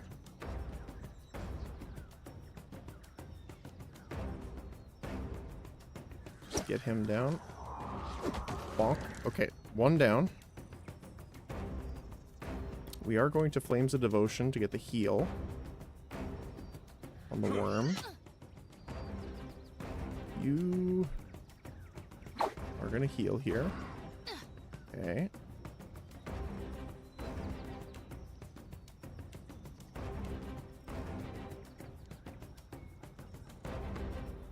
He's gonna have to walk to hit him, though. So I think just trying to take out the panther is probably the best. It will get damaged here with the chill fog in a moment. It's gonna take a proc. Quite near death. Ow.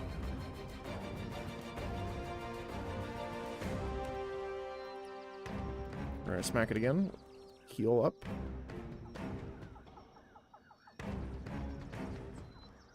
I'm gonna use this on me, probably. Wait, do you have to walk for that? Yeah, you do. Let's not do that then. Let's try... Oh, the other panther's down now. Nothing I can do. So that's fine. It's these guys I'm kind of worried about now. Come on. Oh, took a bit of damage here too. Better intercept melee weapon attacks. Gaining increased accuracy on your next attack. That's fine.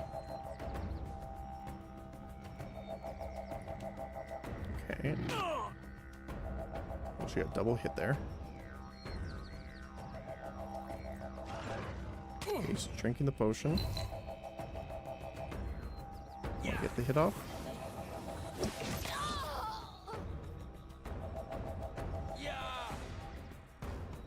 Did you miss?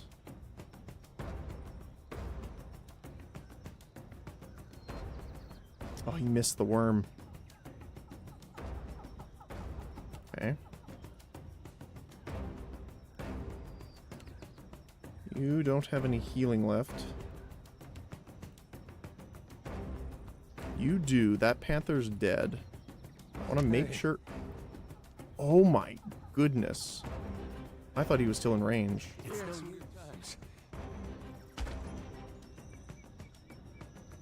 Okay, never mind. Heal yourself.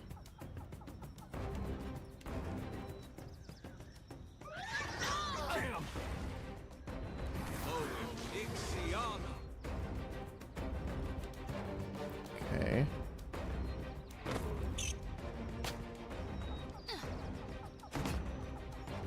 She's still having a rough time over here, too.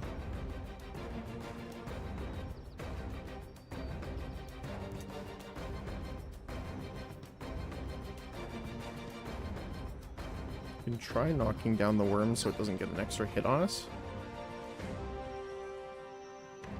That boar is very tanky and hits really hard, too. Bones! Jody's done for. Okay. So we were close that time, though. So that is kind of the thing we have to do. Whoa, whoa, look. Okay. Ooh. Whoa, whoa, look. Alright.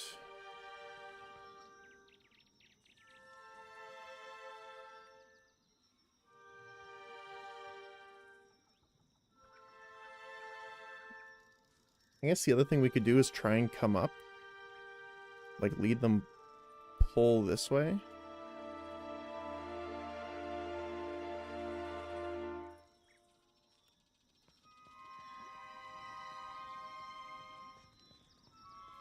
Wait. We just want to make sure we're not in range of that AoE that he has access to. Wait, look there. Okay. Okay, so you need to run back here.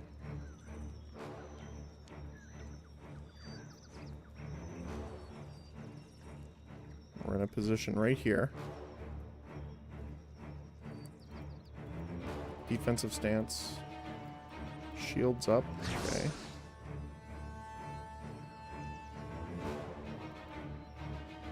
Stun bomb.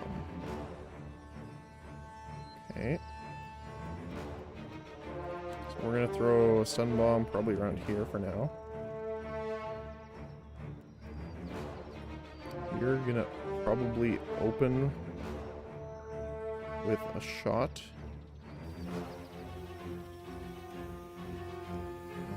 Stand together. Drake. Come on. Okay. You're gonna walk on over here. Okay.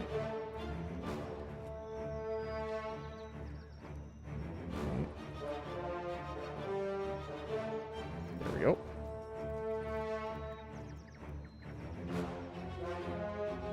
So this does 8 to 13. What does it do when it's empowered? 8 to 13. But accuracy is higher. But if I do that, we won't be able to regenerate the spells. So I think that's more important. You're making your way this way.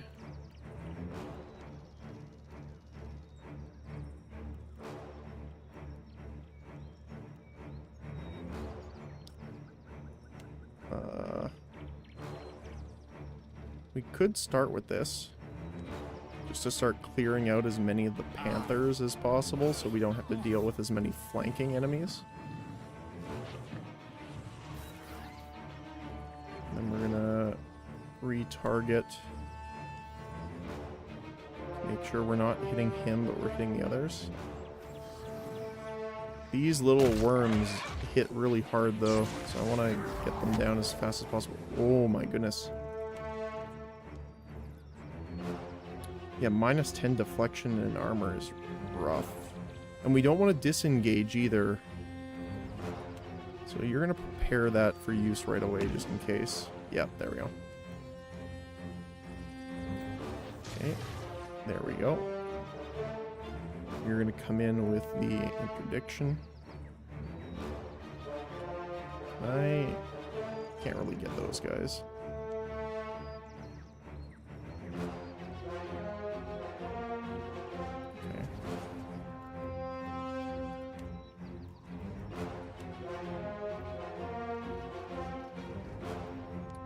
Cast a mirror image. I'm no help here. I know it's not mirror image technically, but oh, I don't like how they're forcing each other out of the range like that.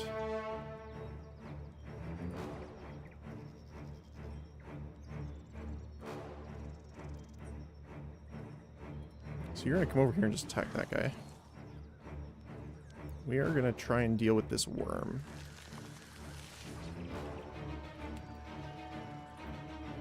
As fast as possible.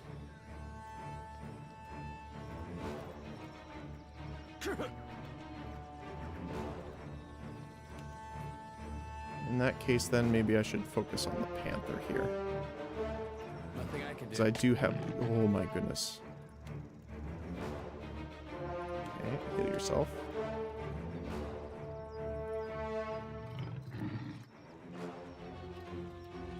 Need some help. Now. So this guy's also flanked, or he should be.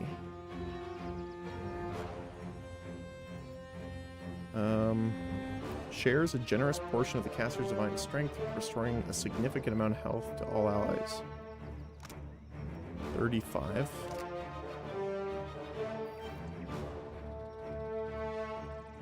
I think this is probably good. He's getting the heal off, hopefully in time. It looks like he should be able to. We're still reloading, though. We're almost done. Okay, he got the heal off. At least he's got a little bit more.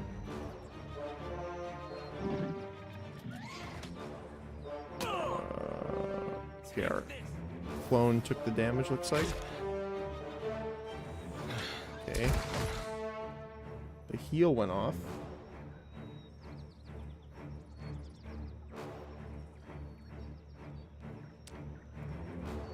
I don't think it...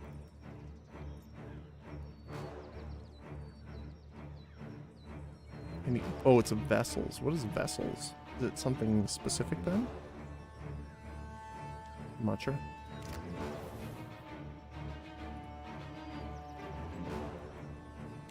Okay. So I'm gonna attack this. I'm going to attack this. I think getting the worm away is good too here. I can try and do the knockdown on the worm over here.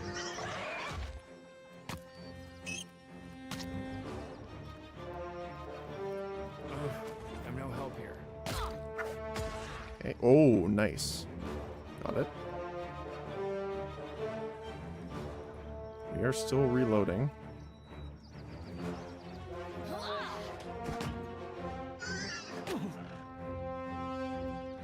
He's a little low though. So maybe we just take out the panther here. Actually, the panther's pretty low. What's our hit chance on the worm? 100%.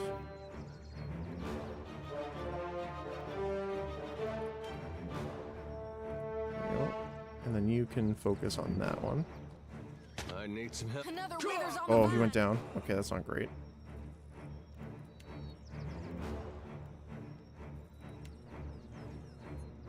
Then let's do this right away.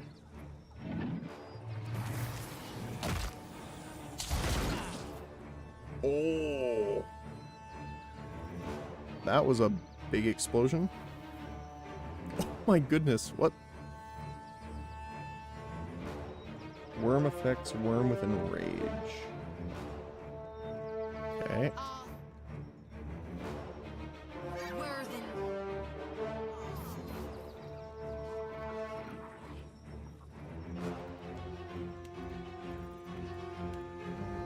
So we're gonna hit Panther probably. Okay, now you're flanked by the dragon, which is not great. We're gonna take out the panther though. Rebirth awaits me. Okay. Can I power that? No, I can't. Okay.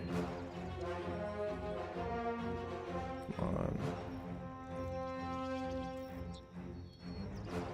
What was that debuff? Fear aura. Oh, that's what's making him easier to get hit too. Ow. All things must come to an end. Oh, you healed and already. Okay, yeah, let's get that. Hopefully, right away. Refresh you. Oh, it doesn't refresh that. Okay, let's try the knockdown. Might as well.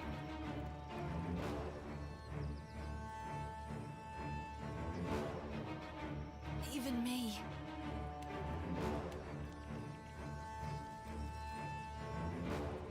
Okay.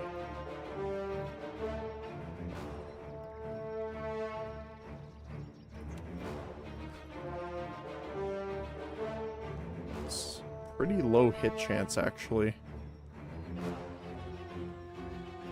48%. That's kind of rough.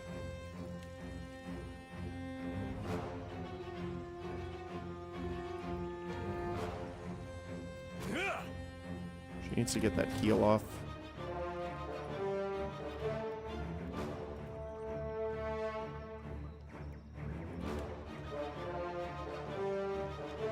What I'm gonna do is target probably the boar, because he's the biggest threat here, especially in her face.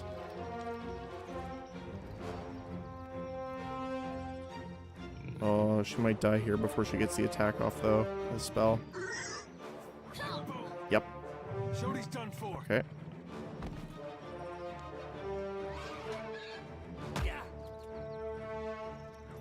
Take this. This thing isn't doing the job. Damn it. Oh my goodness. Okay, that's rough. Okay, I wonder how we're gonna do this then. I mean, it is the hardest difficulty for a reason, so. Look. Let's see. I guess we need to put this on a dare. There you go. Fortitude, reflex, and will protection.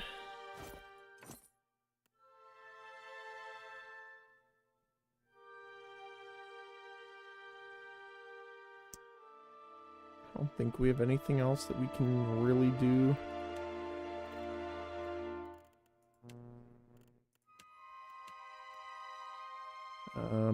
I guess stun bomb, we can try and stun them.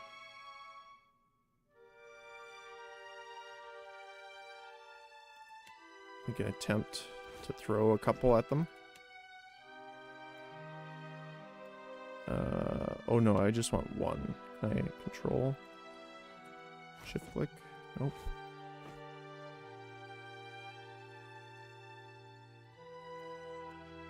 Shift. How do I split the stack?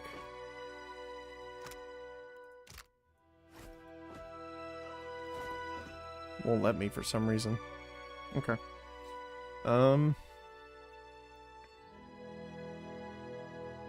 What else? The Scroll of Flames does a lot of damage, but I guess we could try using that too. What else?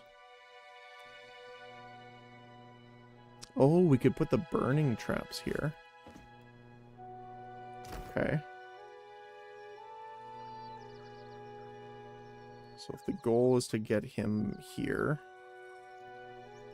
I do think we did better up here when they were kind of focused. So what I want to do is put burning trap here. Certainly. Then the second one here. Wait, trap disarmed.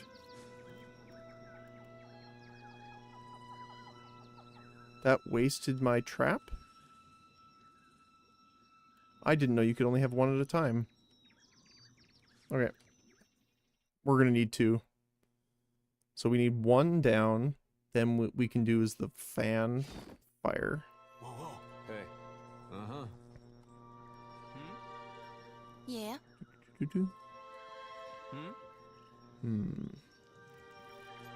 So... Oh, I gotta re-equip it now. There you go. And...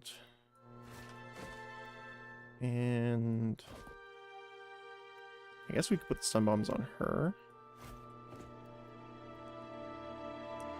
We need to put the ring and the gauntlet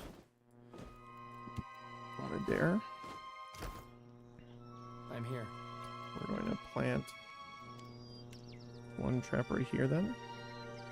At once. So they actually notice it and come closer.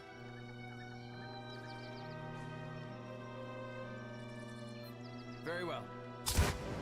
Okay. Run back here. You're gonna stick there. Okay.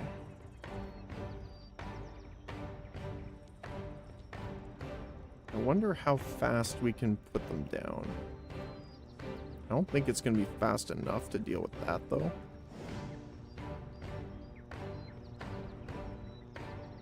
So what about you? Get ready here.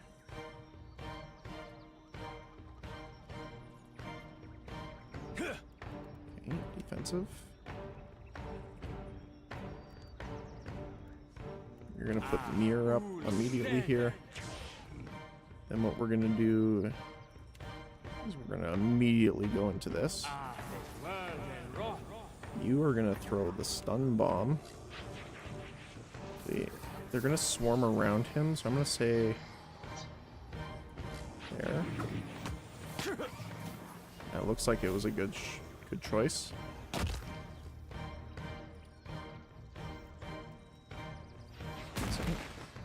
Okay, only one of them got stunned, so we're gonna try the second one here. You're gonna do that perfectly. Nothing I can do. Okay. You're gonna heal. You're also going to heal him.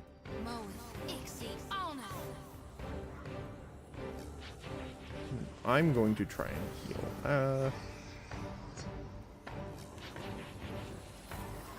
Can't do that super well. I mean, that'll hit 3 of them for a decent chunk of damage. I need some help here.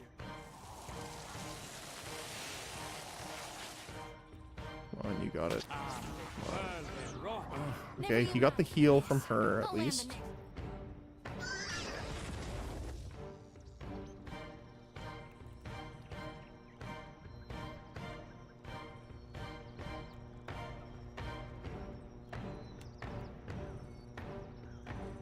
We're gonna use that on you. It sucks that we don't have a lot of AoE stuff yet.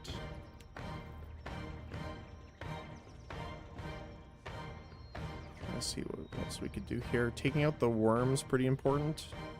That does a lot of damage, actually.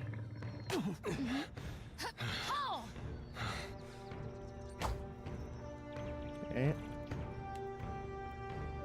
You're gonna heal yourself here.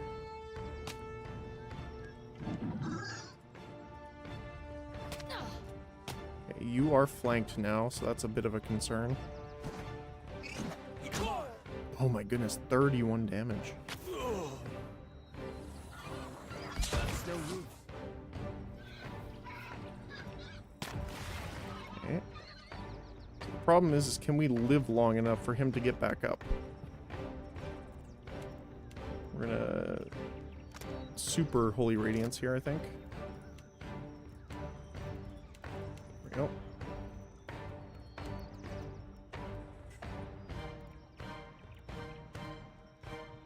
We can take out this panther probably. Adair's about to get back up here. So I'm gonna get you to immediately heal yourself. Especially after getting him into melee. There we go. Heal thyself.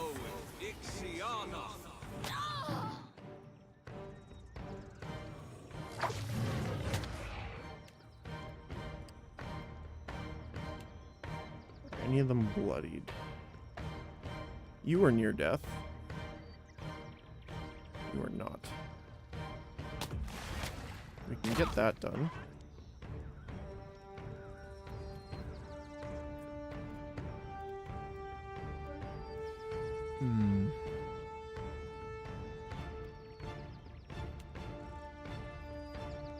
Healing's important, I think, here too.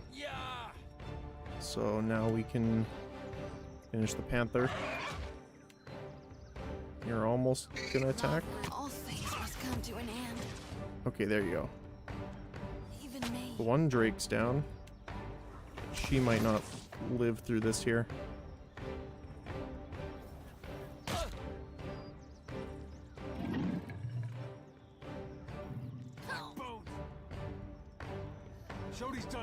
Oh, she's down. Okay. Fortunately, I'm the next target here.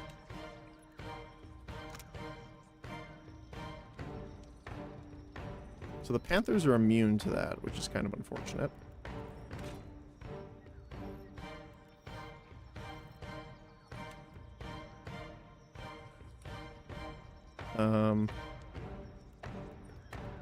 We're gonna bonk him here. Come on, get it off, please. It's no use. Nope.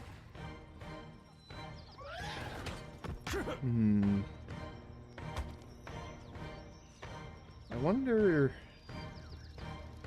The only other thing I can think of is if we get to the bottom, maybe we can let the Animancers out. Maybe they'll help us. Because this is really, really rough. See a soul in the darkness. One ready for reaping. Happy to oblige. Who has the highest stealth here? I'm pretty sure it's me.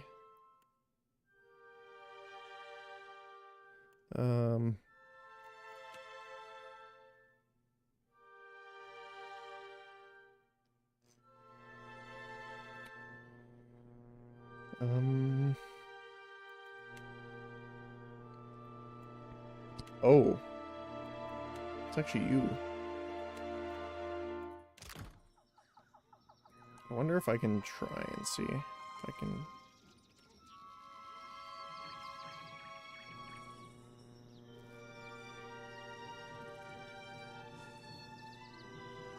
What do you need? I wonder... Oh, that's not good.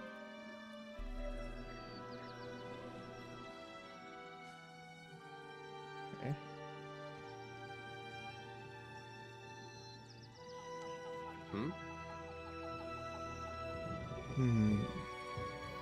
Sure. So we could... Okay. Let's try this. So, if I distract them... I wonder if we can get them over to there. Of course. So if we use them over here... and immediately move away. Oh, it didn't grab these guys. I just want to run over and see if we can open it. Sorry, friend. I can't. Oh, hey. Several men and women appear to be locked in the cage of some kind. They are little more than silhouettes behind the glass, pointing and gesturing excitedly. You out there? Are the beasts gone?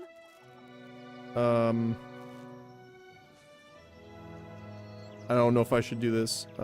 Examine the door. We are scholars, not soldiers. I'll be right back. Okay, no, they won't help us. Okay, that's unfortunate.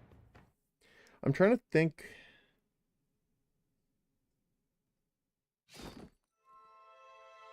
what else we could do here.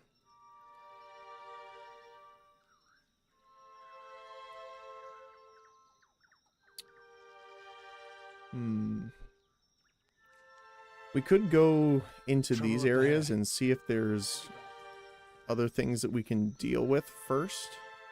Because that might... we just might need to level up from this area before we come back out to help them. Because that's... Trouble up ahead. Oh, nope. Keeping an eye out. There we go.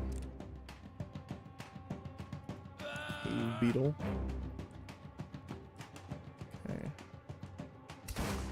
Ooh, brine imp. Doesn't look good.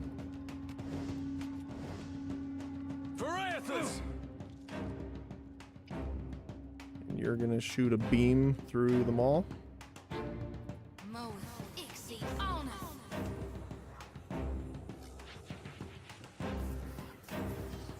We're gonna hit all of them that are gonna surround him because we know they're going to. Like that, yep. We can retarget here just to make sure we're hitting all of them. Ooh. They're kind of spreading out a little bit far here. That'll definitely work.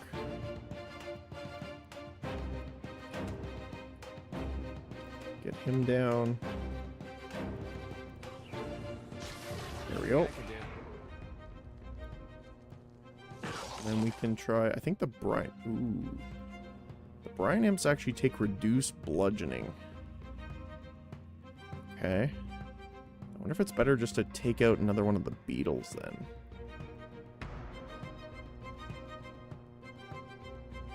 You know what, if they're decent against bludgeoning, I'm fine with letting them do that. So then what we could do is just mark one of the imps here. He isn't flanked, which is good. He hasn't swapped a defensive stance? There you go.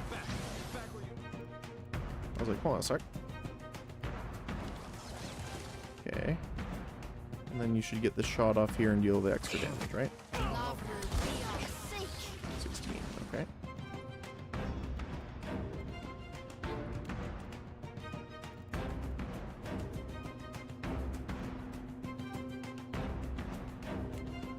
Let's do this. Dazing them. -5 might, cannot engage, and suffers minus penetration. That's a really good debuff considering... Nothing I can do. Okay. Arthek Worthen Roth.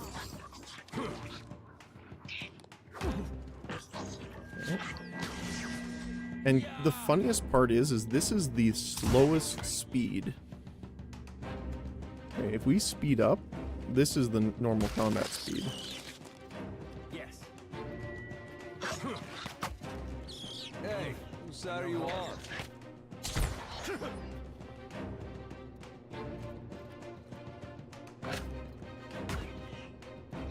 Stand together. Yeah. Oh, I need to turn her AI on. I keep forgetting. There we go.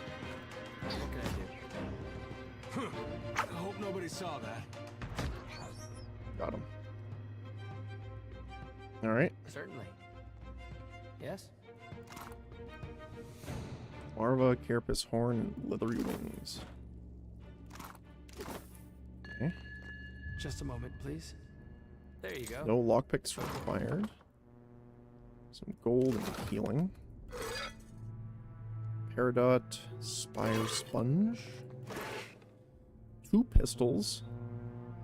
Champion's Medallion. This small Adra disc was apparently to be worn as a medallion. One side of the disc depicts a figure with its arms raised triumphantly above its head, a blade in one hand, a shield in the other. The other side of the disc has been worn smooth with time and is unreadable. Okay. A note to the foreman. One of the workers dug up this old Adra medallion in the sub-level yesterday. I doubt Ortesius would be interested in it, and besides, it looks like it's worth something. Might be nice to surprise the crew with a bonus. Okay. Then...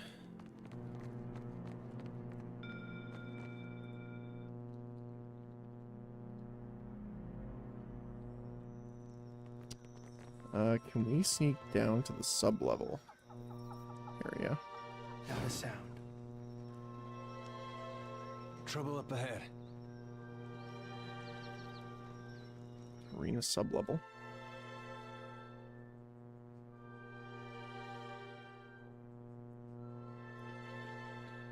Oh. Okay.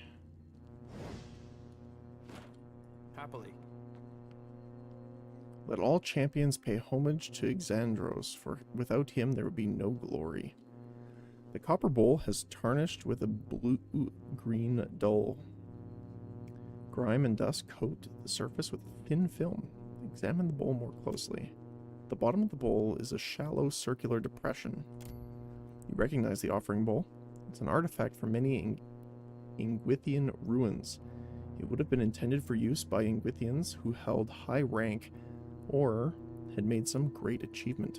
In an arena such as this, a champion might fit that role. Put the medallion into the depression. Sure. Ooh, secret door. Okay.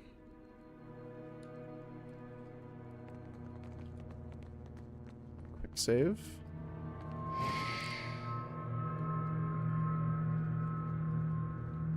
This seems ominous. Here rests Exandros, most virtuous architect. Amulet of Health. Okay.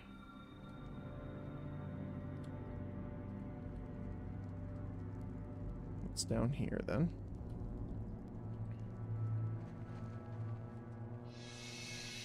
More ash people.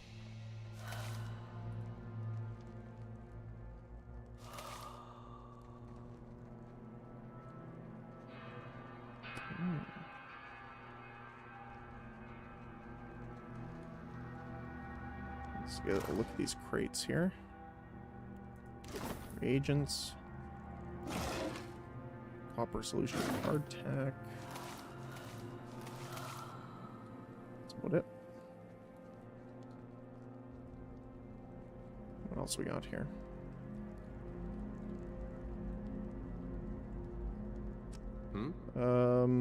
That looks like a large chamber. I think I want to go this way first. Oh, that's also a large chamber. Okay. Trouble up ahead. Oh. Sporling and will-o-wisps.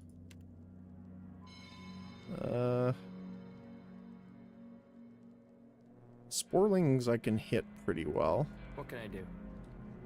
Whoa, look. Oh. Crystal Eater Spiderling. Okay. Whoa, look. Oh my goodness, there's a lot of stuff here. So we're gonna have to pull them back this way then. So you're gonna be here. And you know what? Let's give... Oh yeah, we have to switch this again. I forgot to save after moving it over.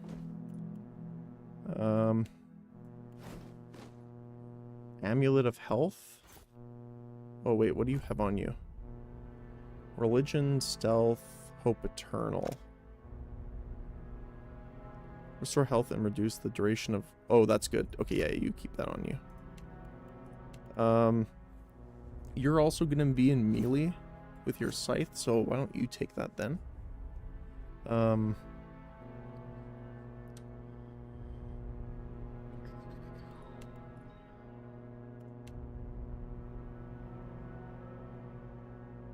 There's the traps. Okay. Happy to oblige. So we're gonna kind of have to plug the doorway here. What can I do? So what I'm gonna do, I'm gonna come over here, and we're gonna place down one of the fire traps. Right there. And we're gonna head back this way. Very well. Okay. There we go. So now we're gonna fall back. You're gonna go a bit forward here. On stealth.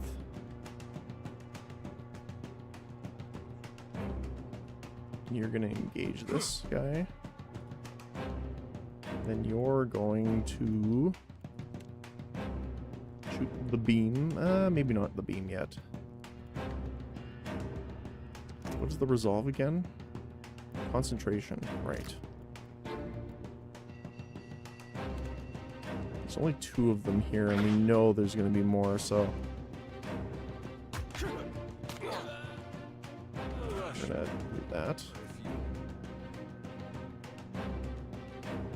You're actually going to go a little closer here to make sure... Oh my goodness.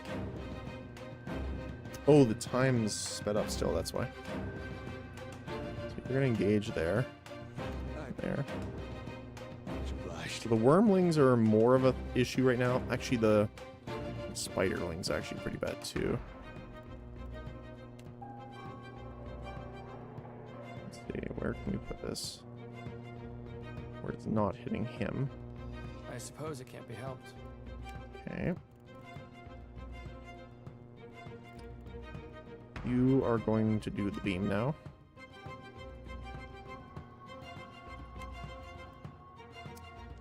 Dominating spores, -2 will. That's kind of unfortunate. Oh, he's also flanked now.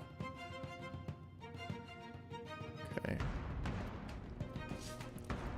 That's not good. So you need to deal with that sporling. I think this sporling is the one that's actually giving that. That was about as useful as a bump on a pickle. No pen. Did damage him though. Stand together. Wait, why didn't you do this? I can't. There we go. And he's bloodied, which means we can use the Blessed Harvest on the sporling. No rush, but if you have any antidotes handy. Oh, you can't do it for some reason? Okay.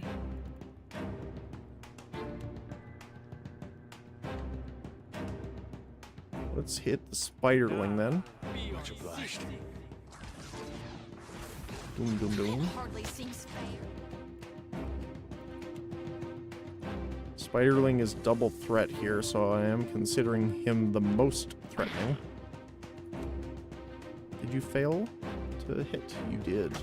Could use something to put a little pep in my step.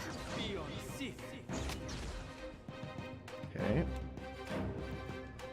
So you are going to deal with the spider. So you're going to mark the spider first.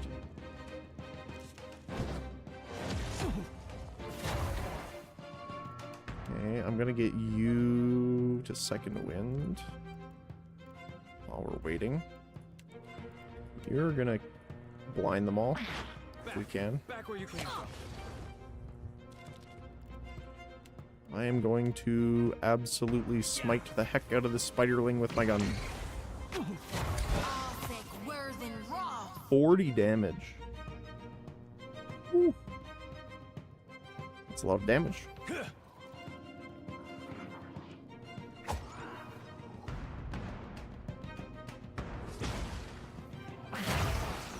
Okay, so they are dazed.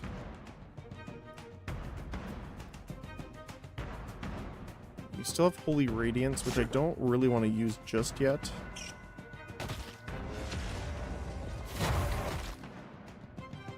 Ooh, they do have lightning attacks. Okay, you know what? Use that. Let's go after the Will-o'-the-Wisp. If you have any antidotes handy, I'd be much obliged. Take this. Okay.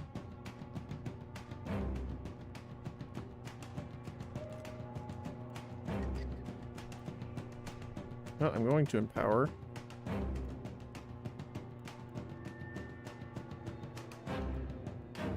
We're going to do a projection here, I think.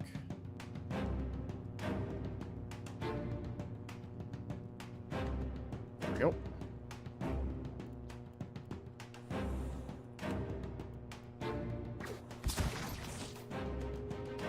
Ooh, missed the worm. Yes. Wait, I thought I was attacking the Will-o'-the-Wisp. Will-o'-wisp. Let's see how much this hurts. Decent amount, actually. Yeah, let's take the spiderling out.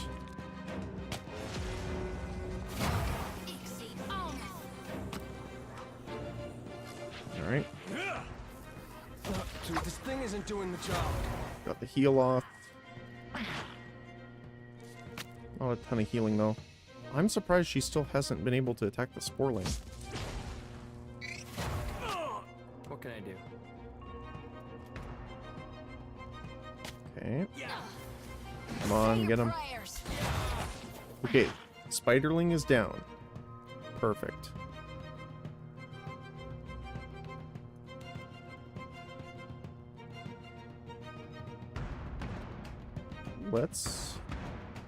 I'm going to hit the Sporling.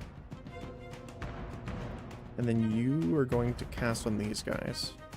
So this should heal both of them with the hit on the Sporling.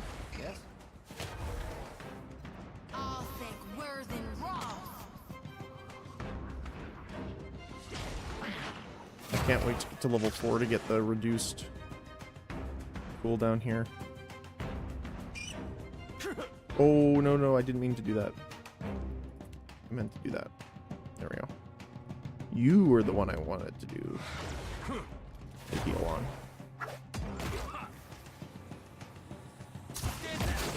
Perfect. So it doesn't seem like it healed for some reason. Not sure why. You're gonna heal yourself, though. Okay. You... The cost of damage interfere with their ability to focus aim. That doesn't help us very much.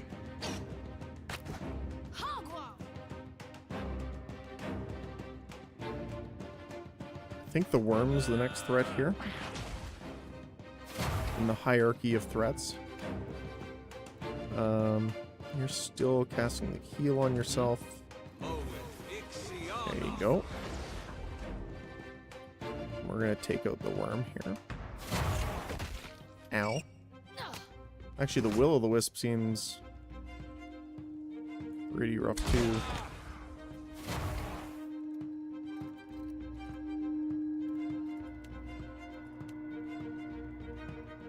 Five. Try and trip them. I'm here. No. We had some good times. I'm fixing to be sick.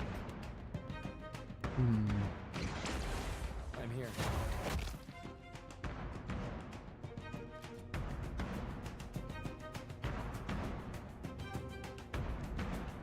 You're better at hitting him. I'll take out the worm. Let's see.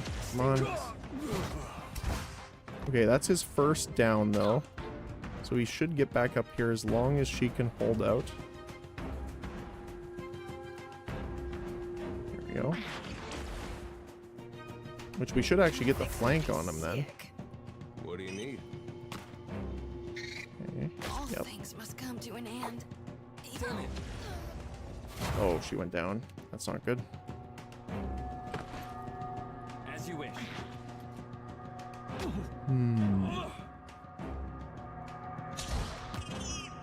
Nice. Okay.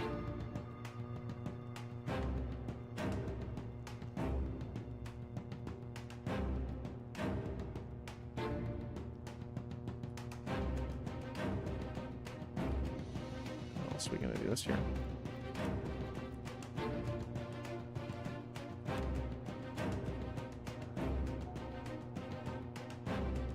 Will-o'-the-wisp is not a good chance.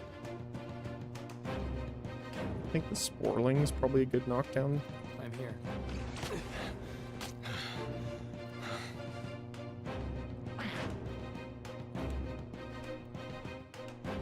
Okay. Nice.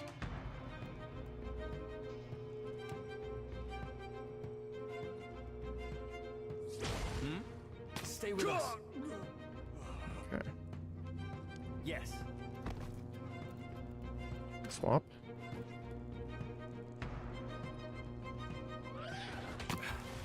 I feel Ow. weak. I don't think we can deal with them here, unfortunately. Even with the amount of strength I have, we're only dealing 5 damage with that. I'll make it. Ooh. Okay. That's rough.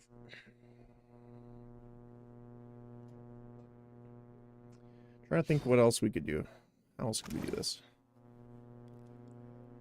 Oh, I gotta save it after. You know what? Let's just do this now before I forget again. That on you. That on you. Health upgrade on you. There we go. Save. Fire traps.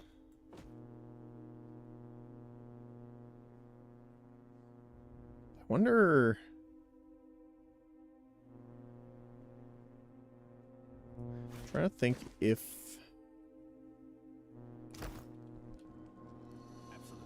We can set multiple. Like if I set this one here, they're gonna get drawn here. Right? And then if we throw the sparkler here, will they walk into it? Yep, okay.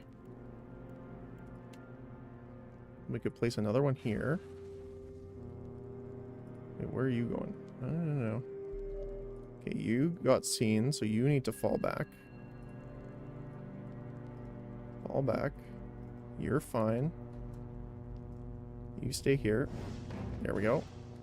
Okay. No. You stay here. There we go.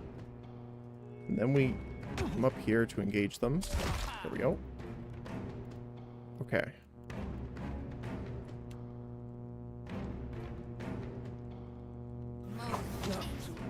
On you, but slowly. There we go. Okay, that's a better start. This way we can actually use the chill fog here. Didn't think that's beyond me. No.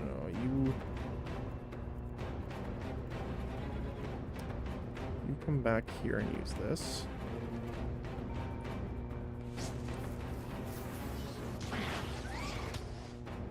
Okay.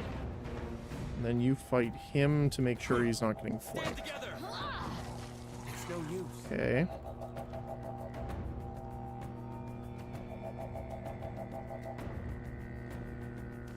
What can I do?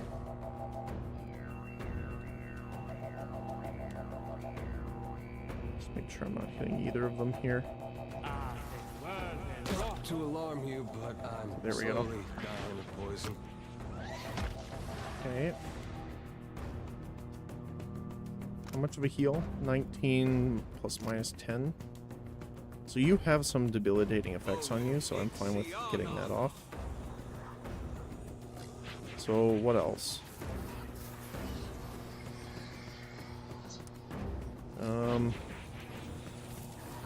It looks like Sporling does the most damage here so far.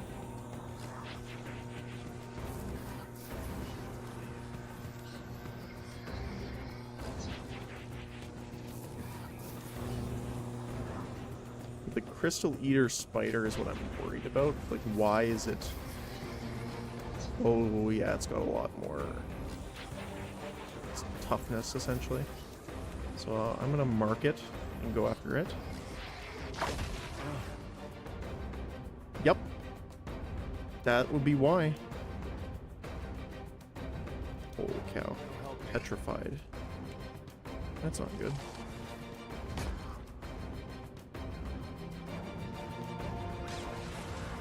Yeah, I'm glad that I marked him then.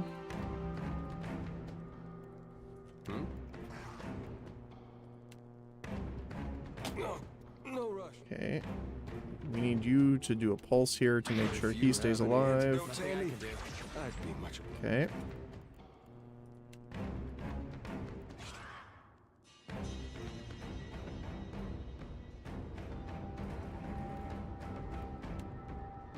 We're gonna try and blind or debuff them here with daze as well. Okay. It's a decent amount of damage we're dealing though. I can't really complain about that. Problem is just the speed of his reloads kind of rough right now. Okay, he got rid of Petrified. I don't want him to do that right now. I would like you to try and get the knockdown and the Sporling.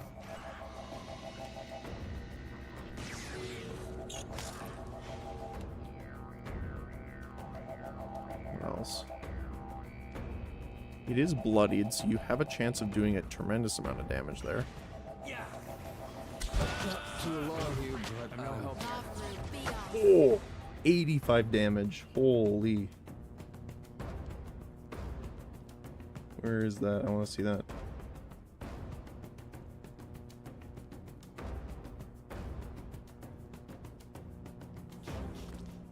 I don't see it. Blessed Harvest. Oh, here. 129 slashing damage. That's crazy. Okay. It's no use.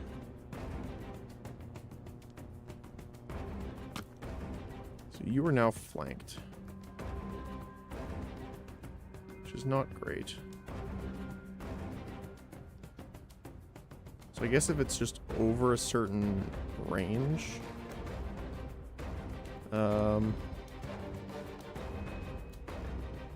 So what does this do? Oh, it makes them invisible, so that's not good. Let's just hit all of them with this. You can get another knockdown. More damage on the Sporling. Best target for us is the Sporlings, technically. But the others have a harder time hitting the Will-O-Wisp, so I think that's probably going to be our best bet. You're still not damaged enough that you need to worry.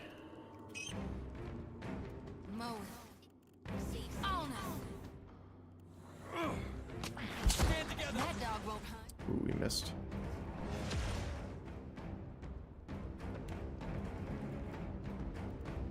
Let's see if we can get them again here.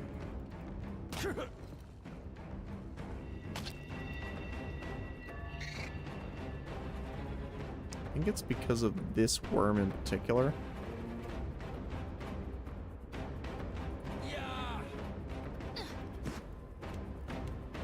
So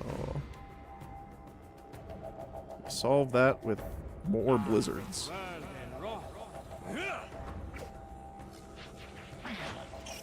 Nothing I can do. Okay.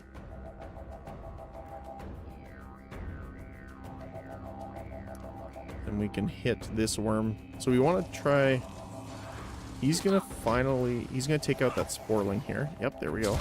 So now he loses flanked. Now this one might try and come up, but I don't think so. So then what we do is do another takedown on this worm. Could use something to little pep. You now need to heal. We're still reloading.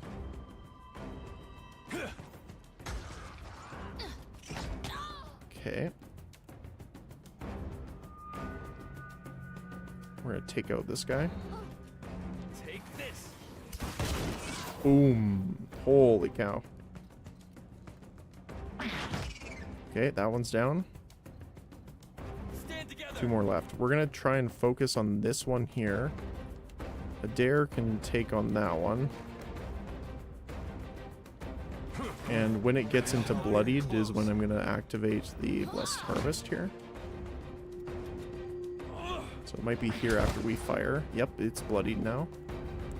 So we're gonna use Blessed Harvest. Not to alarm you, but I'm slowly. It missed, unfortunately.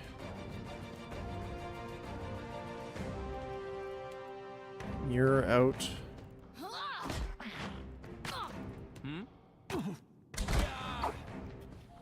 It's got a lot of armor. That's part of the problem, is it's reducing a lot of the damage that we're doing. Okay. I'm gonna shoot at that one then, since you're hitting this guy. Oh, of course you miss when I say that. Okay, there we go.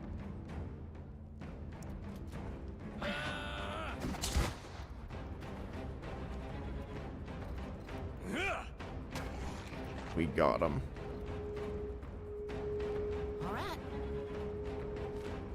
It just took 2 fire traps and a lot of running them through it. Oh boy.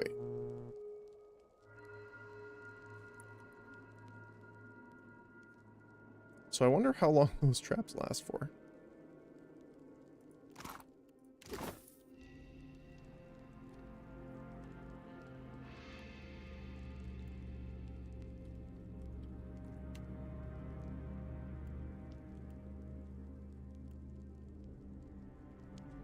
Apparently a while. Okay, so let's save. You know what? After that fight, let's just do a hard save. And let's see what we got here. All that remains of this inscription is Raka the Fortunate. Okay. Part of the statue near the legs has been forcibly removed. The bold-hearted Avarix, master of the blade. Sama, beloved sister. Okay.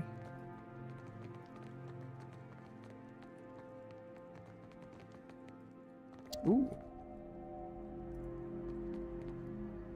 These ornate bronze fixtures appear to be braziers. Soot lines the interior of their metallic petals, and you spy fresh coal beneath a filigreed grating. Someone lit these recently. Had you the means, you might be able to do the same. Let's light them. Nothing happens for a moment, and then the brazier ignites in a sudden rush of flame. Okay.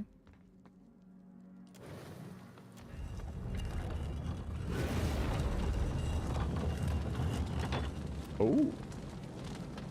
Okay. Well, at least it didn't catch us by surprise. So it looks like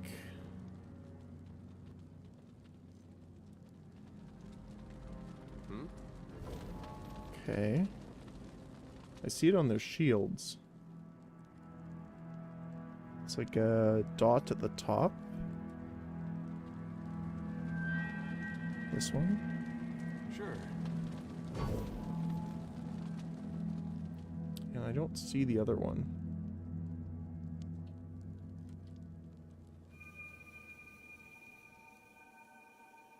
These guys. Can't really see that well. So let's see, we could try. Nope.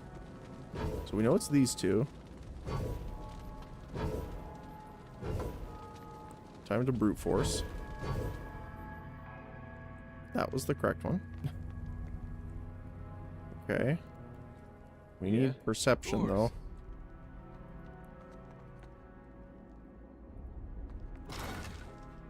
Gladiator sword. Fine quality, so plus 15% damage, accuracy, and penetration bonus. Grants scrim. An ancient technique for balancing defense and offense. Enhances melee defense and deflection when wielding with a shield. Oh, cool. Enchant. Ooh. Unique, with a gold border, weapons, armor, and shields can be enchanted to further increase their potency. Each enchanting recipe requires a number of specific ingredients. When you have the ingredients to perform an enchantment on an item, it will display a plus in the upper left corner of the item's icon. Okay. Oh, so you can upgrade their stuff too. Oh, cool. Okay. Not what I meant, but sure. Definitely save. So, we're definitely going to put that on you. Right?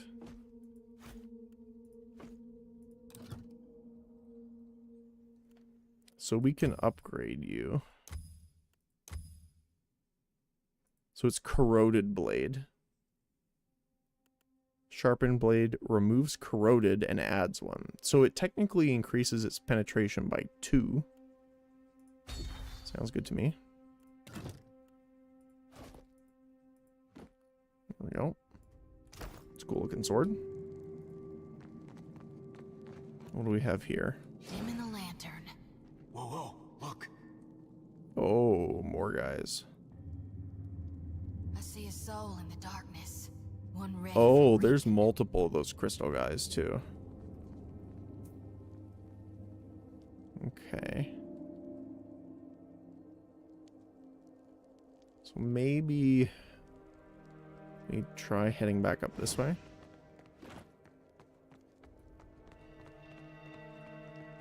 Dim in the lantern. I don't know if we killed everything in this area yet, so let's be careful. Oh.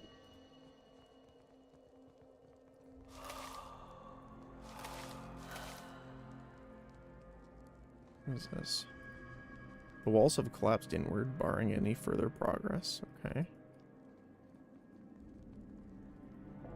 Doesn't seem like there's more here. Indeed. Enemies, I mean.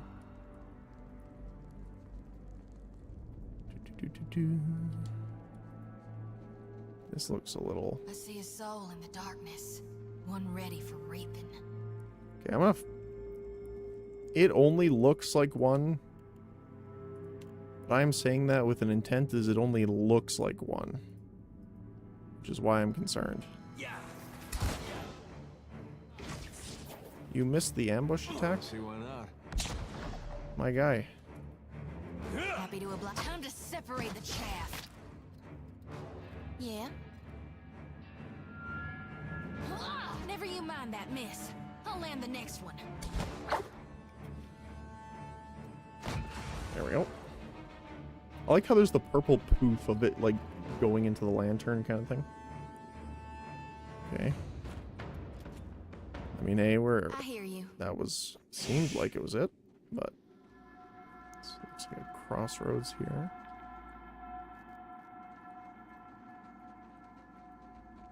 Let's head north. Whoa, look. Oh, essence anomaly. What are you?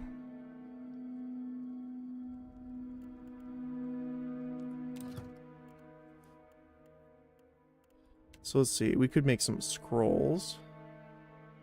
The reader can destroy any spirit vessel or summoned creature below their level in an area. Oh, that's pretty cool. Insect swarm. Plague of insects. The only thing I don't like is the gold cost, because if you're farming up the materials and stuff, I think that should be enough, but... Deadeye. +5 accuracy, 15% chance to interrupt on scoring a hit. Perception, resolve, and intellect. Okay. Summon a weapon of firebrand. Holy cow, that's 18 to 24 fire damage plus 25% damage as burn. Forms a powerful sword with a blade of pure fire in the reader's hands that inflicts burn damage. Skull of miraculous healing. Moderate healing, prayer for the body. I guess we're just not buffing enough. What are you? Ooh, greater anomaly. Okay. Do you want to see? We are pretty close to leveling too.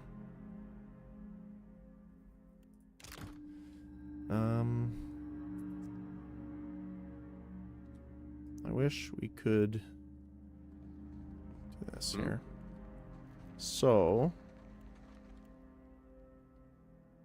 I don't know if I have any other devices left, like the stun grenade or anything.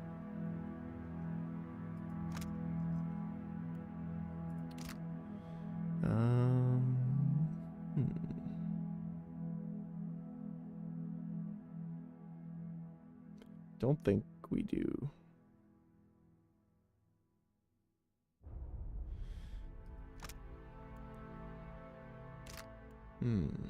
Okay.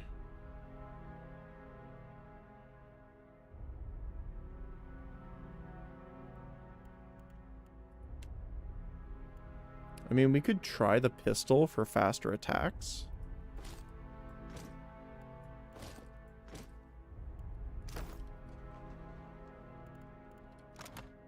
Oops. Like if I switch this around.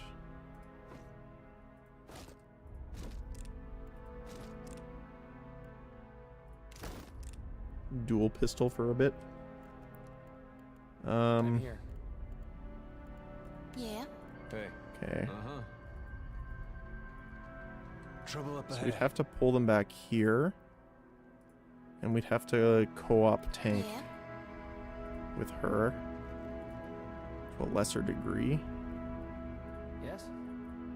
Then we would use our guys here. Although we could... What we could do is send the scroll over to her. I don't know why her ranged weapon's in her inventory, but... Because then she'll be frontlining, then she can actually cast it as well.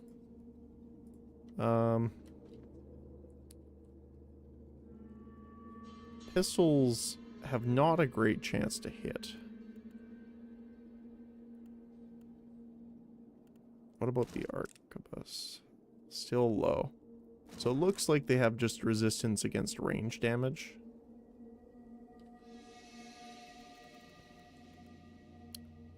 So I guess opening up and seeing if we can get a shot here. Oh. Take this. Stand together. Oh, that did a lot, actually. Okay, back up, back up, back up. You are going to be our primary target. Nope, stay here. Stay here.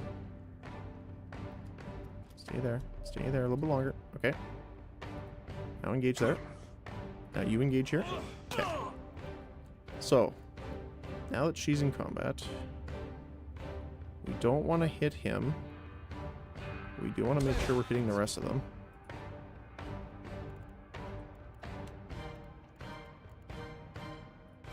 I don't know if we can trip a phantasmal anomaly.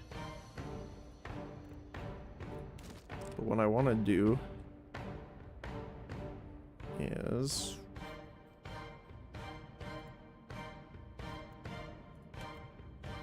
Flames of Devotion here, maybe? What about you?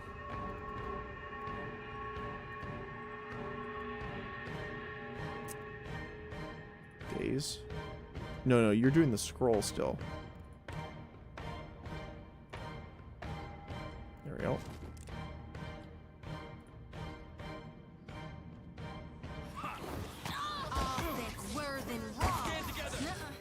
Okay, that worked decently.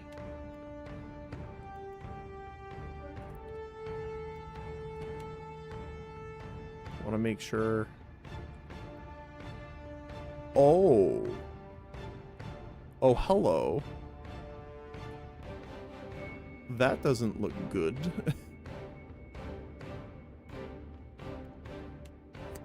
Okay. Didn't work.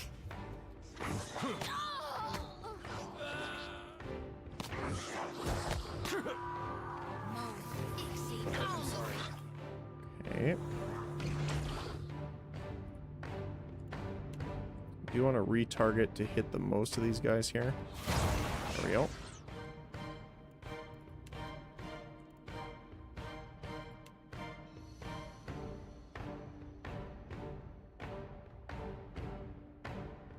There we go.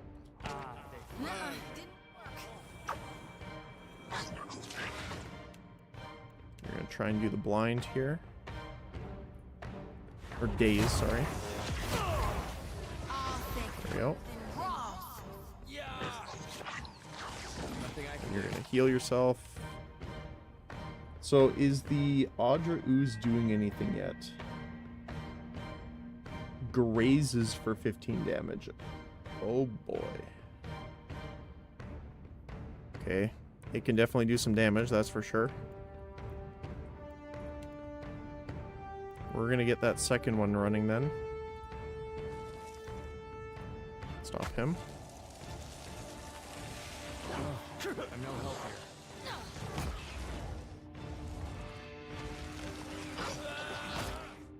here. Yeah, you're flanked now, which is not great.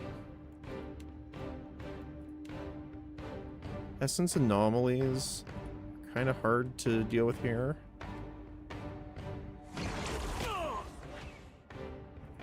So you're gonna try and take out this one with her. There we go. Boom. It's no use. That definitely attacks faster.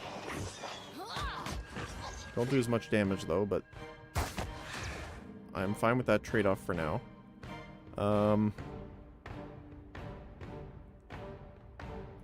Essence anomaly here.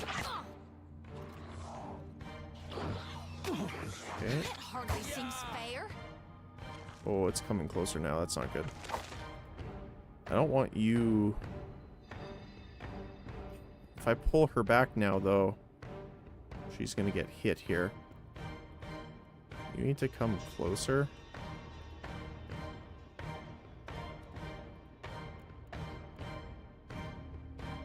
You're going to have to heal, I think. Because you need to back up here. There we go. Nothing I can do. Uh-oh. Ouch. Yeah, you gotta get back here. Heal yourself. We're gonna move you in the way. Then you're gonna heal.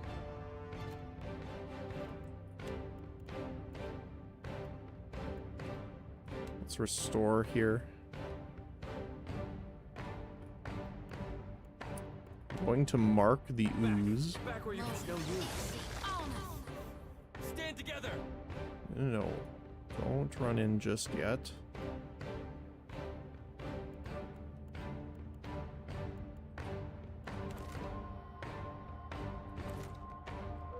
Take a shot there. I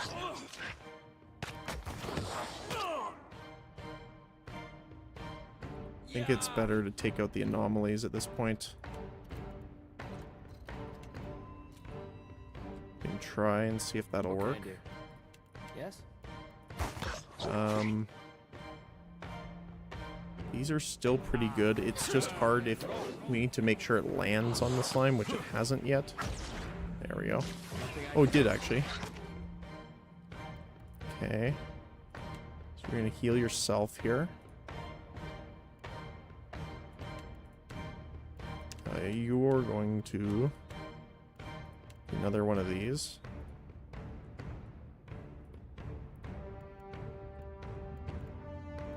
You have marked him.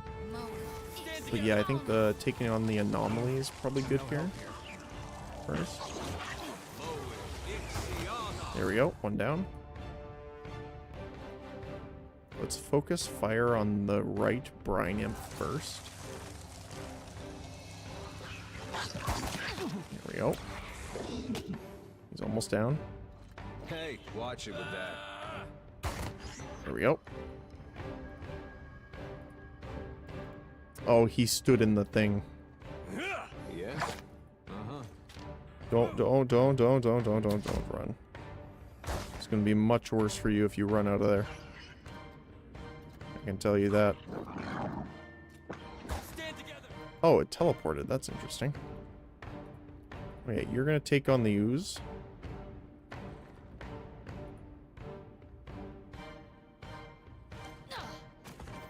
What is this? Devious shift. -1 in power point. Okay. Can I get closer? There we go. So that hopefully this will heal. Can't make a dent. Yeah. Oh my goodness, that hurts.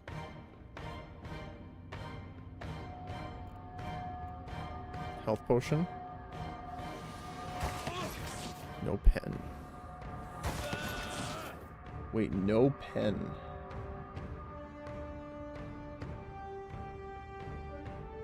Oh, they have 10 armor. Okay. In that case, we have to use the arquebus. It's got pen 9 by itself.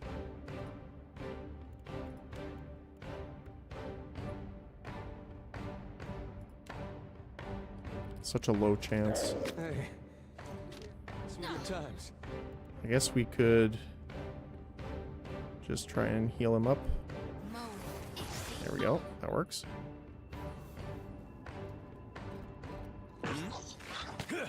Ow.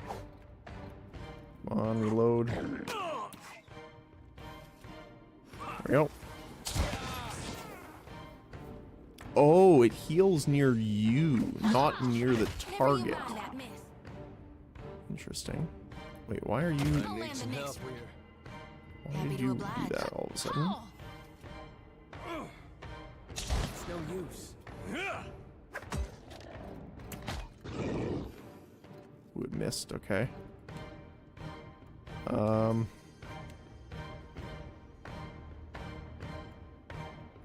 I don't think this will hit, but actually, you know what? Let's superpower it. See if that'll work. 34 damage. We'll take it. Okay, that guy's down too.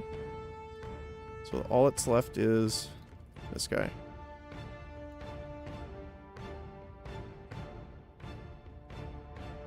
Careful aim to cause maximum impact. Hits interrupt target. Yep, sounds good to me. Come on. So he's gonna get back up soon here. There we go. So it's good that he's sworn as your enemy the whole time. That it doesn't go away. I need some help here. Need something stronger. Get him. Yes? Yeah, we're all out right now. I guess you can drink a potion. That's probably the most you can do right now. Never mind. Okay. So I want you to switch over to melee then.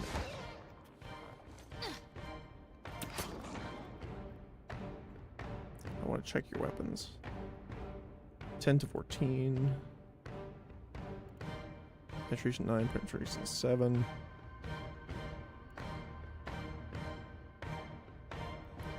Soul Reaper, 5% sickle damage until combat ends on scoring a kill. Okay. Makes sense.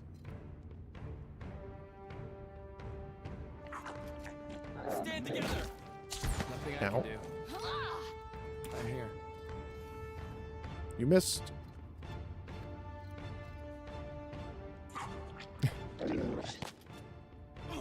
We're in a shooting match against a slime.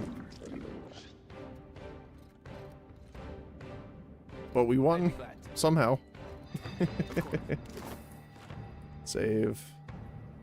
Okay, so he has 2 wounds out of 3, so that's not great. So I'm gonna just stealth and see what's in here. A lot of lightning.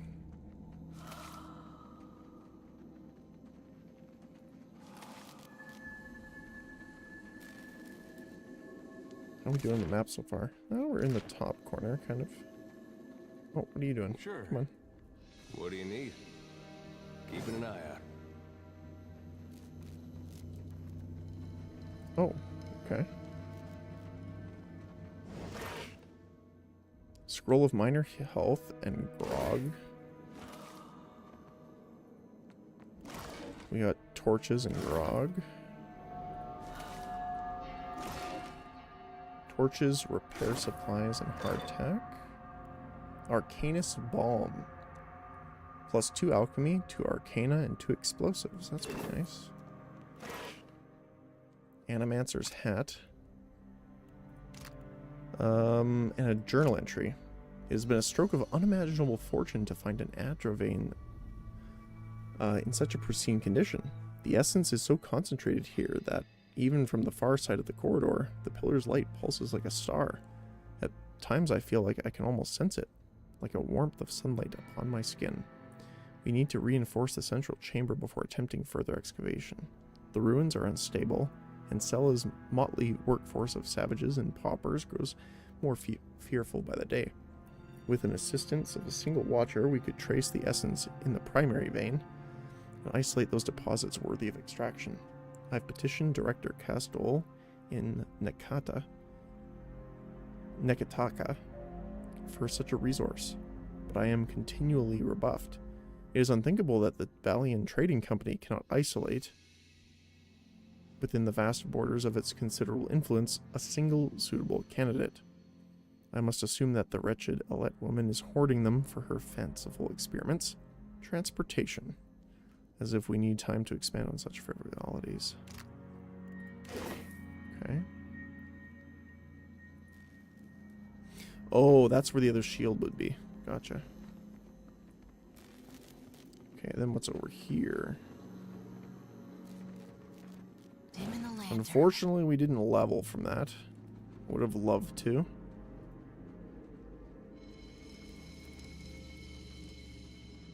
Ooh. Okay.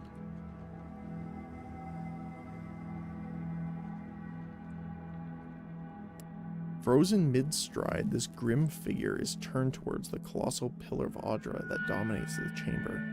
The ashen corpse's outstretched hand rests upon the crystal's dulled surface.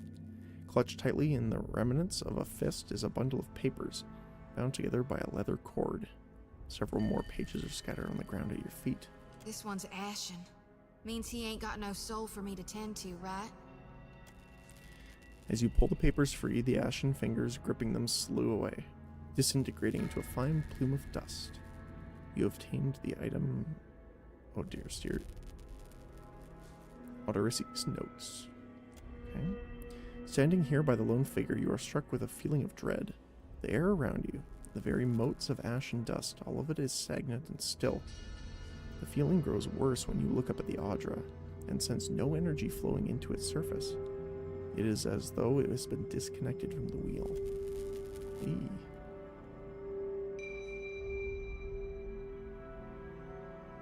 You place your hand against the pillar of luminous Audra. A dim, warm light emanates from the surface, but it feels cool to the touch. Pinpricks dance along your fingers, uncomfortable, but not painful. A woman's voice, scratchy, distant, and halting, echoes in your mind. Find your soul in him. You concentrate, peering into the Audra's energy as you would peer into a soul. Its inner light is blinding, but as you become accustomed to it, you perceive the core of the Audra itself, a churning mass of millions of soul fragments. With a jolt, the energy reaches out to you. The Angwithan ruin fragments around you, breaking into incoherent shapes and dissolving to dust, falling into an infinite well of dark gray vapor. Even the ground itself disintegrates into nothingness. All that remains is the murky expanse of the in-between. The Audra pillar, and a skein of golden threads rooted in the pillar that extend far off into the distance. You focus on the threads. You catch glimpses of memories, your memories, mingled among the memories of thousands of other captive souls. The filaments begin to cohere, rapidly twining into a golden cord. With a muffled crack, the cord ripples outward in a violent wave toward the endless distance. The cord undulates over a space so vast that you lose sight of the wave before it finds its end. Then, a heavy creaking, like the sound of mountains shearing under their own weight, washes through the dull gloom of the in-between. A violent force yanks you along the cord at an incredible speed. The murk of the in-between warps erratically, as though you are observing it through an ill-ground lens. Just as quickly as you were pulled forward, you stop, suspended below a massive figure of ancient carved Audra. Like all Audra, it glimmers with energy, but the souls and memories within it are not flowing down. They churn in a vortex that burns at the heart of the statue's mass in some invisible engine. It is Aethys. The great golden cord terminates in his back, sending pulses of energy throughout his limbs as they move. He walks in long, slow strides toward a brilliant pillar of Audra far in the distance. It shines even more brightly in the in-between than Aethys. From within the teeming throng of souls, dozens of eyes look out to you. Through the cord, their collective anguish and despair push at the edge of your mind. That's pretty brutal. Help us! Please! Help us! Their voices echo in your mind. Somewhere within their ranks, you can feel the presence of your own soul slumbering deeper in the gyre. Let's reach out to the lost souls. You reach out to the lost souls, but the incredible power flowing through Aethys' body repulses you. Not even your Watcher powers can penetrate the massive tides of energy crashing through him. The souls sense your efforts and attempt to breach the surface of Aethys' body, but are instantly pulled back down into the deep well of the statue's heart, as though they were pried from the edge of a great precipice. Aethys' stride slows and stops. His head slowly pivots, until its great burning eyes are cast back along the cord. As his gaze meets yours, you feel an overwhelming rush of incredible joy, mingled with profound sadness. You have sensed similar anguish in lost souls, but never with this intensity. A soothing voice drifts into your mind. It takes great bravery to venture through the in-between, even for a watcher. A swell of admiration radiates out from the god's heart. A force so intense that it momentarily overwhelms you. You do not need to follow me, for their sake or your own. Something beautiful is coming. Something that will save us all. A great light shines from Aethys' brow. So bright that even the souls within him flinch from the source, cowering in fear. Through the glare, you see Aethys' massive arm reach up to grasp the golden cord. The tether carrying energy from the Audra pillar to him, that also suspends your consciousness. I still have need of it, but do not be afraid, Watcher. Dawn will come for us all in time. Aethys yanks on the golden cord, pulling it from his back. The cord tears into filaments that blacken and dissolve to dust. Without pause, he turns to resume his stride toward the distant pillar of Audra, shining on the boundless horizon. You hear the souls within him cry out for just a moment, before your consciousness is snapped away from them. The in-between goes dark. For a second, you feel a mix of nausea and a sensation like spinning and falling. Then the moment ends. Your consciousness has returned to the Angwithan arena. The world is sideways, the Audra pillar upside down. You flinch at the feeling that you're standing on the ceiling. The disorientation overwhelms you and you collapse to your knees next to the luminous Audra pillar. Previously dim and flickering, the pillar now glows with a strong and steady light. You touch the Audra again, but the chill and prickling sensations you felt before are gone, replaced with a comforting warmth, like the embers of a fire that has just lost its flame. So it's like he's draining it like a battery. As you return to the world, you feel a hand on your back. You alright? Come on, we just got your back. Despite his tone, you see genuine concern in his eyes. I'm not sure. Well, if you're not sure, now I'm worried. All right, so what happened?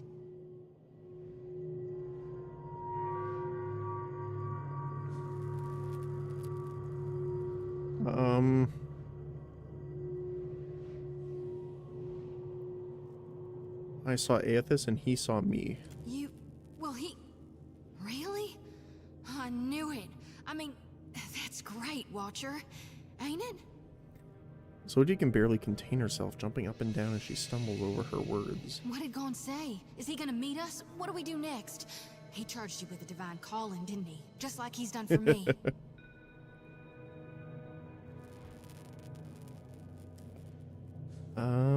Let's see.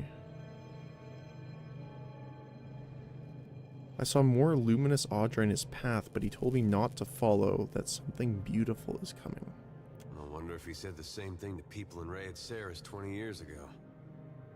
I wonder what he's after, and why he's been giving me these dreams. The things I've seen, they leave a mark on your soul.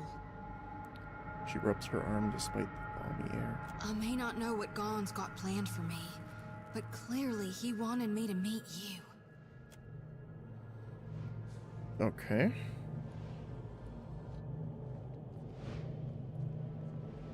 Definitely has energy now.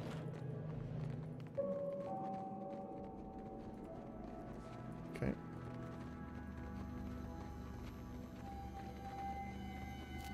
Just want to check over here really quick that nothing changed. No? Okay.